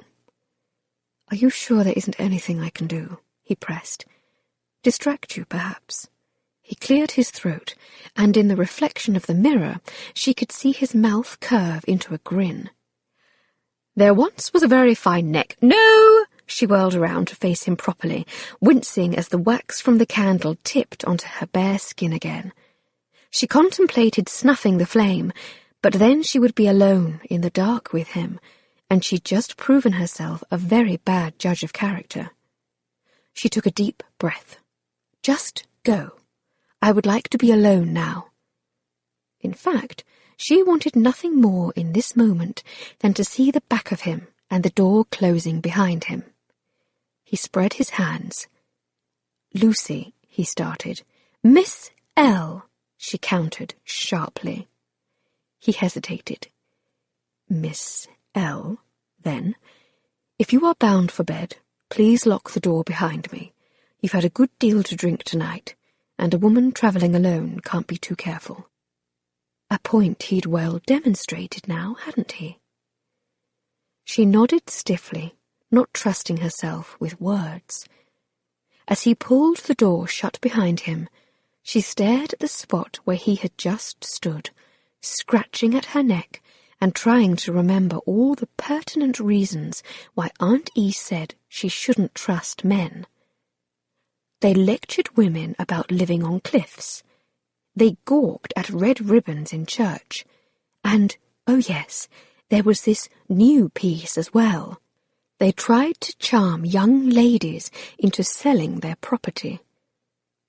She lunged toward the door and locked it, as much to secure some distance from him as anyone else. She might have had too many glasses of wine, but at least she'd had the wherewithal to call him out for his actions, and pretend that the kiss had been calculated. She didn't know what his motivations were, or why he wanted Heathmore so much, but a man who paid this sort of close, personal attention to a plain, short-haired spinster like herself had to have an ulterior motive. And she intended to find out his. From the Diary of Edith Lucille Westmore, December 26, 1815. It was a Boxing Day to remember. Is it really so hard for a vicar to admit that a woman, and worse, a scandalously unwed woman, might contribute to the moral and financial needs of the town. I may not be wealthy, but compared to most in Lizard Bay, I have far more than I need. I only wanted to share some of my good fortune. Though the role of distributing Christmas boxes has traditionally been managed by the church, this year I prepared several Christmas boxes of my own, as thanks for all the villagers have done for me. For Mr. Jameson, who faithfully orders my periodicals from London each month, I knitted a lovely set of mittens. For the postmaster, Mr. Bentley, I knitted a warm cap to thank him for always ensuring my mail is delivered promptly, even though my cottage lies so far away from town. Apparently, however, I have stepped on the toes of the bloody church. When Reverend Wellsbury saw me coming out of Mr. Jameson's store, he proceeded to stand in the street and lecture me again about the evils of leading men astray. Well, I can tell you I carried the box and the gift I had prepared for him straight home. The pompous ass. What need has a vicar for a length of red ribbon anyway? Chapter 10. The coach ride from Salisbury to Lizard Bay proved somewhat less than enjoyable. A week ago, Thomas would have been grateful for the silence inside the mail coach. He would have been able to think, to write even, at least on the smoother sections of the road. He might have extended his scientific observations on the manuscript he'd been writing, the one he was preparing for the Linnean Society of London, describing plant life on the Lizard Bay Peninsula. But after yesterday's laughter-filled train ride, the silence felt awkward, almost painful. He had a notion it was going to take more than a limerick to soften Lucy's hunched shoulders today. She had been withdrawn from the moment she stepped into the public room for breakfast, sitting on the opposite side of the table, avoiding him even when their start was delayed several hours to repair a damaged axle on the mail coach. They might finally be moving, but now she was sitting, stiff as a board, on the opposite seat, reading some old book she kept angled away from him, ignoring him as the mail coach careened over Cornwall's rough and tumble roads. It was galling to sit in such a pointed absence of conversation. He could hear only the creak of springs beneath them and the stutter of the wheels as they scraped the occasional rock, and it had been thus for hours. Yesterday he'd imagined they were making progress, that she'd started to look at him without that pinched expression and clouded veil of suspicion, that they could laugh with each other and be easy friends. But today the veil was firmly back in place. Finally, he took it upon himself to say something. Anything. "Does your head hurt terribly?" She looked up, frowning. "I beg your pardon?" "Your head." He tapped a finger against his forehead. "'Tis the usual casualty of one too many drinks. You had 3 glasses of wine last night, by my count, and you are being very quiet today. I thought perhaps you weren't feeling well." She looked back down at her book. "I can't see that it is any of your business to care how many glasses of wine I may have had." She turned a page.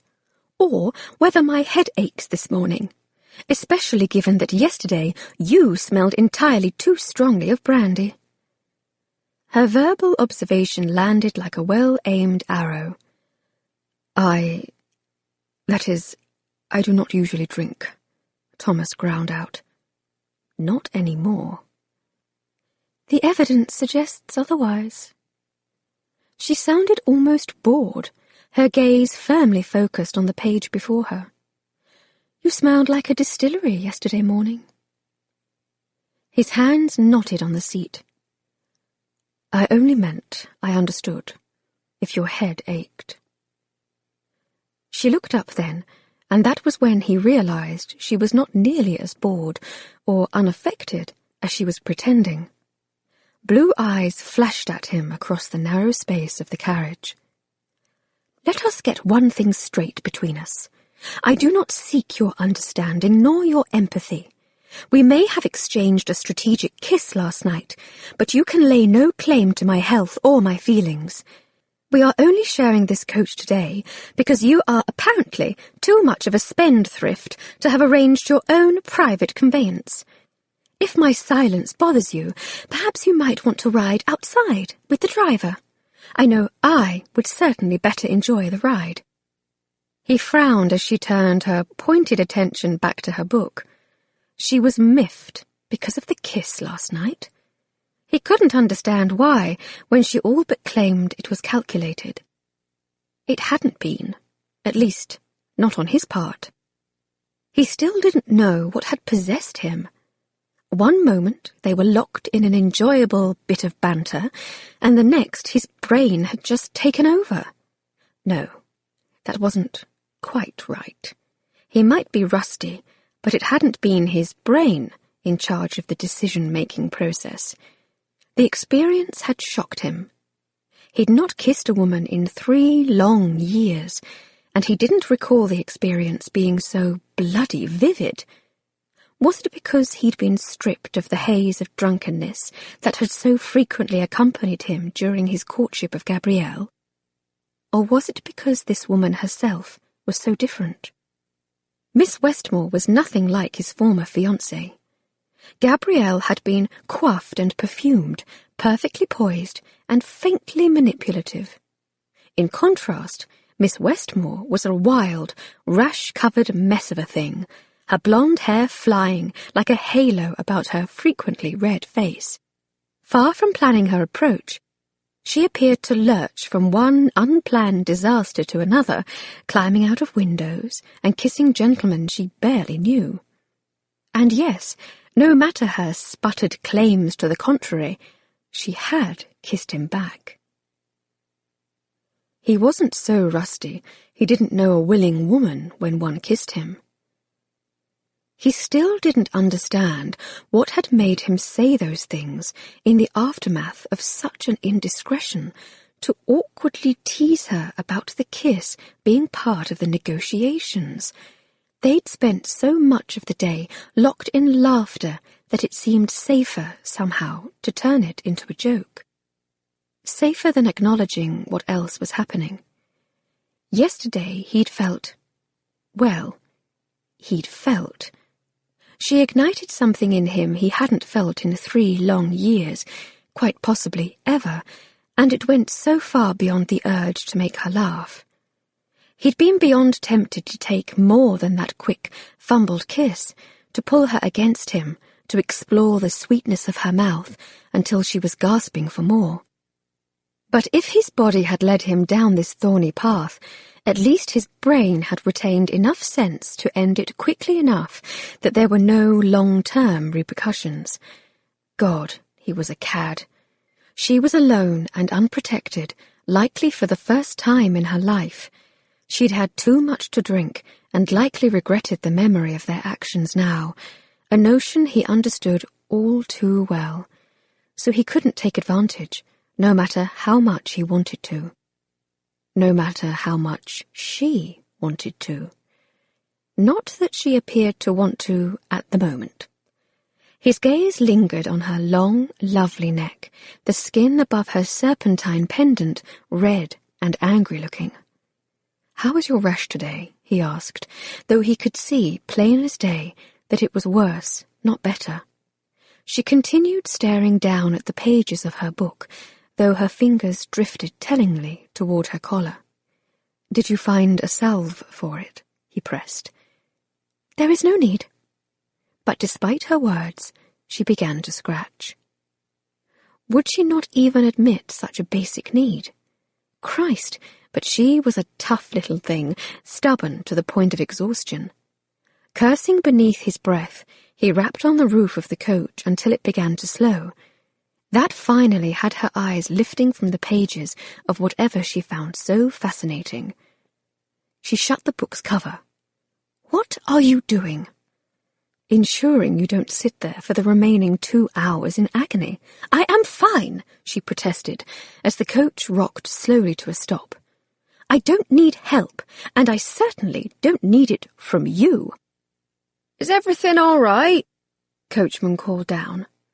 Thomas opened the window on his side and leaned out. Miss Westmore needs to stop at the chemist's shop in Marston, he called up to the driver. Could we make a detour?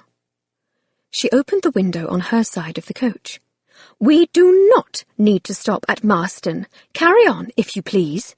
We have already endured a late start, and I would like to reach Lizard Bay before nightfall. She pulled her head back inside and glared at him, her fingers clenching over the spine of the book. If this is some tactic to delay our arrival, it won't work. Thomas shook his head. Christ, she was as stubborn as her aunt had been. When she deigned to look at him, her chin always seemed to be pointing up. You do realise we'll arrive too late for a proper visit to Heathmore tonight, don't you? I'll be more than happy to show you the property in the morning. She opened her book again. Your assistance won't be necessary. He gritted his teeth as the carriage began to pick up speed. Do you even know how to get there? I am sure I can find it. The property is 2 miles from town and is not easy to find. In fact, he'd only discovered the path by accident, stumbling across it during a long, hard walk. Miss E. had enjoyed her solitude. Her eyes flickered toward him. Does it lie east or west of town, Lord Branston? I thought we had agreed you would call me Thomas. She ignored his entreaty. I know it isn't north. That way lies the ocean. It can't be south either, as I vividly remember the view of the water from the cottage's front door. That means it is either east or west. Which direction do I need to walk from town? He glanced down at her boots, which, while halfway sensible, were still of the exquisitely crafted London street variety. Her yellow wool skirts dragged the filthy floor of the coach and looked as though they were waiting to tangle about her feet and toss her over the side of a cliff at the slightest provocation. I don't think I ought to tell you. He shook his head. You shouldn't attempt it without a guide. As I said, I can show you. She looked back down at her book. I will find someone else in Lizard Bay to help me. I wouldn't bet on it, he muttered beneath his breath. Her heated blue gaze flicked back. What is that supposed to mean? He exhaled. The citizens of Lizard Bay are none too fond of Heathmore Cottage at present. They'll not be keen to help you. He thought of how scared young Danny was of the moaning wind, how he'd had trouble finding anyone to manage the repairs on the roof. No, she'd not find a warm reception for her inquiries. But she'd find that out soon enough on her own. Is it because you have poisoned their judgment against me before I've even arrived? That they want you to have the property instead of me? Her voice wobbled. That's hardly playing fair, Lord Branston, and I can promise you won't be successful. Thomas sighed. Damn, but she was mullish. He didn't suspect the residents of Lizard Bay cared overmuch who owned Heathmore Cottage, so long as they didn't have to set foot on the property. I just think you are being hasty, he told her. You've not yet even seen the place. I will tonight. He shook his head.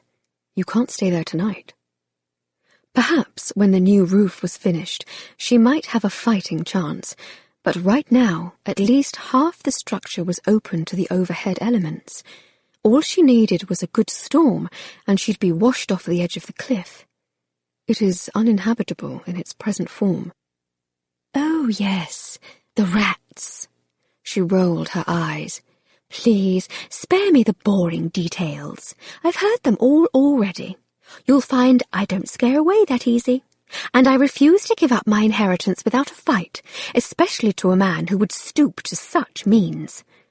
She turned, fuming, to her window, holding the book up to her nose. Stoop? Means? What on earth was she talking about? The fact he had travelled all the way to London to give her a better offer? Or the fact that last night he had taken wrongful advantage, swooping in for a kiss that he should have first begged permission to take? The answer might be muddled, but her dismissal was clear. There would be no more questions, no more conversation.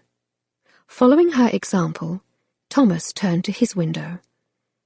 But he knew she was there, simmering on the opposite seat. As obstinate as she was, he couldn't help but admire her spirit. But spirit alone wasn't going to save Heathmore, nor make it livable either. She was either naive to the point of stupidity, or she believed he was lying about the cottage's poor condition. And for the life of him, he couldn't figure out why either should be the case. Lucy stepped down from the coach into the waning light of evening, her feet grateful to finally be touching Cornwall soil. And by soil, she did mean soil.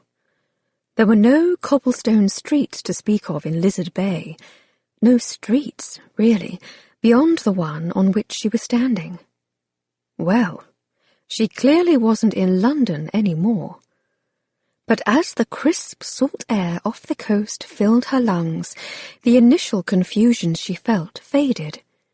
Overhead, against a darkening sky, a trio of gulls somersaulted on the breeze coming in from the ocean, and she felt nearly the same sense of exuberance. She had done it. Survived an 8-hour coach ride with Lord Branston, in spite of her lingering anger. She was here. Well, nearly here. There was still the matter of sorting out where Heathmore Cottage actually lay relative to the town.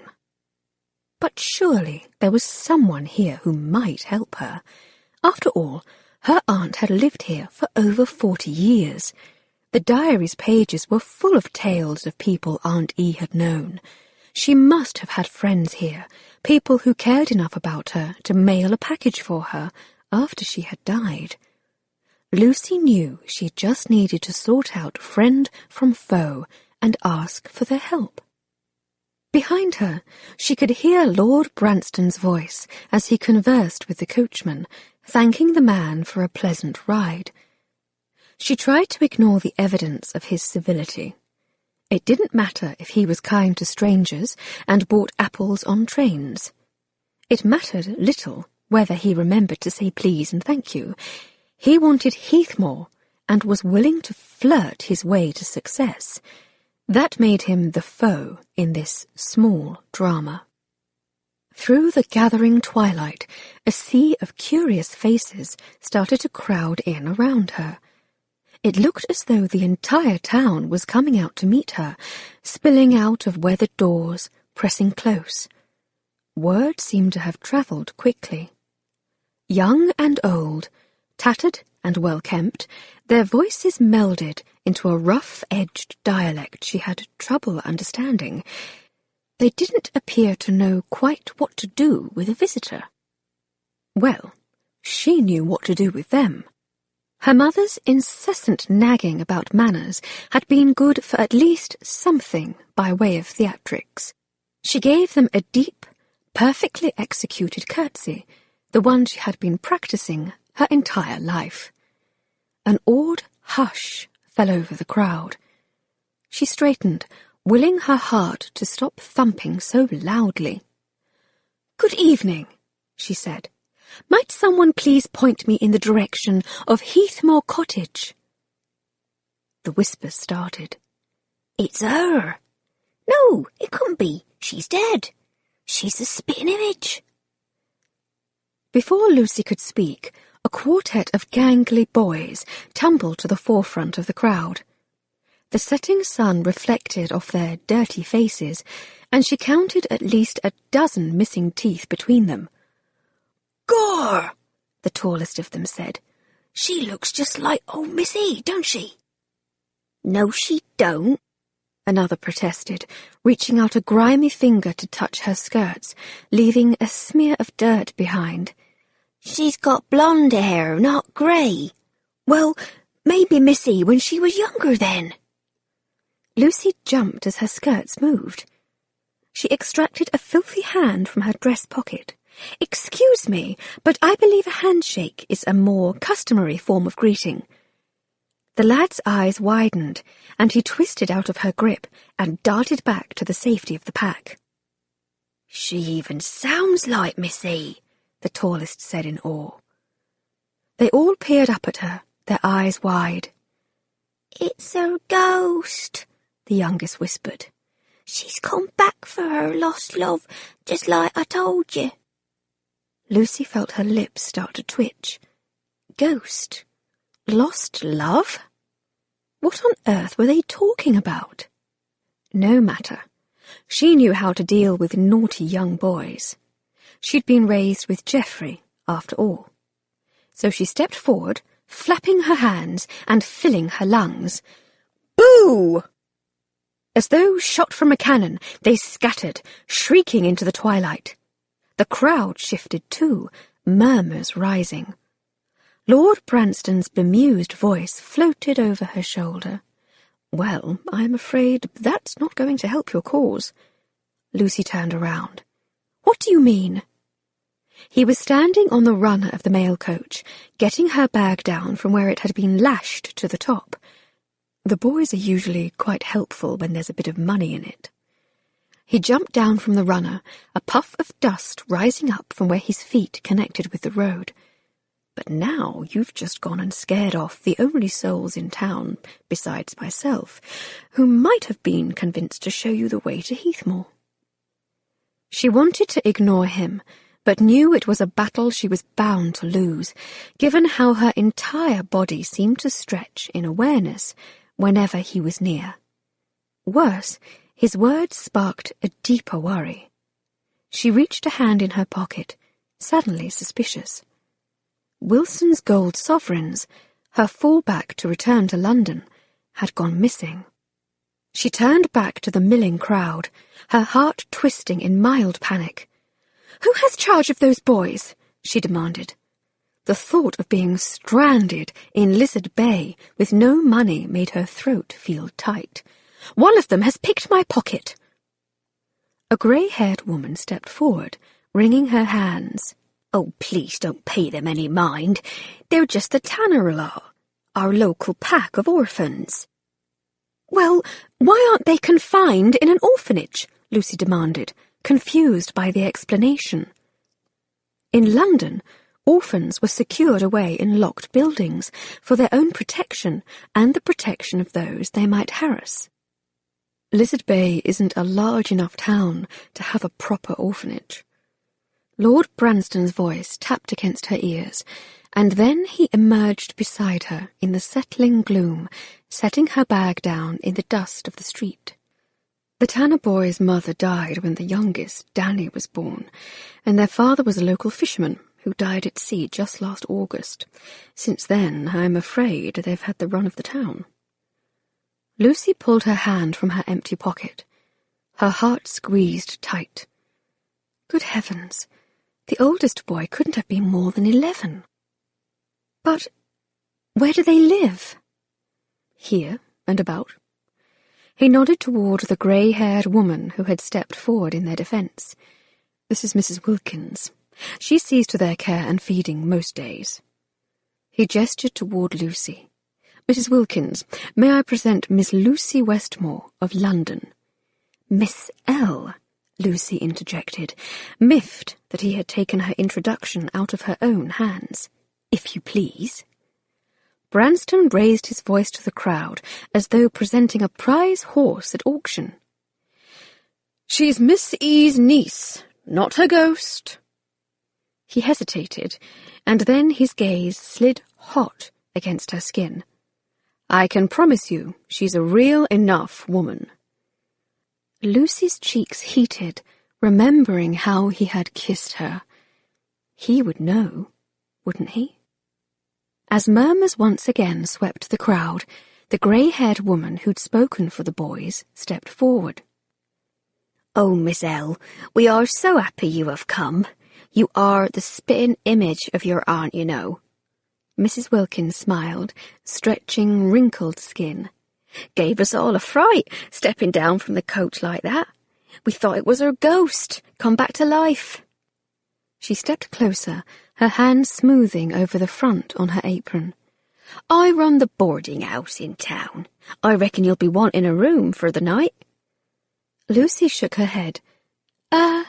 No, thank you."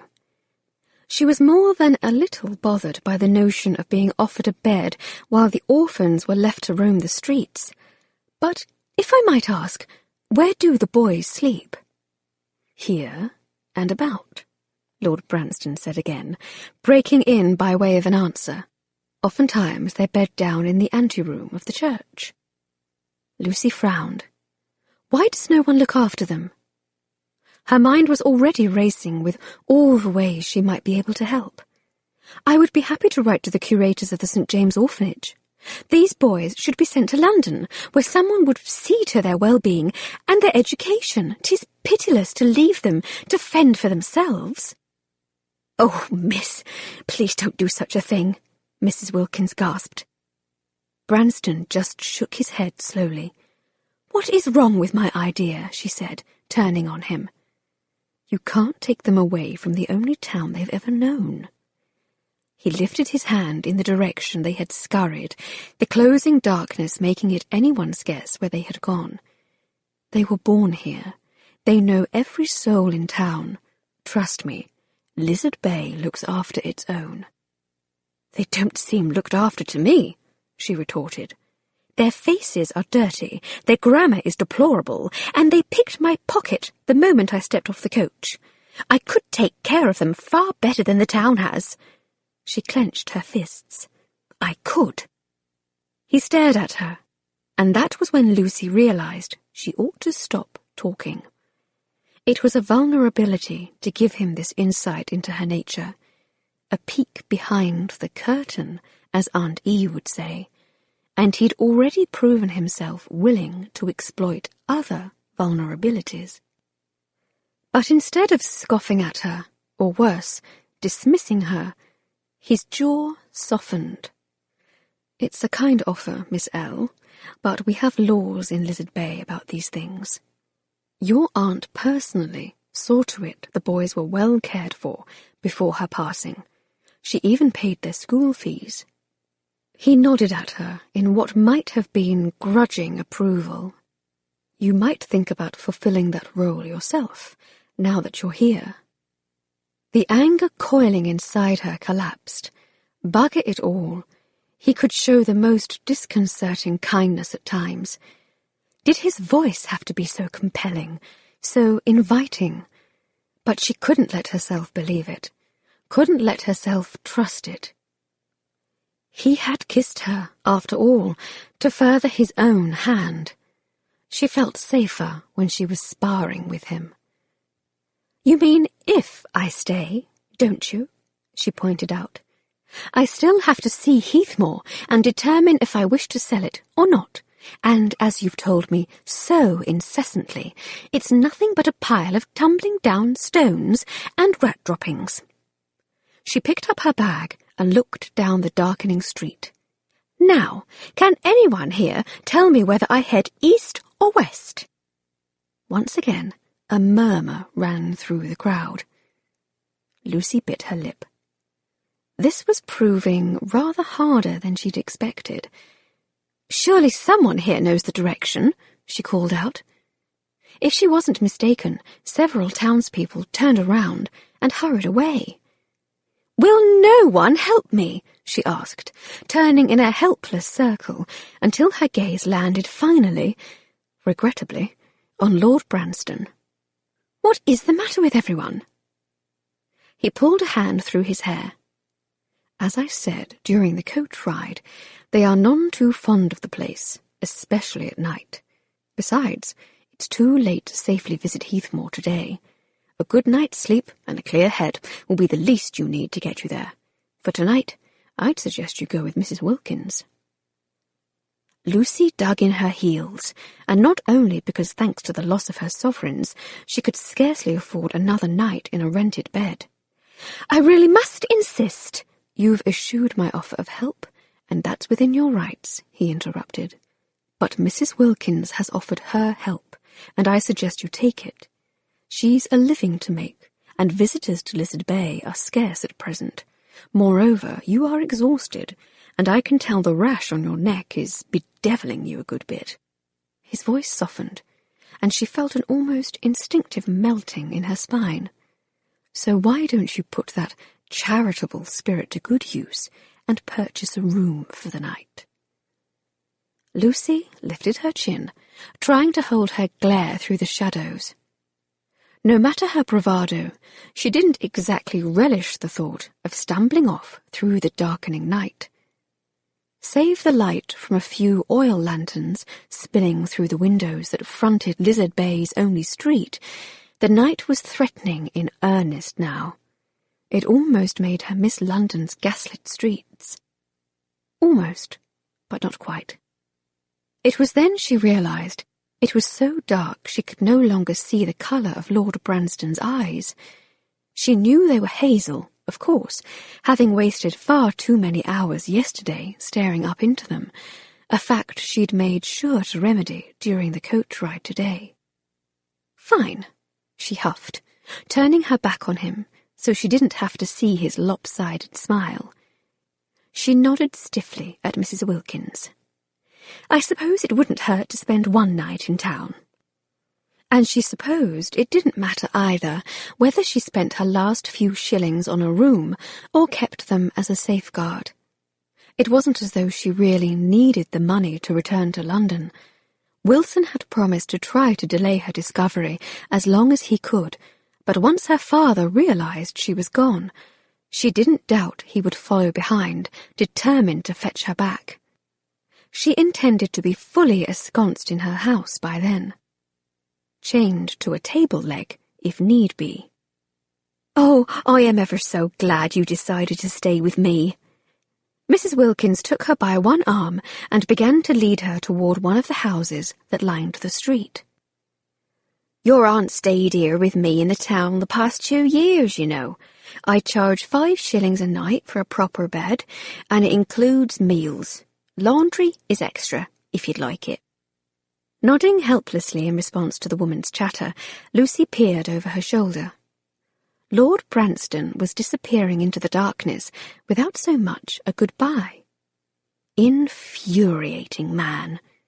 He was the only person she knew in Lizard Bay, and yet he was taking the first opportunity to slip away with nary a clue as to where she might find him. "Do you know where Lord Branston is going?" she interrupted. "Oh, on toward home, I suspect." "Home?" A flare of anger unfurled as they made their way up onto the sagging porch and stepped through the front door of the boarding house. "Do you mean to say he is going to Heathmore without me?" "Oh, no. He has his own house, just outside of town." Mrs. Wilkins clucked in apparent sympathy. "It's strange, I say. It's large enough for 20, but he keeps mostly to himself, and keeps no servants to speak of. Brings his laundry to me for washing, but makes his own meals and such. 'Tis unnatural for a man to prefer to be alone. Well, except for the vicar. He lives alone. Of course, he got God, hasn't he?" Mrs. Wilkins tugged Lucy down a hallway and gestured to a threadbare parlour that lay to their right. "Here's where we take tea in the afternoons, 2 o'clock sharp." She waved a hand vaguely to the left. "And there's breakfast at 8 here in the dining room. Now, we've got a lovely bed upstairs, but we've got a room on the bottom as well. Your aunt preferred the bottom on account of her knees, which bothered her on rainy days. Do you have a preference?" But Lucy's mind was gone, drifting away to the more pertinent question at hand. Lord Branston had his own house, if Mrs. Wilkins' gossip could be trusted. A large one, too. So why in the blazes was he trying to take hers? From the Diary of Edith Lucille Westmore, July 1st, 1816. Never trust a vicar farther than you can throw him. Once again, Reverend Wellsbury has proven himself eminently untrustworthy. When the newly married Mrs. Wilkins confided in me that her husband had flown into a rage and beaten her for no greater transgression than breaking the eggs, I did what any self-respecting spinster would do. I poisoned the man's pudding. Now, I am not saying I intended to do Mr. Wilkins harm. Not permanent harm, at any rate. But, for some reason, Reverend Wellsbury chose that day to visit the Wilkins residence. 2 bites of that pudding, and the vicar spent a fortnight in the privy. I felt terrible, of course. Visited him in his sick-bed, even offered him an apology. But the man's arrogance knows no bounds. He told me he had intended to give Mr. Wilkins a lecture on how to be a better husband, and that I had ruined everything. Moreover, he informed me he can manage the souls of this parish without my interference, thank you very much. Well, I told him a man who beats his wife deserves more by way of punishment than a bloody sermon. And then I offered him some more pudding. Chapter 11. 8 o'clock the next morning saw Lucy up, dressed in her gold wool walking gown, and ready for battle. She'd fallen asleep quickly the night before, the second volume of her aunt's diary open across her chest, 2 nearly sleepless nights catching up with her. She had awakened at dawn with the rash on her neck itching like the devil. It was almost enough to make her regret refusing Lord Branston's offer to stop yesterday at the chemist's in Marston, but not enough to make her admit it out loud. Try as she might, she couldn't shake him from her thoughts. She kept reliving the kiss in her mind, picking the experience apart, trying to examine its various pieces. In doing so, she had reached a more muddled conclusion than the one she'd leaped to 2 nights ago. Yesterday, in the coach, he seemed truly hurt at her determination to avoid speaking to him.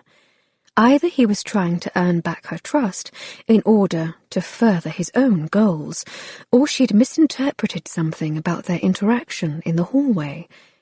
Had she overreacted to his comments in the aftermath of the kiss? It was clear a strong sense of humour lurked beneath Lord Branston's crooked smile, given his propensity for terrible limericks. Had he been trying, perhaps, to lighten the mood, rather than truly meaning to accuse her of negotiating a better price? With some much-needed sleep to untangle her thoughts, she was no longer quite as sure. But whether he was an upstanding citizen or a plotting blackguard, the truth was she didn't know whom to trust. Lord Branston might be the closest thing she had to an acquaintance here in Lizard Bay, but with his actions in Salisbury, he'd given her far more reason to distrust him than not. Until she saw Heathmore with her own eyes and sorted out the secrets Aunt E had hinted about in the letter, she intended to keep her options close and her punitive enemies at arm's length. As she opened the door from her room and prepared to head downstairs for breakfast, she half imagined she heard the blasted man's voice rumbling up from the first floor. Her mind insisted on conjuring a mental picture of that compelling, crooked grin. Determined to see him, if only to once again have the pleasure of refusing his offer of assistance, Lucy hurried down the dark stairs. As she reached the bottom, she tripped over something and pitched shoulder first against the wall with a loud oomph. She glared down at the floorboards, wondering what she had stumbled upon. A fluffy grey cat stared back up at her from the threadbare runner, its yellow eyes blinking soulfully. Its fur was matted with burrs, as though it had no one to brush it out. Well, That someone wasn't going to be her. Orphans were her specialty. Orphans and felons. She wasn't going to get involved with cats. Shoo! She muttered, then glanced down the first-floor hallway, straining for a glimpse of Lord Branston's broad shoulders. She was almost disappointed to find no evidence of the man anywhere in sight. Had she dreamed she'd heard his voice? It hadn't been the only thing she'd dreamed about him either. The man had thoroughly crept beneath her skin, and somehow crept into her dreams as well. Disconcerted by the direction of her thoughts, she waved her hand at the cat. "Shoo!" she said again, louder now. The cat didn't shoo.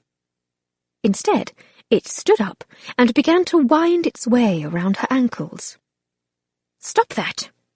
She stepped over it, only to encounter another cat waiting just beyond, this one an orange and black calico. As she approached, it yawned, and then it, too, began to rub its face against her skirts. She skirted the edge of the wall until she finally was able to step into the dining room. She could smell toast and eggs and tea, as if breakfast had started hours ago. Her mouth was already watering. But as she turned toward the table, she discovered a rather rude shock. To start, breakfast appeared to be over. And second, there were cats everywhere. 4 stood on chairs, stretching high on hind legs, snatching bits of coddled egg off china plates. She counted 5 on the dining table, lapping from saucers of cream. At least 2 were rolling about under the table playing, although Lucy allowed they might have also been mating. Who could tell in this melee?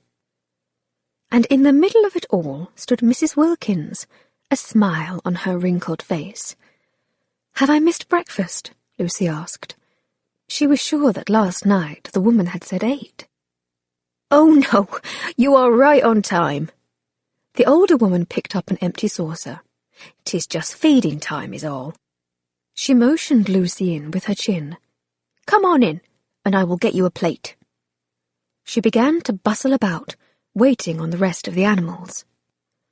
"Are these all yours?" Lucy asked, as she approached the table. Bits of cat hair and fluff rolled across its surface, making her stomach turn. "Of a fashion." Mrs. Wilkins nodded toward a brown tabby, rather more rotund than the rest, and sitting in the centre of the table, washing its face with one paw. "Only Peter here is truly mine. The rest used to live down by the wharf, eating the cast-offs of the day's catch, but fishing's been a bit off lately, and the poor souls need someone to look after them." She clucked in concern. "They keep multiplying, though. 2 of them have litters of kittens at present." Lucy picked up a cat from one of the chairs, and then sat down herself before another stealthy creature could claim it. "Let me see if I understand the way things are done in Lizard Bay," she mused, settling a napkin on her lap. "Orphans must sleep by themselves in the church, but you open your house to the town strays." Mrs. Wilkins chuckled. "Oh, I offered a roof to those boys right enough, but the Tanners are tough little nuts. Don't like the idea of charity. And between you and me, I suspect they like to sleep in the church because they can run up and down the aisles at night and make all the racket they want." She ran a gnarled hand along Peter's back, making the cat's tail arch high in the air. "And you'll have to get up a mite earlier to see them. The boys come by nigh on 7 o'clock every morning." She gestured to the table. "This here is just what's left over from their breakfast. Lord Branston came by to collect them for school about 10 minutes ago, as he does most mornings. He's the only one who can convince young Danny to go half the time. He practically had to drag the lad along today." "Oh." Lucy blinked. So she had heard Lord Branston. Despite her determination to steer clear, she couldn't help but feel a bit disappointed she had missed him. Why did Danny not want to go to school today? I believe it was because of long division. Lucy smiled at the evidence that, if nothing else, the orphans of Lizard Bay were getting a proper, if unappreciated, education. Well, I suppose I can understand the sentiment. I prefer to run up and down church aisles over mathematics myself. She accepted the cup of tea Mrs. Wilkins handed her and offered the proprietress a wry smile. But those boys will have need of some math skills if they continue on the illustrious route to thievery. Mrs. Wilkins chuckled. I am not sure they teach that at university. Lucy blinked. University? Lord Branston has pledged to pay for each of the lads to go eventually. She nodded approvingly. Lizard Bay's first graduates they'd be, and what a sight that would be! Her mouth firmed. But to qualify, they need to commit themselves to a proper round of study now. The older lads seem willing, but young Danny's been a bit harder to convince. Lucy leaned back in her chair, stunned. Had she really heard correctly? The town's unruly, unkempt orphans were being groomed for higher education, and moreover, the blackguard Branston had pledged to pay their way. He asked after you, you know. Lucy's gaze jerked up to meet the old woman's, still trying to sort through the incongruous images of a man as simultaneous philanthropist and scoundrel. Danny? No, Lord Branston. Did he? Lucy's cheeks heated. Mrs. Wilkins nodded. Told me to tell him if you seem to need any help. I don't need any help from Lord Branston, Lucy replied, though her heart kicked over with the knowledge he'd asked after her. He asked me to give you this. Mrs. Wilkins placed 2 gold sovereigns down on the table beside her, and to convey his apologies on behalf of young Ethan. Lucy stared down at the coins, swallowing. Which one is Ethan? The second youngest. Apparently the lad confessed his crime this morning, and so Lord Branston covered the cost of the theft out of his own pocket. Lucy exhaled slowly. Did this mean she was now in Lord Branston's debt? Or was it young Ethan who carried that cross? And blast it all, did Branston have to be so damnably pleasant? Aunt E had said in her diary that men weren't to be trusted, but how was she supposed to maintain her resolve in the face of such infuriating niceness? That was rather kind of him, she admitted reluctantly. Her stomach chose that moment to grumble. Nothing quiet and demure about that. Oh, you poor dear. Mrs. Wilkins bustled to fill a plate from the sideboard. You missed dinner last night, arriving so late you must be starving. I hope you like sausage. They are a local variety, and were your aunt's favourite. Her forehead wrinkled. Well, except for that period a few years ago when Miss E decided to form the Lizard Bay Vegetarian Society. She shook her head. Never did take on the way your aunt had hoped. Lucy slid the coins into her dress pocket, grinning in spite of herself. That, at least, had a familiar ring to it. There was a time when I refused to eat meat as well, she admitted, accepting the plate Mrs. Wilkins passed her. I was convinced of the need to save all of the animals of London. Why, you sound just like Miss E. Mrs. Wilkins scooped up a black and white cat that had begun to circle Lucy's plate in anticipation of its spoils. She had a big heart where animals were concerned. People too, I suppose. Feeding the cats from the wharf was her idea. Lucy picked up her fork, feeling a tug of something that might have been nostalgia. I didn't know my aunt very well. I last saw her when I was 6 years old. She thought of the next 2 volumes of her aunt's diaries, tucked in her bag above stairs. She wasn't anywhere close to the end, but the pages she'd progressed through were offering more fascinating glimpses into her aunt's secret life. I've only got bits and pieces that I've, heard. Mrs. Wilkins bustled about, collecting dishes and warming up to her gossip. Well, Miss E. was a handful, I'll tell you. No one else like her, from London to Marston. She wasn't beautiful in the usual way, mind you, but she had a way of warming men's hearts right up whenever she walked into a room. Lucy looked up, startled at the notion that beauty and attraction needn't be linked. Do I really remind you of her? Well now, let's see. Mrs. Wilkins put her hands on her hips. There's your hair, of course, a bit shorter than most women wear it.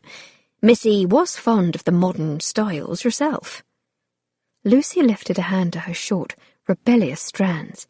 It, isn't really a style. Mrs. Wilkins laughed. When you stepped off that coach without a maid in hand, or even a proper chaperone, that was our next clue. Miss E. valued her independence. Tell me, child, how much trouble do you usually get into?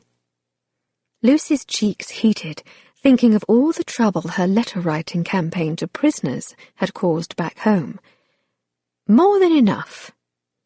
The older woman nodded in apparent approval. Your aunt stirred up trouble wherever she went too. The Vegetarian Society was only one of the causes she tried to introduce here in Lizard Bay. Before that, there was the Fishermen's Wives Relief Fund. She began to count on her fingers. The Christian Ladies Temperance Society. She chuckled. She created that one for Lord Branston back in 1850, made him join as the sole member. She counted another finger. Oh, and the Save Orphans Act of 1852. My aunt passed an act? Lucy asked, incredulous. I thought only Parliament could do that. Oh, here in Lizard Bay, we see to our own rules and laws. Miss E. didn't think Parliament's laws regarding orphans were good enough. She was always going on and on about those idiots up in London. She began to bustle about again, clearing more dishes and cats from the table. She wanted more protection for the Tanner lads, and so after their father died, she convinced us all to agree to her notion that every single person in town was responsible for the care, feeding, and moral upbringing of the rascals.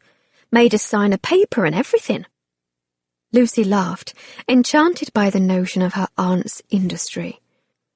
Given her own unproductive experience with trying to evince a governmental change in the conditions for London's prisoners, she didn't doubt her aunt's method was probably far more effective than the usual way of going about it.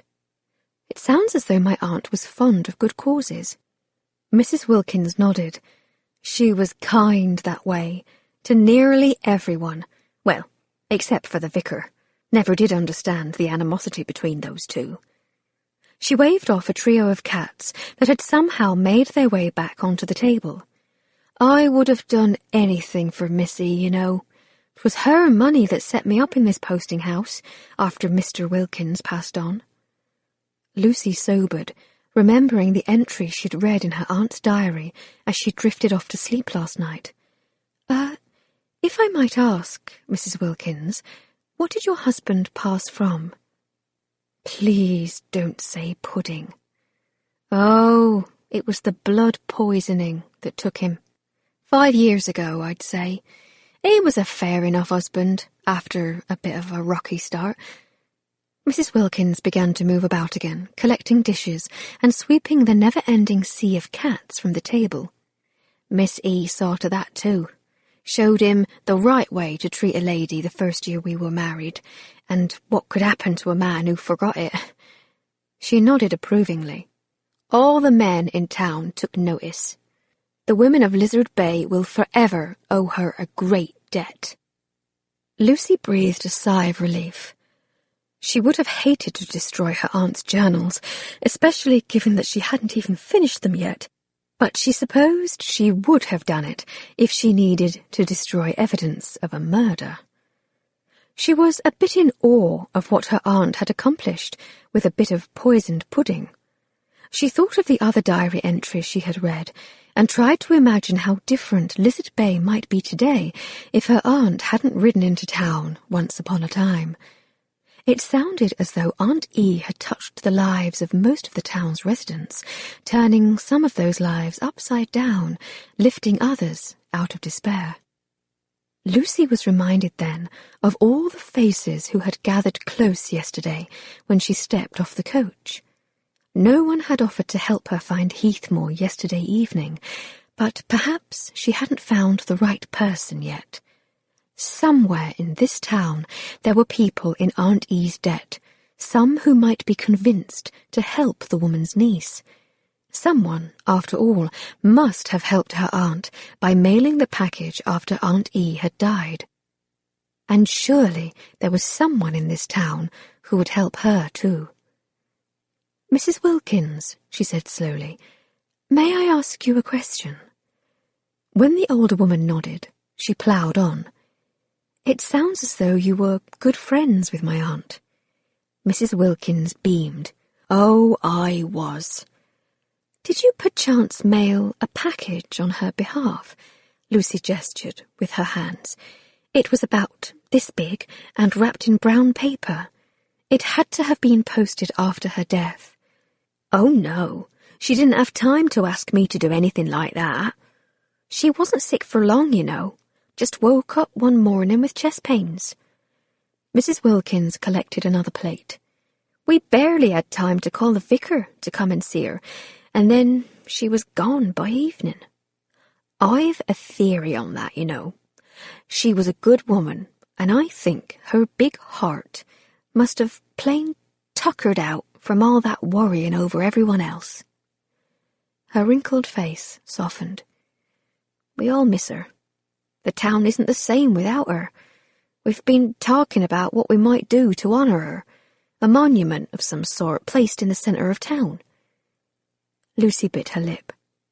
She'd not known Aunt E very well when she was growing up, but she was beginning to get a stronger sense of the woman. And though she hadn't mourned properly when news had come of her aunt's death, a part of her was mourning the loss of Aunt E now. "Mrs. Wilkins, may I ask you for a favour?" "Of course, anything for Miss E's niece." "I had thought to inspect Heathmore Cottage this morning. Would you perchance be willing to show me where it is?" Mrs. Wilkins froze, a plate in each hand. "Oh, no." She shook her head, setting grey curls bouncing. "Not after what happened the last time." Lucy frowned at the woman's theatrics. Why ever not? "Lord Branston hired me on to wash the windows." Mrs. Wilkins set the plates down and clasped a hand to her heart, her gnarled fingers curled in fear. "But Miss E's spirit pestered me something awful, moaning and carrying on, warning me to stay away. It's not safe." Lucy gritted her teeth. So, Lord Branston was tied up in all this talk of ghosts, was he? Just when she'd begun to reconsider her doubts, too. She felt oddly disappointed. Mrs. Wilkins fixed Lucy with a stern look. "And you shouldn't go up there either. There's ain'ts up there about on the cliff, and hidden dangers too. It's much better to stay down here in town. The vicar was always worried about Miss E living alone up there. Why, you would have thought it was the Lord's own war, the way those two carried on about it. He was pleased when she finally moved down to town." "Haints?" Lucy scoffed. Surely Mrs. Wilkins didn't believe that nonsense from the orphans. "I don't believe in ghosts, Mrs. Wilkins, and my aunt left me the property for a reason. She must have imagined I would want to visit." Mrs. Wilkins looked doubtful. "Better to sell it to Lord Branston, I should think. In fact, everyone in Lizard Bay thought you already had." Lucy shook her head. "No, I have not sold it yet." And she'd come to make sure she wasn't swindled into it, hadn't she? "But I do need to sort out what it's worth before I make that decision. Is there someone else in town who might be willing to show me the property?" she pressed. What about Reverend Wellsbury? According to her aunt's diary, he well knew the way, and surely a vicar didn't believe in ghosts. Mrs. Wilkins picked up the plates again. Oh, I wouldn't ask him, dear. E and Miss E didn't get along, and you seem rather cut from the same cloth as your aunt. She headed for the kitchen door, dodging a pair of cats as she went. Best to just potter around Lizard Bay, she called over her shoulder. And remember, there's tea at 2. From the Diary of Edith Lucille Westmore, January 4th, 1817. Since my arrival in Lizard Bay, Mr. Jameson has continued to offer me his hand in marriage, but it's clear he's not the right man for me. He has no idea what to do with a strong-willed woman, or a dog, for that matter. I've told him over and over again it is too cold to leave his dog tied out of doors. I'd hoped the regard he held for me might encourage him to action, but as I headed home yesterday after the weekly meeting of the Fishermen's Wives Relief Society, I saw the poor thing shivering outside in the snow again. It was then that I decided to teach Mr. Jameson a lesson he wouldn't soon forget. Despite the weather, it didn't take much to convince him to meet me outdoors. He even obligingly shrugged out of his coat and dropped his trousers. I still can't believe he let me tie him up. Apparently, the grocer is the sort of man who appreciates a woman who sews red ribbons on her petticoats and can tie a good knot. Oh, the look on his face when I blew him a kiss and walked away. But I wasn't entirely heartless. I gave him a blanket, and I untied him after 3 hours. Mr. Jameson hasn't asked me to marry him again, but his dog lives in the house now, sleeps on an embroidered pillow to hear the gossip. I'd consider that a knot well tied. Chapter 12. By late afternoon, Lucy had learned the meaning of Mrs. Wilkins' word, potter. It meant do nothing productive, despite one's best efforts.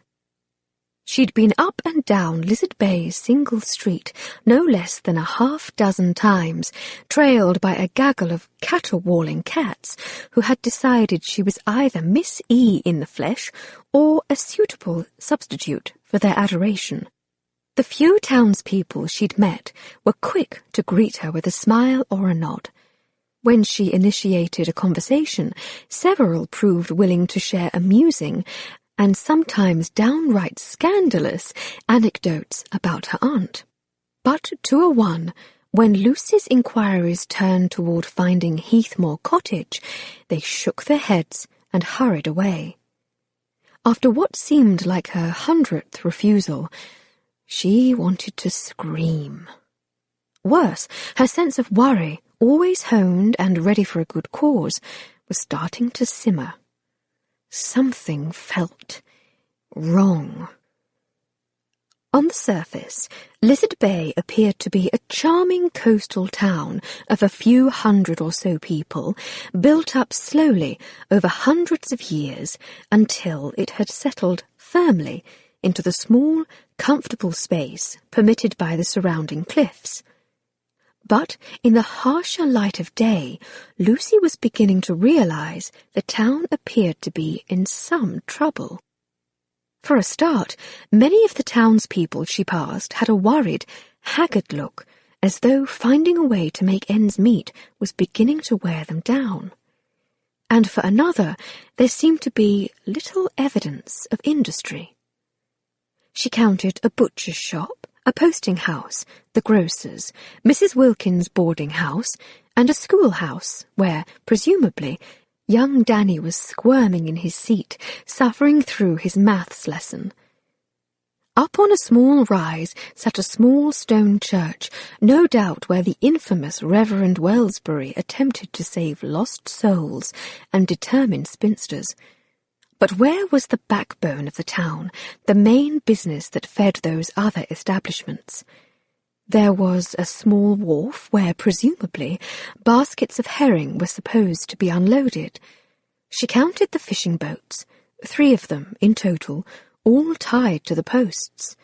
But she could see no evidence of a bustling fishing trade, and when she ventured out onto the dock and looked down into the water, the only fish she'd seen were floating on top, grotesque and bloated. But as curious as it all was, she couldn't take the time to sort through the mystery. Time was marching by, and she felt its loss keenly.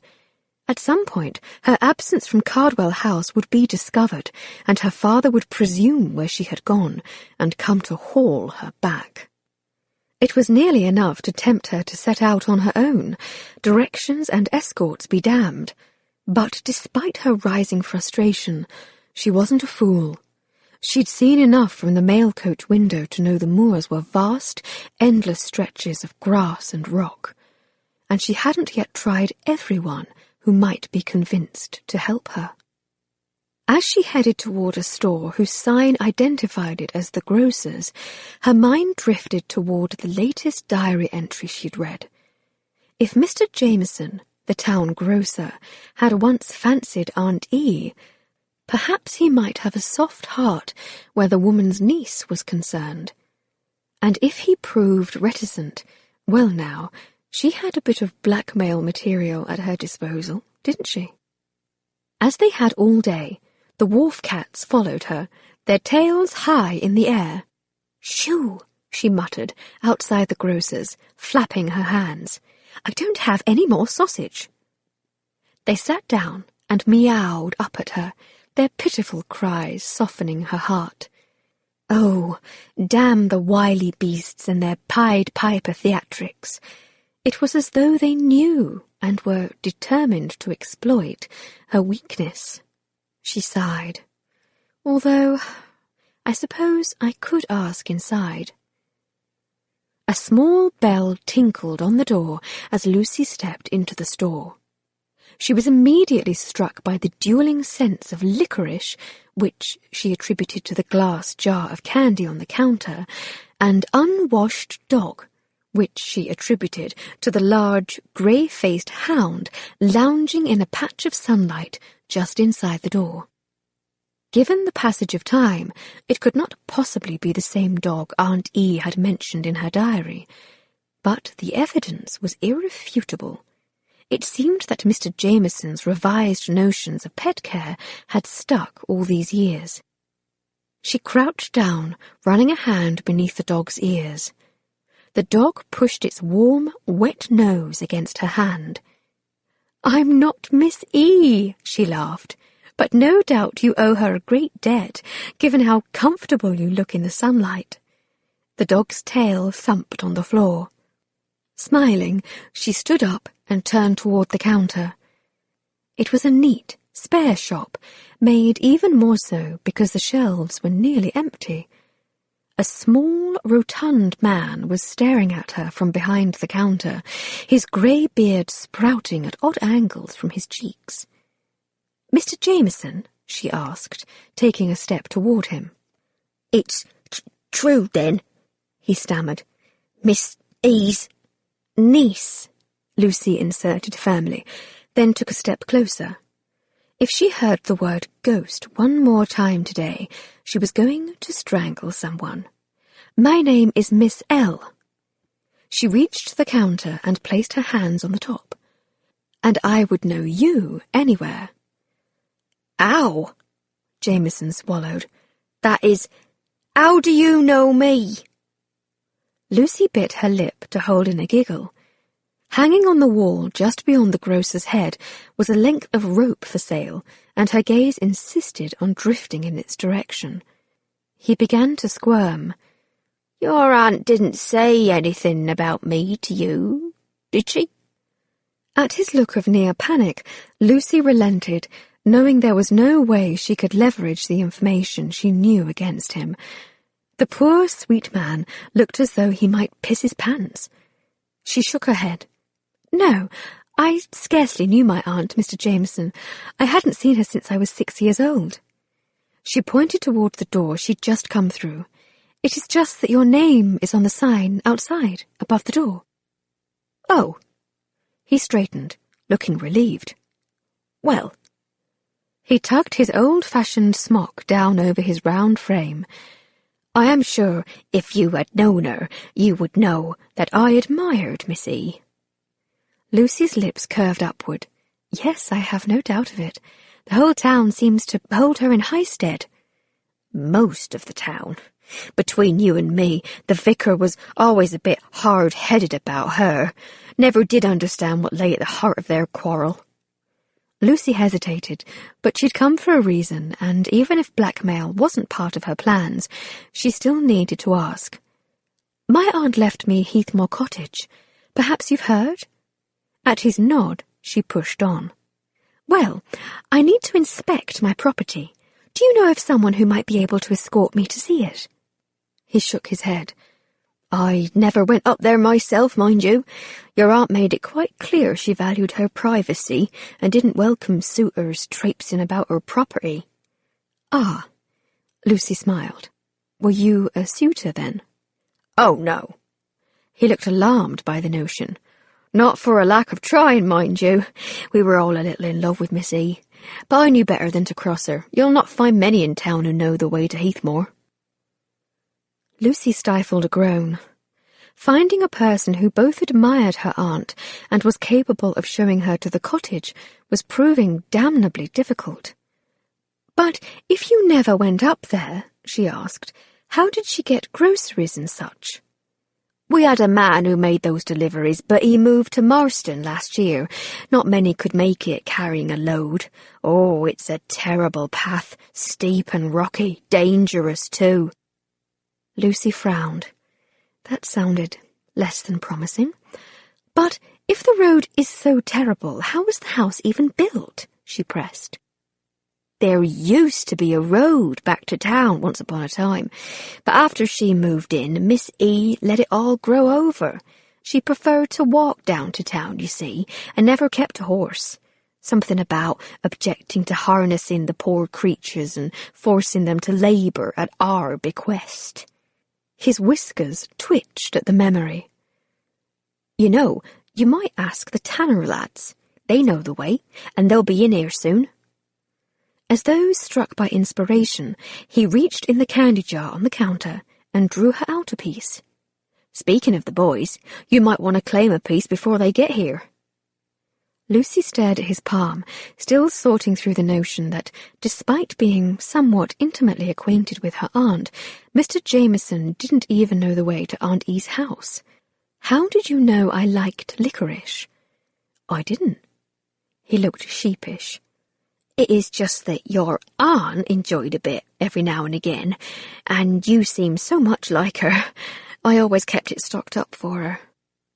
It is kind of you, but I really shouldn't, Lucy said, thinking of the precious coins she had left. She shook her head. I need to save my money. Oh, 'tis already bought and paid for. Missy ordered it up from London every few months, but left it here so she wouldn't eat too much at once. This is what is left from her last order. God rest her soul. Oh. Lucy smiled, relenting. Well then, I suppose I might have just one. She accepted the piece of candy and placed it on her tongue, sighing at the pleasure of its melting sweetness. Mr. Jameson chuckled. Your aunt had a sweet tooth, too. She always rewarded the Tanner lads with a piece when their school day was done. It will be a shame when this order's all gone. He checked a pocket watch. The boys should be here in just a minute now. One of my favourite parts of the day. Those rascals are a handful, but they are sweet boys who need our help. He slipped the watch back into his apron pocket and put the top back on the jar of candy. I'd heard you'd come to town, but when you walked through that door and I saw it with my own eyes, I could hardly believe it. Have you come to collect your aunt's snuff, perchance? Lucy choked on her candy. I beg your pardon? He ducked behind the counter and came up holding a small tin. Missy ordered it from London every month. Refused to buy it out of Marston. Hated that town something awful. He shook his head at the memory. She claimed Marston was ruining Lizard Bay's economy. He placed the tin on the counter and regarded it sadly. She never did pick up her last order. Lucy eyed the snuff tin with curiosity. I am afraid I never developed the habit. Oh. He frowned. I don't know what I am going to do with it then. No one else in town can afford the 5 shillings it costs except Lord Branston, and he's been a teetotaler ever since Miss E shook out his hide and set him on the straight and narrow path. Lord Branston, a teetotaler? Lucy scoffed, remembering how he had smelled like brandy that day on the train. She'd like to forget how she'd taken secret, covetous sniffs of him, but she suspected she was bound to keep remembering. The bloody man had been burned onto her brain. Surely you jest. But Jameson shook his head, all seriousness. No spirits, no snuff either. Not for a couple of years now. He looked forlorn. I suppose I will just be out the money then. Lucy considered again the 2 precious sovereigns tucked in her reticule. She shouldn't spend them, given they were all she had left in the world. But she couldn't stand to think of Mr. Jameson suffering a financial hardship on her account. Neither could she imagine going back out and facing her expectant feline friends empty-handed. They were liable to follow her back to Mrs. Wilkins's house if she did, and then she'd be forced to share her dinner. She reached into her purse and pulled out one of the precious sovereigns, placing it on the counter. I suppose I can give the snuff a try, just this once. And do you perchance have any salve? She scratched at her neck, cursing Geoffrey and his pranks. I'd like to buy some fish for the wharf cats as well. Mr. Jameson began to wrap the tin up in brown paper. I am afraid we don't have any salve. Items like that have to be ordered from Marston, and they take a few days to get here. And there's been no fishing here for months. Isn't Lizard Bay supposed to be a fishing town? He shook his head. The fish have all gone up coast, or died. Lucy tried to puzzle it out. Why would a fishing village, one that had clearly been here for many generations, suddenly have no more fish? Jameson might depend on the townspeople for his living, but they depended on fish for theirs. She eyed the empty shelves with fresh understanding. It wouldn't make sense to stock them if no one could afford to buy the goods. But what do people do instead? Some folks have already moved away looking for better opportunities. Some have even gone up to Marston. Your aunt was livid over it. Jameson leaned across the counter and beckoned her closer, as though eager to impart a bit of gossip. Miss E was determined to fix matters too, you know. She had grand plans and wasn't going to let Marston have the last say in Lizard Bay's future. She told us we couldn't depend on fishing and her forever. His face fell. Turns out she was right, on both fronts. The bell on the shop's door tinkled, but even before she heard the exuberant voices of the Tanner boys, she felt a telltale shiver roll pleasantly up the base of her spine. Lord Branston had not even said a word, and yet she was already as aware of his presence as if he'd trumpeted his arrival. Blast it all, but was it possible that in spite of her resolve to have nothing to do with him, she was even more aware of the man than before? Heart-thumping, she swung around to face them. But was it even the same man? In London, he'd scarcely stood out for anything but his handsome face. He'd worn the requisite checked wool trousers and silk waistcoat of any town gentleman, but it seemed he shed that skin here in Lizard Bay. Today he was at ease, smiling and dressed in a loose-fitting frock-coat and flannel brown trousers, unusual only in how ordinary they looked. He was lacking a collar entirely, and instead of a necktie wore an old scarf looped about his neck. Had she ever seen a gentleman look so useful? Lord Branston stood back and let the boys surge forward, their schoolbooks and lunch pails swinging. The boys converged on the counter, their hands grappling with the licorice jar. "Watch it, Charles! Leave some for me, Ethan!" As they each fought for their fair share, she watched Lord Branston. As it stupidly insisted on doing at every coveted sight of him, her heart wobbled a bit in her chest. He looked at ease, not only more so than he had in London, but even during the long journey to Lizard Bay. He carried an old leather satchel over his shoulder that appeared to be bulging with secrets, and his jaw looked unshaven. The dark stubble made her wonder what it would feel like to run her finger along it, but she wasn't going to get close enough to do such a foolhardy thing. She tried to be irritated with him in his easy, carefree appearance. He was a marquis, for heaven's sake. Could the man not employ the services of a valet? Or be bothered to put on a hat? His auburn hair was wildly awry, as though he'd spent the entire day out of doors. That gave her pause. She hadn't seen him about town, not that she'd admit to looking for the man, but given that Lizard Bay had only the single street, she couldn't help but wonder just where he passed his hours all day, only to emerge looking so delectable. Their cheeks full, the boys began to move away from the counter. They parted like the Red Sea and came back again to surround her. "It's Missy's ghost!" crowed the one who had extracted the sovereigns from her pocket last night.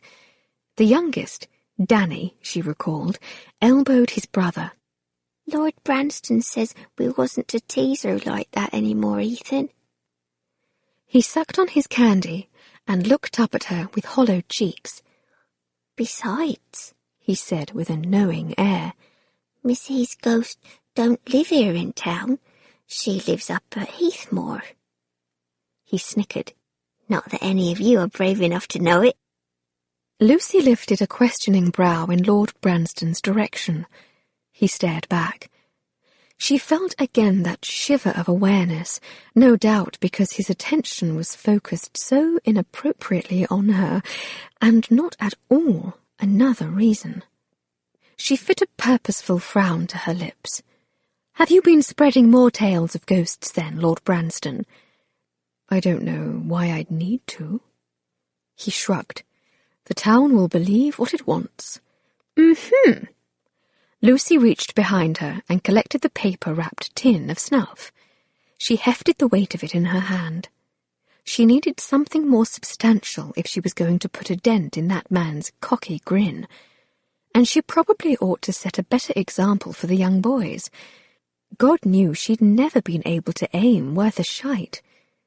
So instead of hurling it at his smiling face, she put the tin of snuff in her reticule and pulled out her last sovereign instead. Holding the coin up, she flashed it temptingly at the lads. "No matter what untruths Lord Branston has told you, Miss E is not a ghost. Now, which of you boys might like to earn a bit of money? I need a guide to Heathmore Cottage." He'd give her this. She was a persistent thing, and it was proving an enjoyable experience, watching her try to turn the tide of local opinion. He suspected Miss E would have been proud of her niece and what she was trying to do. The elderly spinster had been a woman who admired persistence and backbone in all their various forms. But persistence alone wasn't going to get Lucy Westmore to Heathmore Cottage, and if she continued to refuse his offers of help, she deserved whatever misery her backbone brought her. He watched the boys, waiting to see what they would do. Danny was the most likely choice to take her money, given that he'd been the only one of the four brave enough to bring the letter up a week and a half ago. But Danny was looking down at his shoes, shuffling them in near agony. A properly earned sovereign was an unheard-of luxury, but it seemed fear had a way of paralysing even the neediest of feet. If one of the boys did accept, Thomas knew he would have to go with them. The lads knew the way, of course, but the path would be complicated to navigate in heavy skirts. And her skirts were an atrocious, bell-shaped thing, stuffed from beneath with crinolines that probably weighed close to a stone. No doubt she'd need help to pull herself over rocks and such, and to make sure she didn't break that long, lovely neck. And it wouldn't be a hardship to feel the slip of her hand in his own. But it seemed such wild, fanciful notions were not to be.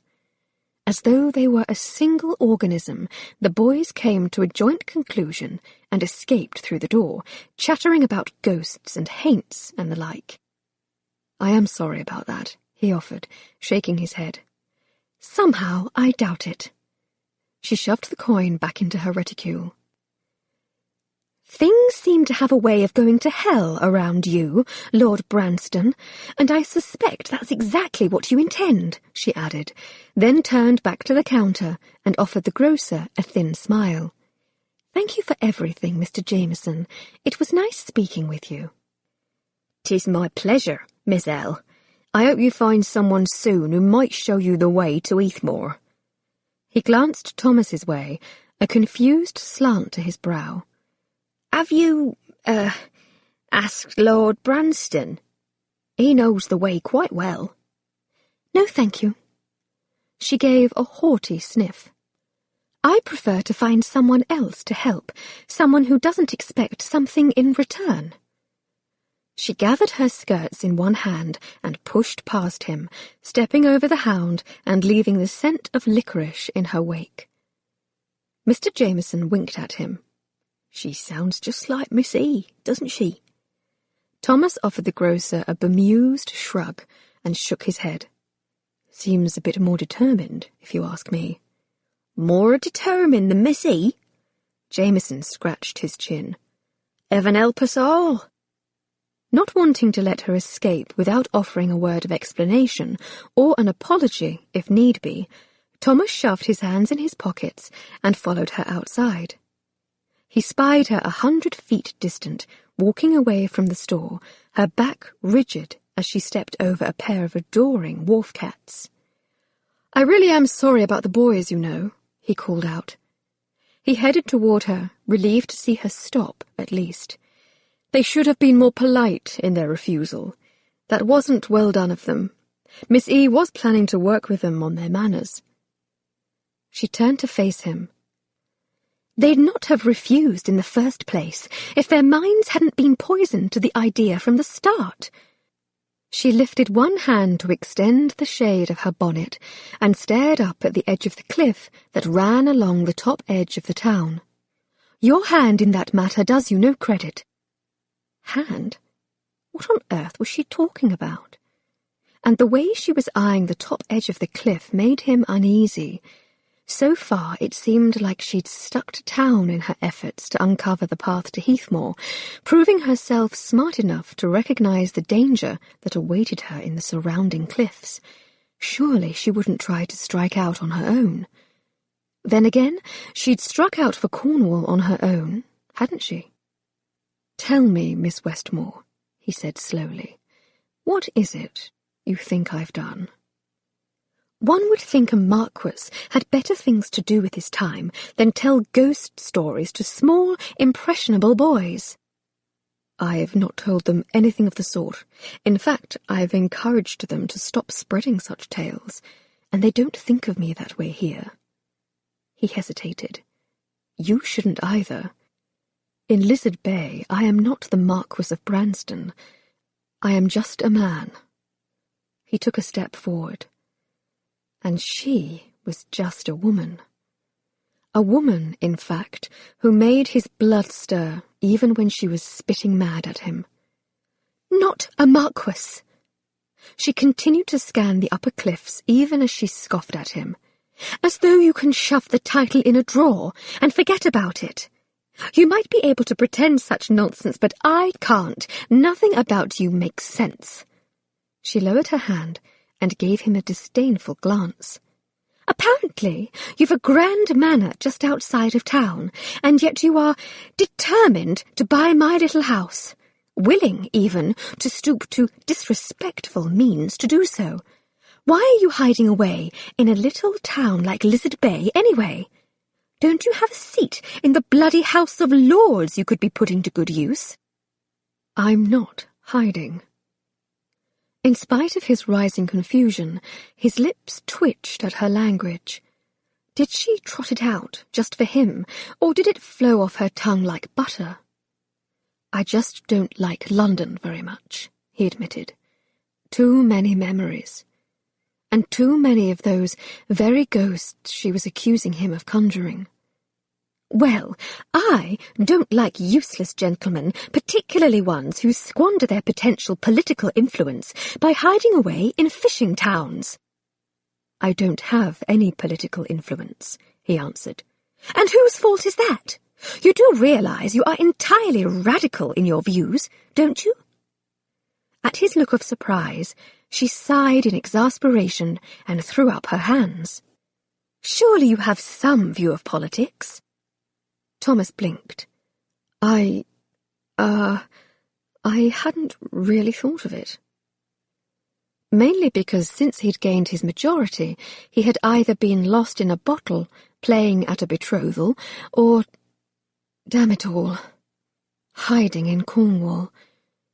She rolled her eyes. Honestly, Lord Branston, did you really think the study of botany was going to properly prepare you for the responsibilities of your position? Her words stung, as she had likely intended them to. It was very nearly an accusation that he had been selfish in his choice of studies, and part of the problem was that perhaps it was true. He'd certainly been selfish in not considering the impact his absence would have on his sister. And then, in the years following university, when he floated through London's social scene in a drunken haze, he never once considered answering that summons from the Crown, never stopped to consider if he ought to be doing something else with his life. Was it because he'd been orphaned at such a young age, with no firm sense of the expectations of the position? Or had he rejected the notion because he was sure he would only muck it up the way he'd mucked up his life?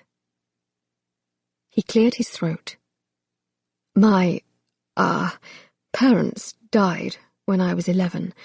I wasn't old enough to take my father's seat then, and I suppose it never occurred to me to do so later, when I reached my majority. He had told himself that so many times, he wasn't even sure now whether or not it was the truth. But it sounded like the truth. And it was preferable to admitting his failures. I am sorry for your loss, she told him. But she didn't sound sorry. In fact, her eyes flashed at him, nearly silver in the sunlight. But there is a good deal happening right now in London with Lord Aberdeen as Prime Minister. If you would but take your seat in the House of Lords and put some of your good instincts to wider purpose, you might influence the lives of thousands of orphans, not just 4. You might even be able to do more. Improve the lives of women, for example. Change the laws so they might keep their property after they are married, or retain their children if they must leave brutal husbands. He stared at her, feeling more than a little lost at sea. She thought he had good instincts. And when had this become about him? She stared back. But no, you're too important for such matters, it seems. You seem more content to hide away here, making sure one young man doesn't play truant. She looked away and tugged at the edges of her gloves, the very picture of a dismissal. Now, if you will excuse me, I don't have time for idle chit-chat, Lord Branston. I've a cottage to find. He stepped in front of her. Damn it all, but how could she see through his black heart and know just how to poke at him? If there was a measure of guilt to be found in his self-imposed isolation, in the panic he felt at the thought of returning to live in London, she had surely just found it. He'd known his choices of the past 3 years were cowardly at best, selfish at worst. He'd just never had anyone, not even the outspoken Miss E, call him out for it. This isn't about my empty seat in the House of Lords. He shook his head, trying to steer his thoughts back to centre. It's about your determination to reach Heathmore. Why are you wasting your time traipsing this dusty street, asking everyone you meet for help? As I have repeatedly offered, I am more than willing to show you the property myself. And as I've repeatedly said, I prefer to find someone else to help me, either that or find it on my own. Thomas knew he shouldn't. He shouldn't even be standing here talking with her, much less touching her. His last disastrous touch had led to the kiss that brought him to all of this. But as though it had a mind and imagination of its own, his hand reached out to curve over her arm. Her spine remained stiff and unyielding. Her skin, though, that was soft as he remembered. He recalled how pliant her hand had felt in his own, there at the inn in Salisbury, when she burned her thumb on the hot wax and he'd taken it up in his. He wanted desperately to go back to that place, however dangerous the sentiment was. "Promise me," he said, softening his voice, "that you won't attempt it without a guide." "I see you have continued in this habit of touching women without their leave," she told him, though she didn't pull away. "I assure you it's an entirely new phenomenon, one that only seems to occur around you." He tugged until she thumped up against him, both of them breathing harder now. "Promise me, Lucy. The cliffs are dangerous. You could easily be killed." Her lower lip slid between her teeth, causing him to suck in a breath. "I owe you no promises, Lord Branston." She hesitated. "But rest assured I have no intention of purposefully meeting my demise." Her lips firmed. "Because then you'd have Heathmore without a fight." He wanted to point out that was hardly a reassurance. She wouldn't do something stupid and find herself dead by accident, but he somehow held his tongue. He could feel the energy humming in her where his hand curved over her skin. She might not be setting off on her own yet, but she was poised to do something, that was assured. "Why are you being so stubborn about this?" he asked. "Why are you being so persistent?" she countered, but he couldn't help but notice she wasn't trying to twist out of his grasp. If anything, he felt the merest loosening of her spine, a melting response that told him she, too, felt this queer, electric pull between them. "I can't help but think you aren't telling me the whole truth about Heathmore." "I've told you no lies," he said, though his conscience scratched at him, reminding him that a falsehood and an omission of the full truth could be argued as shades of the same transgression. He stared down at the wide, well-shaped mouth that somehow, despite being attached to a spinster who insisted on saying the most outrageous things, tempted him beyond reason. She smelled of licorice and sunshine, and he wanted to know if she tasted the same way. He licked his lips. "You can trust me, Lucy. I am not lying to you." She pulled away out of his grip. "I can't trust you. I can't even trust you to use the name I have asked you to." She took a firm step away from him. "My name is Miss L, not Miss Westmore, and certainly not Lucy. And a woman like me can't be too careful." "What do you mean, a woman like you?" he asked. "I know how you see me, how everyone sees me. An easy target, a woman who ought to be grateful for an ounce of a handsome gentleman's attention." He shook his head, surprised at her admission, and more than a little confused. "That isn't how I see you at all." No, quite the contrary. He saw her as determined, decidedly ungrateful, and utterly, entirely desirable, despite her sharp edges. "Miss L," he said, being sure to emphasize the words, "you are the farthest thing from an easy target. In fact, if a suitor's arrows were drawn, I suspect they'd go flying in the exact opposite direction. You've a way of pushing people away, even people who have your best interests in mind. You might try trusting others, on occasion." He paused, remembering how Miss E. had helped him, even when he'd initially resisted the offer of assistance. He'd needed a shove to be convinced to give up the bottle, and Miss E. had been all too happy to provide it in the form of a little blackmail.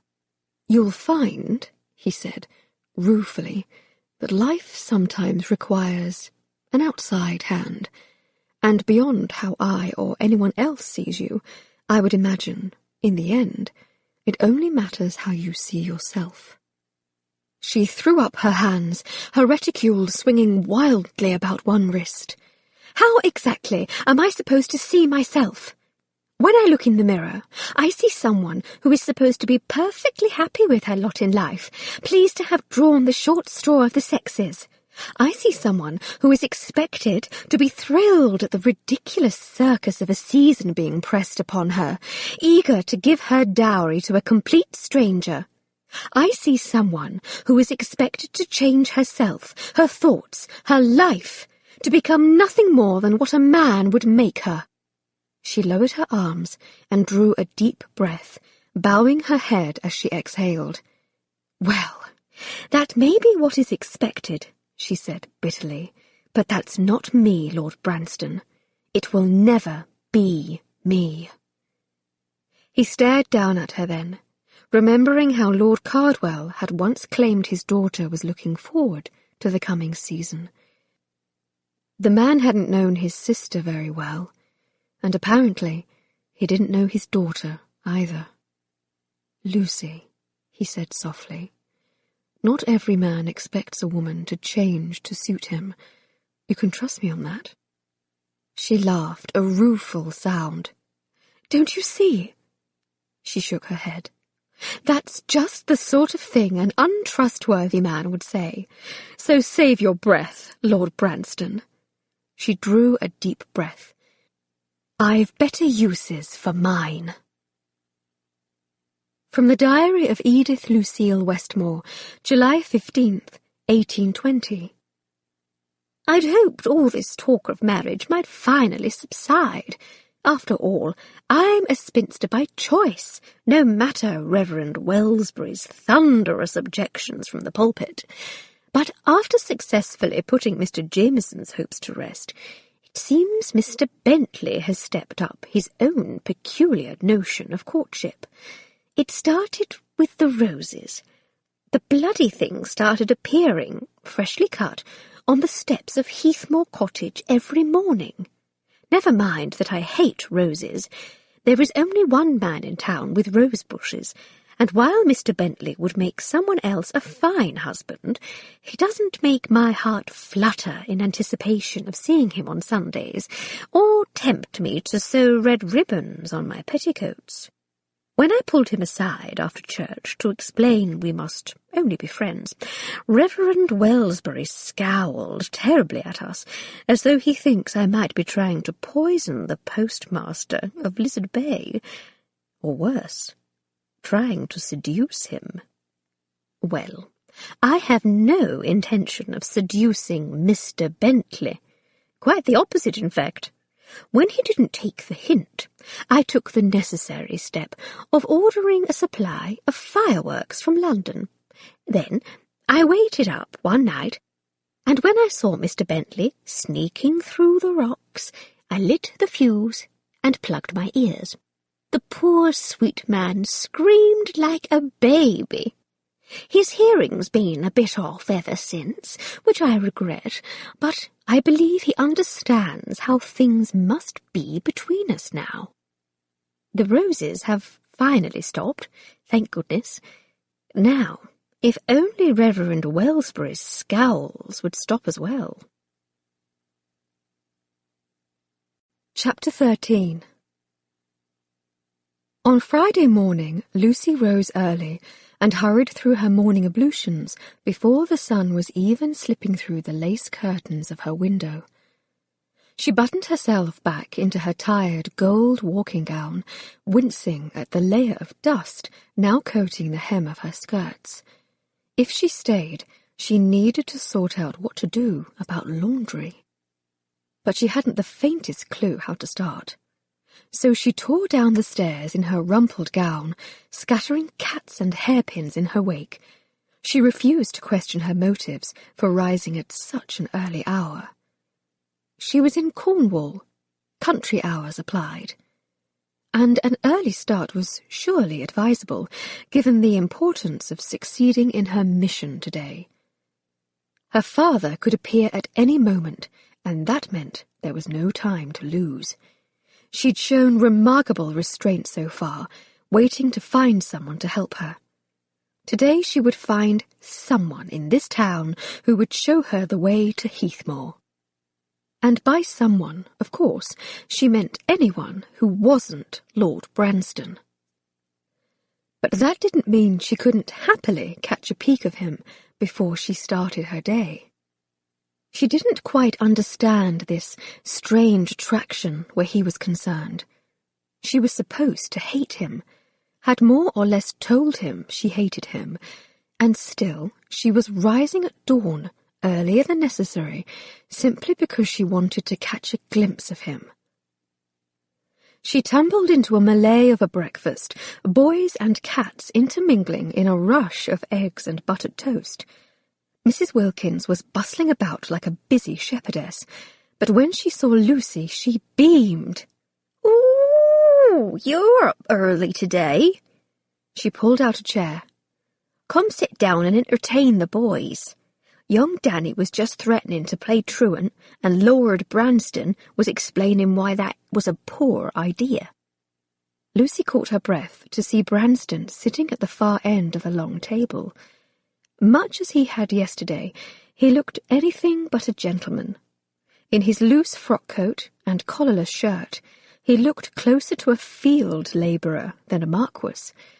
Would anyone in London be caught dead at the breakfast table in anything less than a starched collar and necktie? And would she rise so early to see any of them? She willed her pulse to settle into only a mildly exuberant rhythm as she settled herself into the chair Mrs. Wilkins had pulled out. "Truant, She smiled at Danny, who was looking down at his plate, his bright red hair falling over his eyes. She remembered that Branston was ostensibly trying to convince Danny to study, so he might eventually have a chance at qualifying for more advanced schooling. And what does Lord Branston have to say about that? Danny made a sour face. "He says I need more practice with my ciphers." Lucy laughed as Mrs. Wilkins sat a plate down in front of her with one hand and scooped up a cat with the other. "It seems to me that an enterprising young man, such as yourself, could only benefit from a strong start in the mathematical sciences. Thievery is all well and good, but if you can't count your spoils, what good is the skill?" "'Twasn't me who stole your money, that was Ethan," Daddy pouted. "But that's what Lord Branston says too." "Really?" Lucy risked another covetous glance at the man who had pulled her so early from bed this morning with nothing more than the hope of crossing his path. He saluted her with a raised brow in return. "Well, Lord Branston is an educated man." Her cheeks heated. "Studied botany in school. Useful skill that it is. He can tell you the names of any plant you want, even the poisonous ones. You might want to listen to him." Over the edge of his cup, Lord Branston's grin was slow, sure, and spreading. "Does that mean you will listen to me as well?" he asked, down the barrel of the table. Lucy shook her head. "I already know my ciphers, Lord Branston, so you shouldn't bet on it." "Oh, I wouldn't." His eyes crinkled, daring her to commit all matter of folly. Impossible wagers were never my style, Miss L. Danny squirmed in his chair. "It's just that I hate math. I'd much rather go walking on the moors, but Lord Branston said he won't take me today." He scowled. "Says I belong in the schoolroom, where I can learn something more practical than botany." Lucy regarded Lord Branston curiously. Walks on the moors? That was interesting, and a bit confusing. His leather satchel, suspiciously thinner than it had been yesterday, was slung in weight over the high back of his chair. She thought back on her chance meeting with him yesterday, when he'd looked so tousled and windblown, and how she had wondered where he passed his day. Just what was Lord Branston up to? And what did it have to do with Heathmore? As though he could read her mind, he set down his cup and stood up, slinging the satchel's strap across one broad shoulder. "Time to go then, boys. We mustn't be late." The boys began gulping down the last bits of breakfast, then picked up the lunch pails that Mrs. Wilkins handed out. As Danny stood up and began to trudge toward his fate, Lucy motioned him closer, buttoning up the boy's faded jacket and cuffing him on the chin when she was done. "Can I tell you a secret?" Danny nodded morosely. She leaned toward his ear. "My brother hates maths too, and he's going to be a Viscount, so you're in good company." Danny jerked a finger toward Lord Branston. "Yes, but he's a Marquis. You have to listen to a Marquis. Everyone says so." Lucy looked down the table, wishing the man didn't make her stomach churn so pleasantly, wishing she could just trust him enough to believe his offer of assistance held no ulterior motives. "Well, I don't have to listen to him," she told Danny. "And once you've learned your ciphers, you won't have to either." As the boys and their mentor trooped out to start their day, Mrs. Wilkins approached to gather the empty plates. "Now, what was all that business about?" she chided in her gentle way. "It almost sounds as though you don't like Lord Branston. How could that be? The man charmed the very rust off your aunt's iron will. She thought a good deal of him." Lucy shrugged, picking up her fork. "It isn't that I don't like him. I don't trust him." "Why ever not?" Mrs. Wilkins added, sounding perplexed. "Has he done something wrong?" "What hasn't he done wrong?" Lucy replied, thinking of yesterday's conversation in the street. Though there hadn't been anything wrong about that, per se. Her distrust stemmed more from the way he flirted with her in Salisbury, when all along he'd had an ulterior motive. But she couldn't very well claim the man had kissed her and then stopped himself from taking additional liberties. That would scarcely bolster her argument of untrustworthiness. Lucy leaned forward, her chin resting on one hand. "It's just, don't you find it strange that he is here in Lizard Bay? He's a Marquis. He's supposed to be managing estates and passing bills, or, if not that, gallivanting about London and frequenting gaming hells. Instead, he's hiding away on the outskirts of a little coastal town." "I don't think he's hiding, dear. He's healing. Some family tragedy." "Do you mean his sister's death?" Lucy asked, remembering the conversation on the train. "That was 3 years ago. Surely he's past mourning now." "I am afraid it goes a bit deeper than that."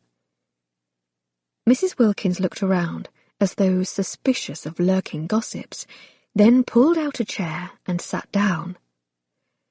When Lord Branston first came to Lizard Bay, he told us all his sister had died. Miss E. subscribed to the gossip rags from London, and she read that his sister had died in childbirth, though she was scandalously unwed. But Miss E. had her own opinion on the matter. She wondered if his sister might have actually taken her own life. She shook her head sadly. Such a terrible misfortune, whichever way it happened. It seems a man might need more than the usual amount of time to recover from something like that. Lucy bit her lip, feeling ashamed of her petty remarks. She couldn't imagine losing one of her siblings in such a terrible way. She remembered what Branston had said on the train about his sister. I lost her. It sounded as though that may have been a euphemism at best. So you might want to go easy on him, Mrs. Wilkins stood up and began to stack the boys' dirty plates on the sideboard. Now, before you head out for the day, I thought you might like to take a look in Miss E.'s room. Look through her things. I've a box of curiosities that by rights should belong to you. Lucy stood up, eager to step away from the table and the sad knowledge that had just been imparted there. She didn't want to think of Lord Branston with sympathy, and she suspected he wouldn't want her to think of him that way either. Thank you. I will enjoy taking a look. Her room was second to the left on the lower hallway. Mrs. Wilkins motioned with her chin. Go on, I'll come and show you after I've put these dishes on to soak. Lucy made her way down the hallway, stepping over a pair of cats rolling about the floor. She lifted the latch on the indicated doorway, but then stopped, her fingers hesitant. After all, this was the room where her aunt had lived during the last 2 years of her life. The room where her aunt had died. She was learning so much about Aunt E here in Lizard Bay, though it seemed each new layer she uncovered only added to her confusion rather than sharpening her understanding. But she would never sort it out, standing in the hallway, so she gathered her courage and stepped inside. The room echoed with a heavy silence. A patchwork quilt lay across the simple bed, slightly rumpled, as though her aunt had just stepped out for a moment. Dust motes rode small, invisible currents of wind, and they stirred more vigorously as she stepped inside. These things she had expected. The mess, however, caught her off guard. There were journals and newspapers stacked floor to hip, hundreds of them, at least 2 decades' worth of accumulated pages. Lucy turned in a circle, taking it all in. Well, it seemed her aunt may have subscribed to more than just the gossip rags. Mrs. Wilkins appeared beside her and began clucking her remorse. Oh, it's dusty in here. I haven't had time to clean properly since she died, God rest her soul, and she wouldn't let me clean when she lived here. Said she preferred her privacy. Were these all my aunt's? Lucy asked, running a finger across one stack of periodicals. Oh, yes, she loved to read. Mrs. Wilkins bent over at the waist, her generous rear waggling. When she came up, she held out a wooden box. Here you are. It's not much, she said as Lucy took it. Just odds and ends, but I know these were dear to her. With a sad smile, she turned to go. Well, I'll leave you to it. Just close the door when you are done. We wouldn't want the cats to get in here. And that was how Lucy came to find herself alone, sitting cross-legged on a dusty floor as she went through the contents of the box. Lifting each piece out, she tried to match the objects to the diary entries she had read. A pressed flower caught her eye, one of Mr. Bentley's famous roses, no doubt. A bit of frayed rope that made her giggle and clap a hand over her mouth. And length of red ribbon faded with age. That one made her frown. Finally, at the bottom of the box, a cloth-wrapped object caught her eye. A set of fragile glass horses appeared as she carefully peeled away the edges of fabric. She hadn't properly cried when she'd first learned of Aunt E's passing, but there was no mistaking the welling of tears in her eyes now. She caught her sob in one hand. She remembered these horses. Remembered, too, some stolen, faint memory of her aunt. It was hazy, but she could almost feel her aunt place one of the fragile horses in her hand, cautioning her to be careful, but not scolding her, not even when she almost dropped it. She'd forgotten so much of that short, shining visit when she had been 6 years old. But it was clear, in the keeping of these figurines, her aunt never had. Lucy vowed, then, not to forget, and not to give up either. Aunt E had left her Heathmore for a reason, and she needed to honour those wishes. The afternoon brought rain clouds and a rising wind out of the east, but the surly weather couldn't dampen Thomas's mood. He grinned in anticipation as he tapped the soil off his boots at Mrs. Wilkins's front door. Friday afternoons were when the town's more prominent residents gathered in her parlour for a cup of tea and a spot of politics. He enjoyed these meetings, though they'd been less lively since Miss E's passing. But the fact that it was Friday afternoon wasn't the only cause of his high spirits.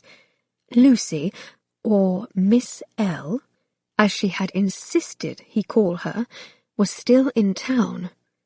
The villagers were buzzing with the gossip. She'd spent the day tromping up and down Main Street again, talking to everyone who would listen. But for all her bluster and bravado, he'd heard from old Jameson that she had still not coerced anyone into showing her the way to Heathmore Cottage. Not that he was surprised by her lack of success. The town was now quite terrified of the place, a fact he discovered when he tried to get the roofer to finish the roof this morning. Apparently, Miss Westmore's remarkably similar appearance to a younger Miss E had only stirred the gossip-prone bunch onto higher superstition, and no one was willing to return to finish the job. But despite his lack of success on that front, it was a step he was determined to complete, even if he had to go to Marston to hire workers, and even if he ended up losing the property in the end. After all, it was his fault the cottage was missing a roof, because he'd prematurely removed the old, mouldy thatching in the first place. She shouldn't have to bear the brunt of his mistake. Still, she was going to be in a foul mood, one he suspected might even make the hellish coach ride he'd endured 2 days ago seem like a Sunday stroll. A better man would let her enjoy her tea and her sulk in peace, but Friday afternoon tea at Mrs. Wilkins's house was one of the few social pleasures to be had in Lizard Bay. He'd be damned if he let an ill-tempered spinster chase him away from his town. And if his feet were moving forward now out of a desire to see her, well now, that was just something he would be sure to keep to himself. He stepped inside, shaking the first patter of raindrops from his hair, and made his way into the parlour. Had the room always seemed so small? Or was it just that she filled it so completely? It hardly mattered that the room also contained Reverend Wellsbury, Mr. Jameson, and the postmaster, Mr. Bentley. All he could see was her. Her gold walking gown bore the brunt of 4 days of wrinkles, and her short blonde hair was a wild halo about her cheeks. But the evidence of her dishabille wasn't what made the grin on his lips stretch wider. She was standing in one corner talking to Mr. Bentley and holding a calico cat. She looked as though she belonged here, as though she might want to stay. Odd how that notion made his chest tighten in hope. She was meddlesome and annoying, and refused to consider even the most reasonable of offers. So why should he want such a thing? Everything would be so much easier if she just agreed to sell him the property and return to London. But seeing her here, waiting on afternoon tea, made him wonder if she might consider a future here, in Lizard Bay. And not only that, a real future, where she was as much a participant in the saving of Heathmoor as she was an observer. To achieve that, he needed to show her the property's secrets, and he couldn't do that until she trusted him.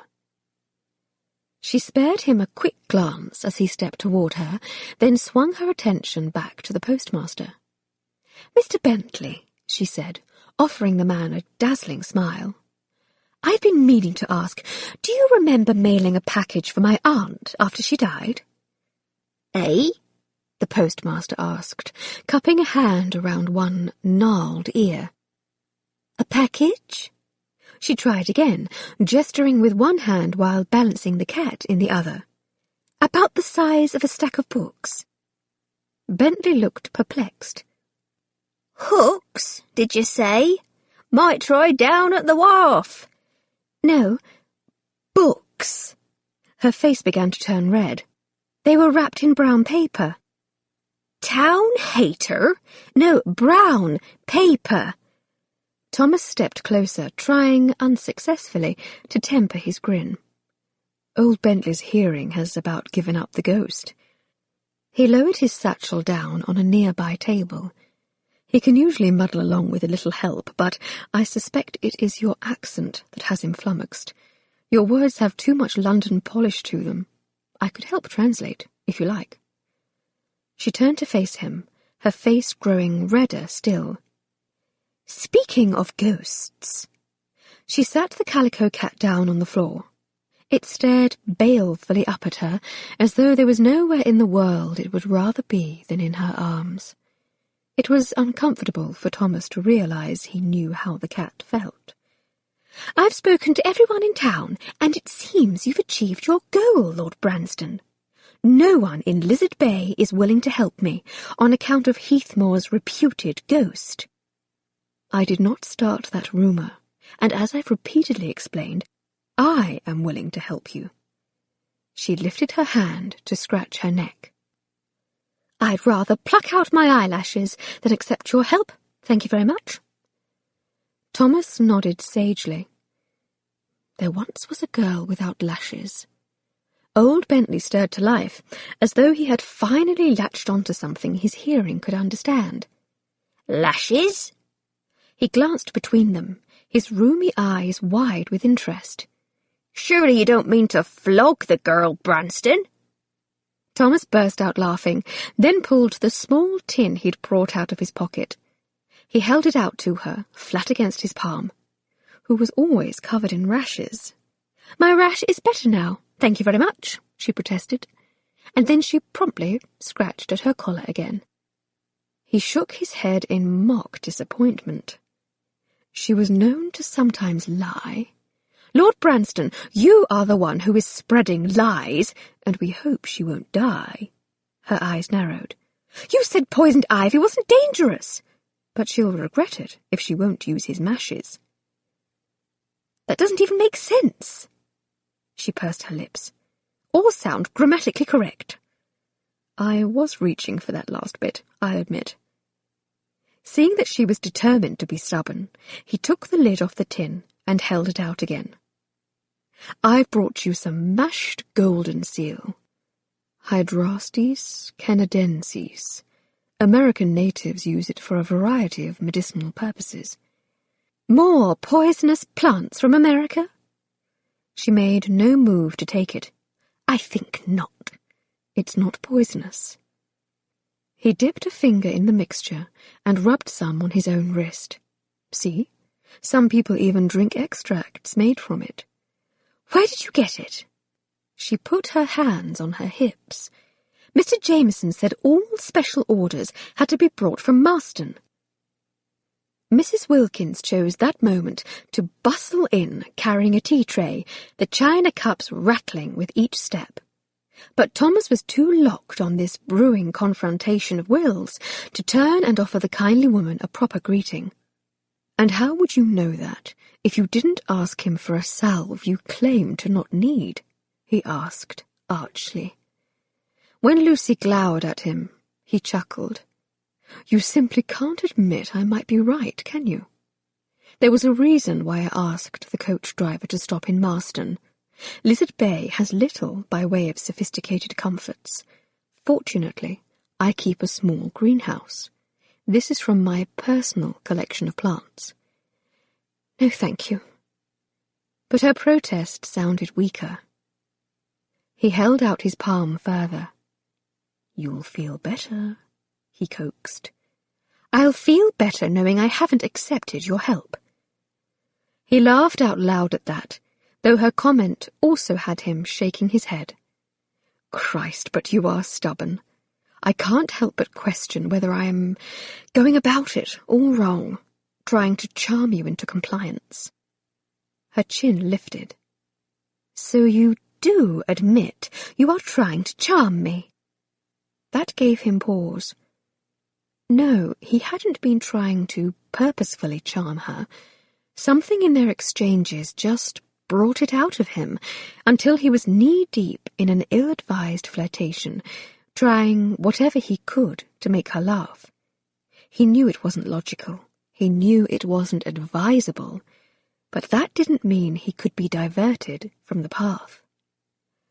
If I am, it seems I am failing miserably. He stepped closer. I wonder, he murmured, if I am going about it all wrong, offering my help, waiting for you to come around. What might a dare do, I wonder, instead of another tedious offer of help? Old Bentley, who was still standing beside them, began to laugh, his cackle echoing through the room. You want to ride the mare? Thomas shook his head, not taking his eyes off Lucy.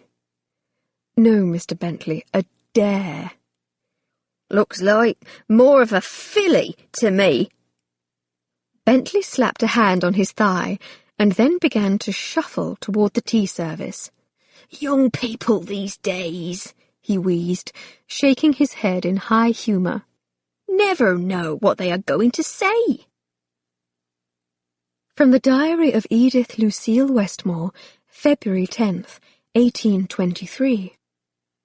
I find myself spending more and more time in Lizard Bay. It seems as though I have finally begun to earn the respect of the town. They have even invited me to join the town council. The only vote against my participation came from Reverend Wellsbury, oh, the shock of it, who claimed it went against the natural order of things to have a woman involved in politics. Of course, Mrs. Wilkins is a member of the town council, so that argument scarcely holds water. It seems the man has still not forgiven me for the pudding incident. Or does it stem, perhaps, from the Boxing Day debacle? He accused me, quite publicly, of being a troublemaker, the sort of spinster who preys on innocent men and spends her nights plotting their demise. Innocent? Ha! I was halfway tempted to flash my red ribbon at him. Whatever the source of this odd, simmering feud between us, one would think a vicar could find his way to forgiveness, but apparently the man holds an everlasting grudge. Fortunately, he was overruled by Mr. Bentley, though one has to wonder if that is because the postmaster didn't properly hear the question. As the newest member of the Lizard Bay Town Council, I vow I shall do my best to improve the lives of the people who live here. And if I stay up at night thinking of ways to annoy Reverend Wellsbury, that's nobody's business but my own. Chapter 14. Despite the rush of heat in her cheeks at old Bentley's words, Lucy found herself tempted by the salve, by the offer of help, but most of all, by Lord Branston. Thomas. Her mouth might be insisting on using given names, but her thoughts were less circumspect. Despite her resolve to keep him at an arm's distance, he had burrowed his way beneath her skin like poison ivy, with his offers of help and his reasonable, practical gifts. She glanced around the room at the other town citizens who had all, 2-1, refused to help her reach Heathmore. Well, except for Reverend Wellsbury, she'd not asked him. In fact, she'd roundly avoided him, turning in the complete opposite direction when he tried to engage her on the street earlier in the day. She felt no need to speak with him. After all, she rather knew where the vicar stood on the matter of spinsters living alone on cliffs, didn't she? She glanced back at Lord Branston, who was still standing with the tin in his palm, that familiar, crooked grin on his face. She needed to remember what was at stake. It didn't matter that his smile made her pulse thrum in her veins, or that he alone in this room was offering to help her. She needed to remind herself that this man was very likely the cause of the delay she was experiencing, with his carefully placed rumours of ghosts and the like. She knew next to nothing about him, how he spent his days. He might have taken a few orphans under his wing, and he might possess a smile to melt hearts, but that didn't make a man trustworthy.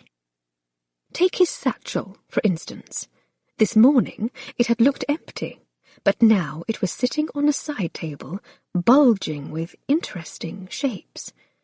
That went against everything she knew and expected of someone in his position. He was a marquis, not a schoolmaster. He was either supposed to be staid and quiet, sitting in a desk chair, shuffling through papers, or young and salacious, stumbling out of gaming hells with a whore on each arm.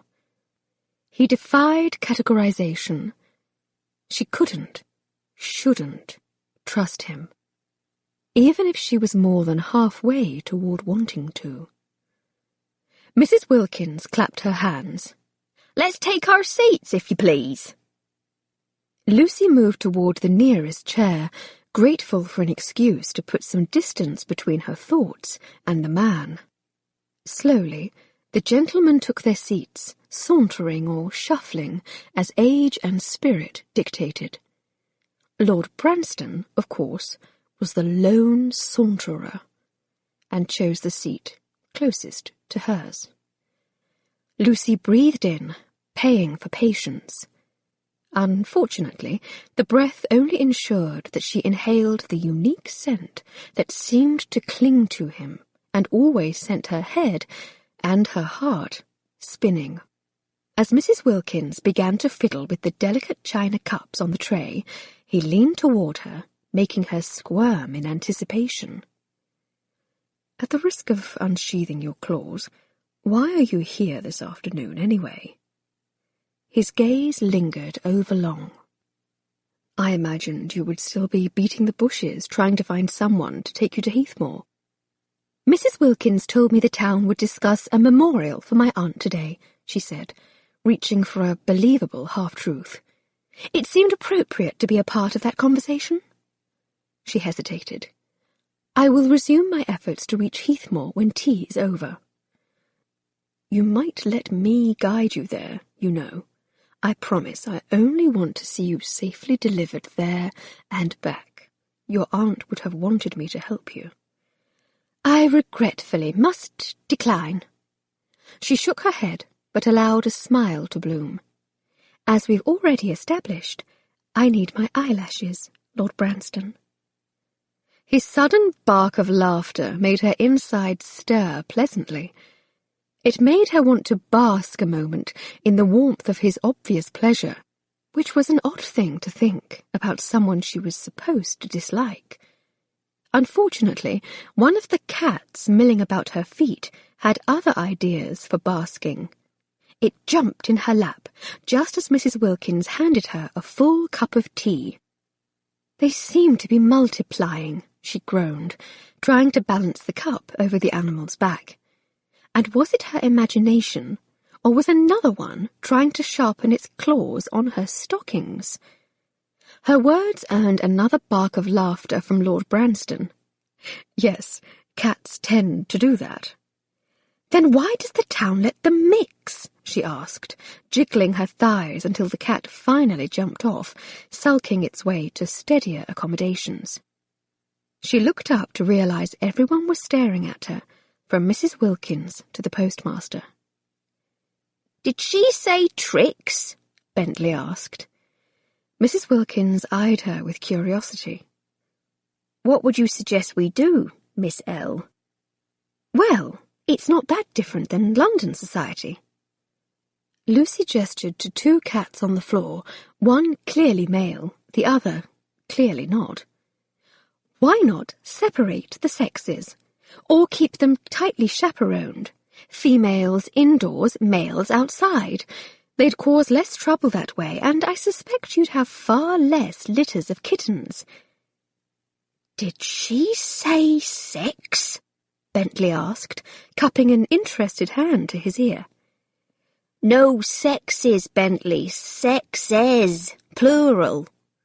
Mrs. Wilkins tapped a finger to her lips.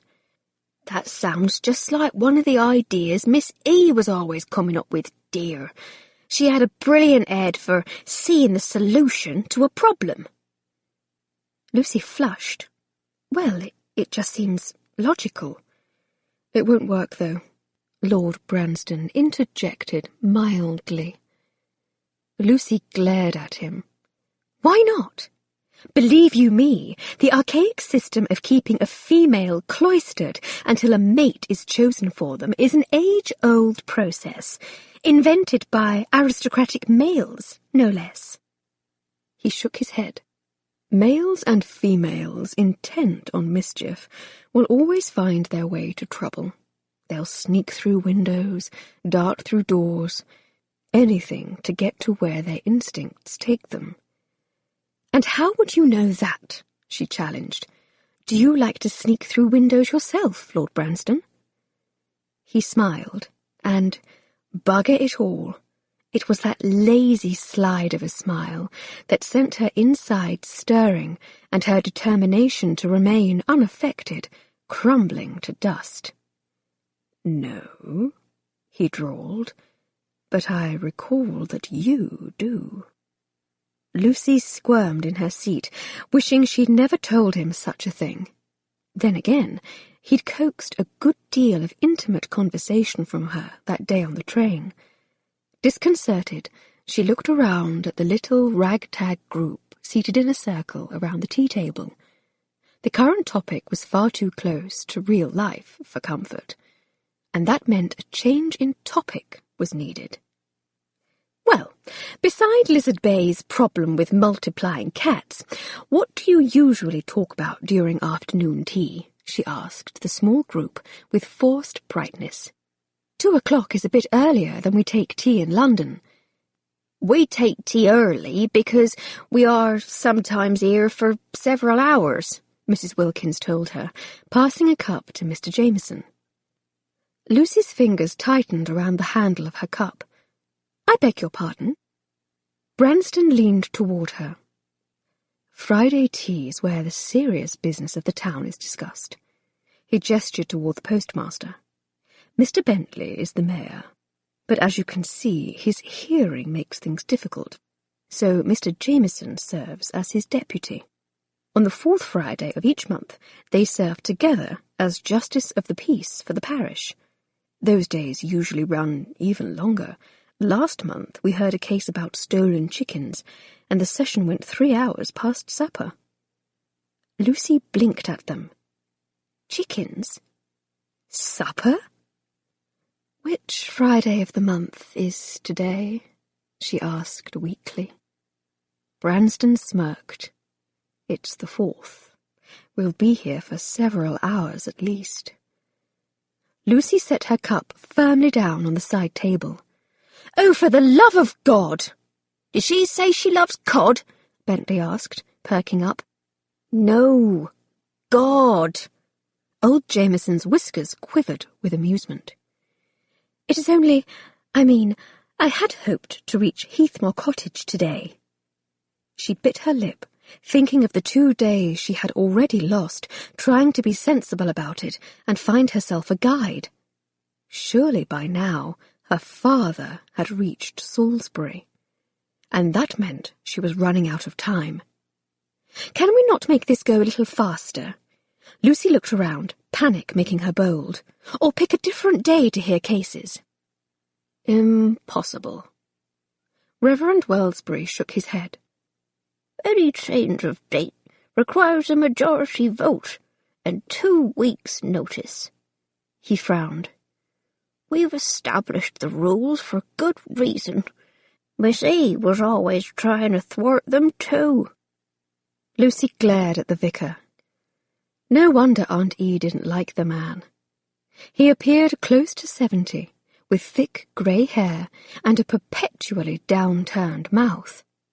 She supposed he might have once been handsome, but all she could see when she looked at him were the damning words in her aunt's diary.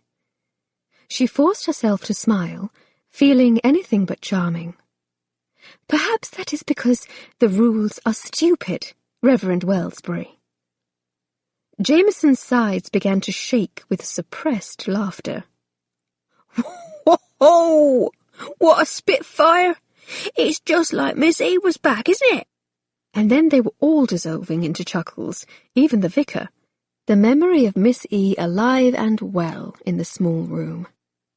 When their amusement finally died down, the vicar turned to Mrs. Wilkins. "Well, rules or no, I think we ought to spend a little time having a serious discussion," he said, accepting the cup the woman handed him. "Are you referring to Miss E.'s memorial?" Mrs. Wilkins poured another cup. "I was thinking a rose bush planted in the centre of town." "My aunt hated roses," Lucy interjected. "She did?" Mrs. Wilkins looked at her, perplexed. "But how would you know that? I thought you said you scarcely knew your aunt." Lucy spared a glance at Mr. Bentley, who looked blissfully unaware of the conversation, bless his poor, addled ears. It seemed like this was a secret Aunt E. had taken to her grave. She wrote of her preferences in her annual Christmas card," Lucy improvised. But Reverend Wellsbury shook his head. "There will be time enough to discuss a fitting tribute later. We should talk about the town's future." "How can we talk about the town's future now that Miss E. is gone?" Jameson asked balefully. "She was the one who had all the grand ideas." He looked down at his hands. "It doesn't seem the same without her here." "I know, Mr. Jameson." The vicar's voice softened. "But, to be perfectly frank, Lizard Bay's economy has been faltering for years, and despite our efforts, Miss E. hasn't come close to solving our problems yet. Her scheme to have a cooperative town chicken coop and sell the eggs to Marston was well-intentioned but poorly executed." "Why didn't it work?" Lucy asked, looking up. It was curious, but he almost sounded approving of her aunt's plan. "Well, for one, the Tanner lads kept stealing the chickens and selling them," Mrs. Wilkins bemoaned. "That was the case we heard last month. They were sentenced to a month's worth of extra mathematics at school." Lucy bit her lip in a smile. That certainly explained Danny's plans for truancy. "Also, the eggs all broke when we tried to cart them to Marston," Reverend Wellsbury explained. "The road is terribly rutted, and we can't afford to repair it. But, with the loss of fishing, we need to find some sort of alternative industry to support our town's residents. We all know the ground around here has never supported much by way of farming." "There's tin mining up the coast near Marston," Mrs. Wilkins said, passing a full cup of tea to the postmaster. Shining? Bentley asked. No, mining. Mrs. Wilkins turned to Lord Branston. You are always poking about up on the moors, collecting rocks and plants and such. Have you seen anything promising up there, something that might help the town? There have been rumours in the past of tin deposits. I've seen nothing to speak of. Lord Branston paused. And even if there was tin here, it would not necessarily mean improvements for the town. But wouldn't an industry like that provide a significant boost to the town's economy? Lucy pointed out, thinking of Mr. Jameson's nearly empty store shelves. There would be workers for the mine. They would need dry goods, new roads for transportation. She realized they were all looking at her again, and her cheeks heated. It seems more sustainable than chickens and broken eggs, anyway, she mumbled. It's a bit more complicated than that. Lord Branston's gaze seemed heavy, assessing. If the tin were found on private land, the town would need to purchase it first. Mrs. Wilkins poured her own cup. Well, you've been saying for some time you would like to find something sustainable to invest in here in Lizard Bay, Lord Branston. If we found a rich deposit, you could buy the land and help fund a mining operation. Lucy couldn't help the smirk that made its way onto her face. What an interesting idea, Mrs. Wilkins. By my understanding, Lord Branston is quite eager to toss his money away. Why, did you know he has over £700 he is just itching to invest in a piece of property? He scowled at her. Just because there is tin on a piece of land doesn't mean the person would be willing to sell. His gaze felt hot against her skin. Some people, you see, can be rather stubborn about things like that. His eyes shifted to meet the larger group's attention. It is said a mine is a hole anywhere in the world, with at least one Cornishman at the bottom of it. The industry tends to benefit the wealthy off the backs of the poor. Hardly the leg up Lizard Bay needs. And we mustn't forget the tin mining operation near Marston very likely polluted the river, which is why the fishing along the coast has been off of late. Do we really want to take advantage of our citizens and despoil Lizard Bay's natural beauty, destroy what makes it special, just to earn a few shillings? I rather think it would bring in more than a few shillings, Lucy grumbled, though she could admit to herself, at least, that his argument made a good deal of sense. If mining had poisoned their water and destroyed the fishing opportunities, it sounded as though they needed to give it a little more consideration. And the thought that the citizens of the little town might be hurt by such an operation was difficult to swallow. Lord Branston is right, the vicar said. If there is tin to be found around Lizard Bay, we must take care not to leap to hasty decisions. After all, the Lord creates temptations as surely as he creates opportunity. He placed Eve in the Garden of Eden for a reason. To know which is the right choice requires prayer and careful thought. Lucy had to school herself not to roll her eyes. Though the first part of the vicar's speech seemed rational enough, it was the latter part that stuck in her craw. She was reminded, then, of the red ribbon Aunt E had written about, the one she'd sewn on her knickers. The thought of how Reverend Wellsbury had suspected her aunt of trying to seduce all the men in town, when in reality she was forced to deflect their pestering advances. And she felt the heat rise in her cheeks. "How do you know Adam didn't deserve his fate?" she asked, taking a not-so-innocent sip of her tea. "After all, men are not to be trusted." She bared her teeth neatly over the rim over her cup. "Or so I've heard my aunt say." Reverend Wellsbury's face reddened. A mischievous part of her wanted to keep needling him, to honour her aunt's legacy, if not to vex the almighty hell out of him. But she held her tongue. She didn't have time for an argument. Something niggled at her, something important. The town was in trouble, and normally this was just the sort of thing that would send her mind spinning with all the ways she might help.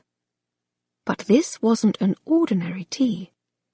These people truly intended to sit here for hours talking about tin and chickens and the reproductive vices of the town's cats. What was she doing here, balancing a cup of tea on her lap while the minutes marched by? It had been 3 days since she left London, and her father was very likely en route now, coming to fetch her home. She'd been as patient as she knew how to be, but the discussion of a memorial to honour her aunt had clearly been curtailed in favour of other business. This was all too much. They might need to sit here and discuss town politics, but by God, she didn't. She stood up.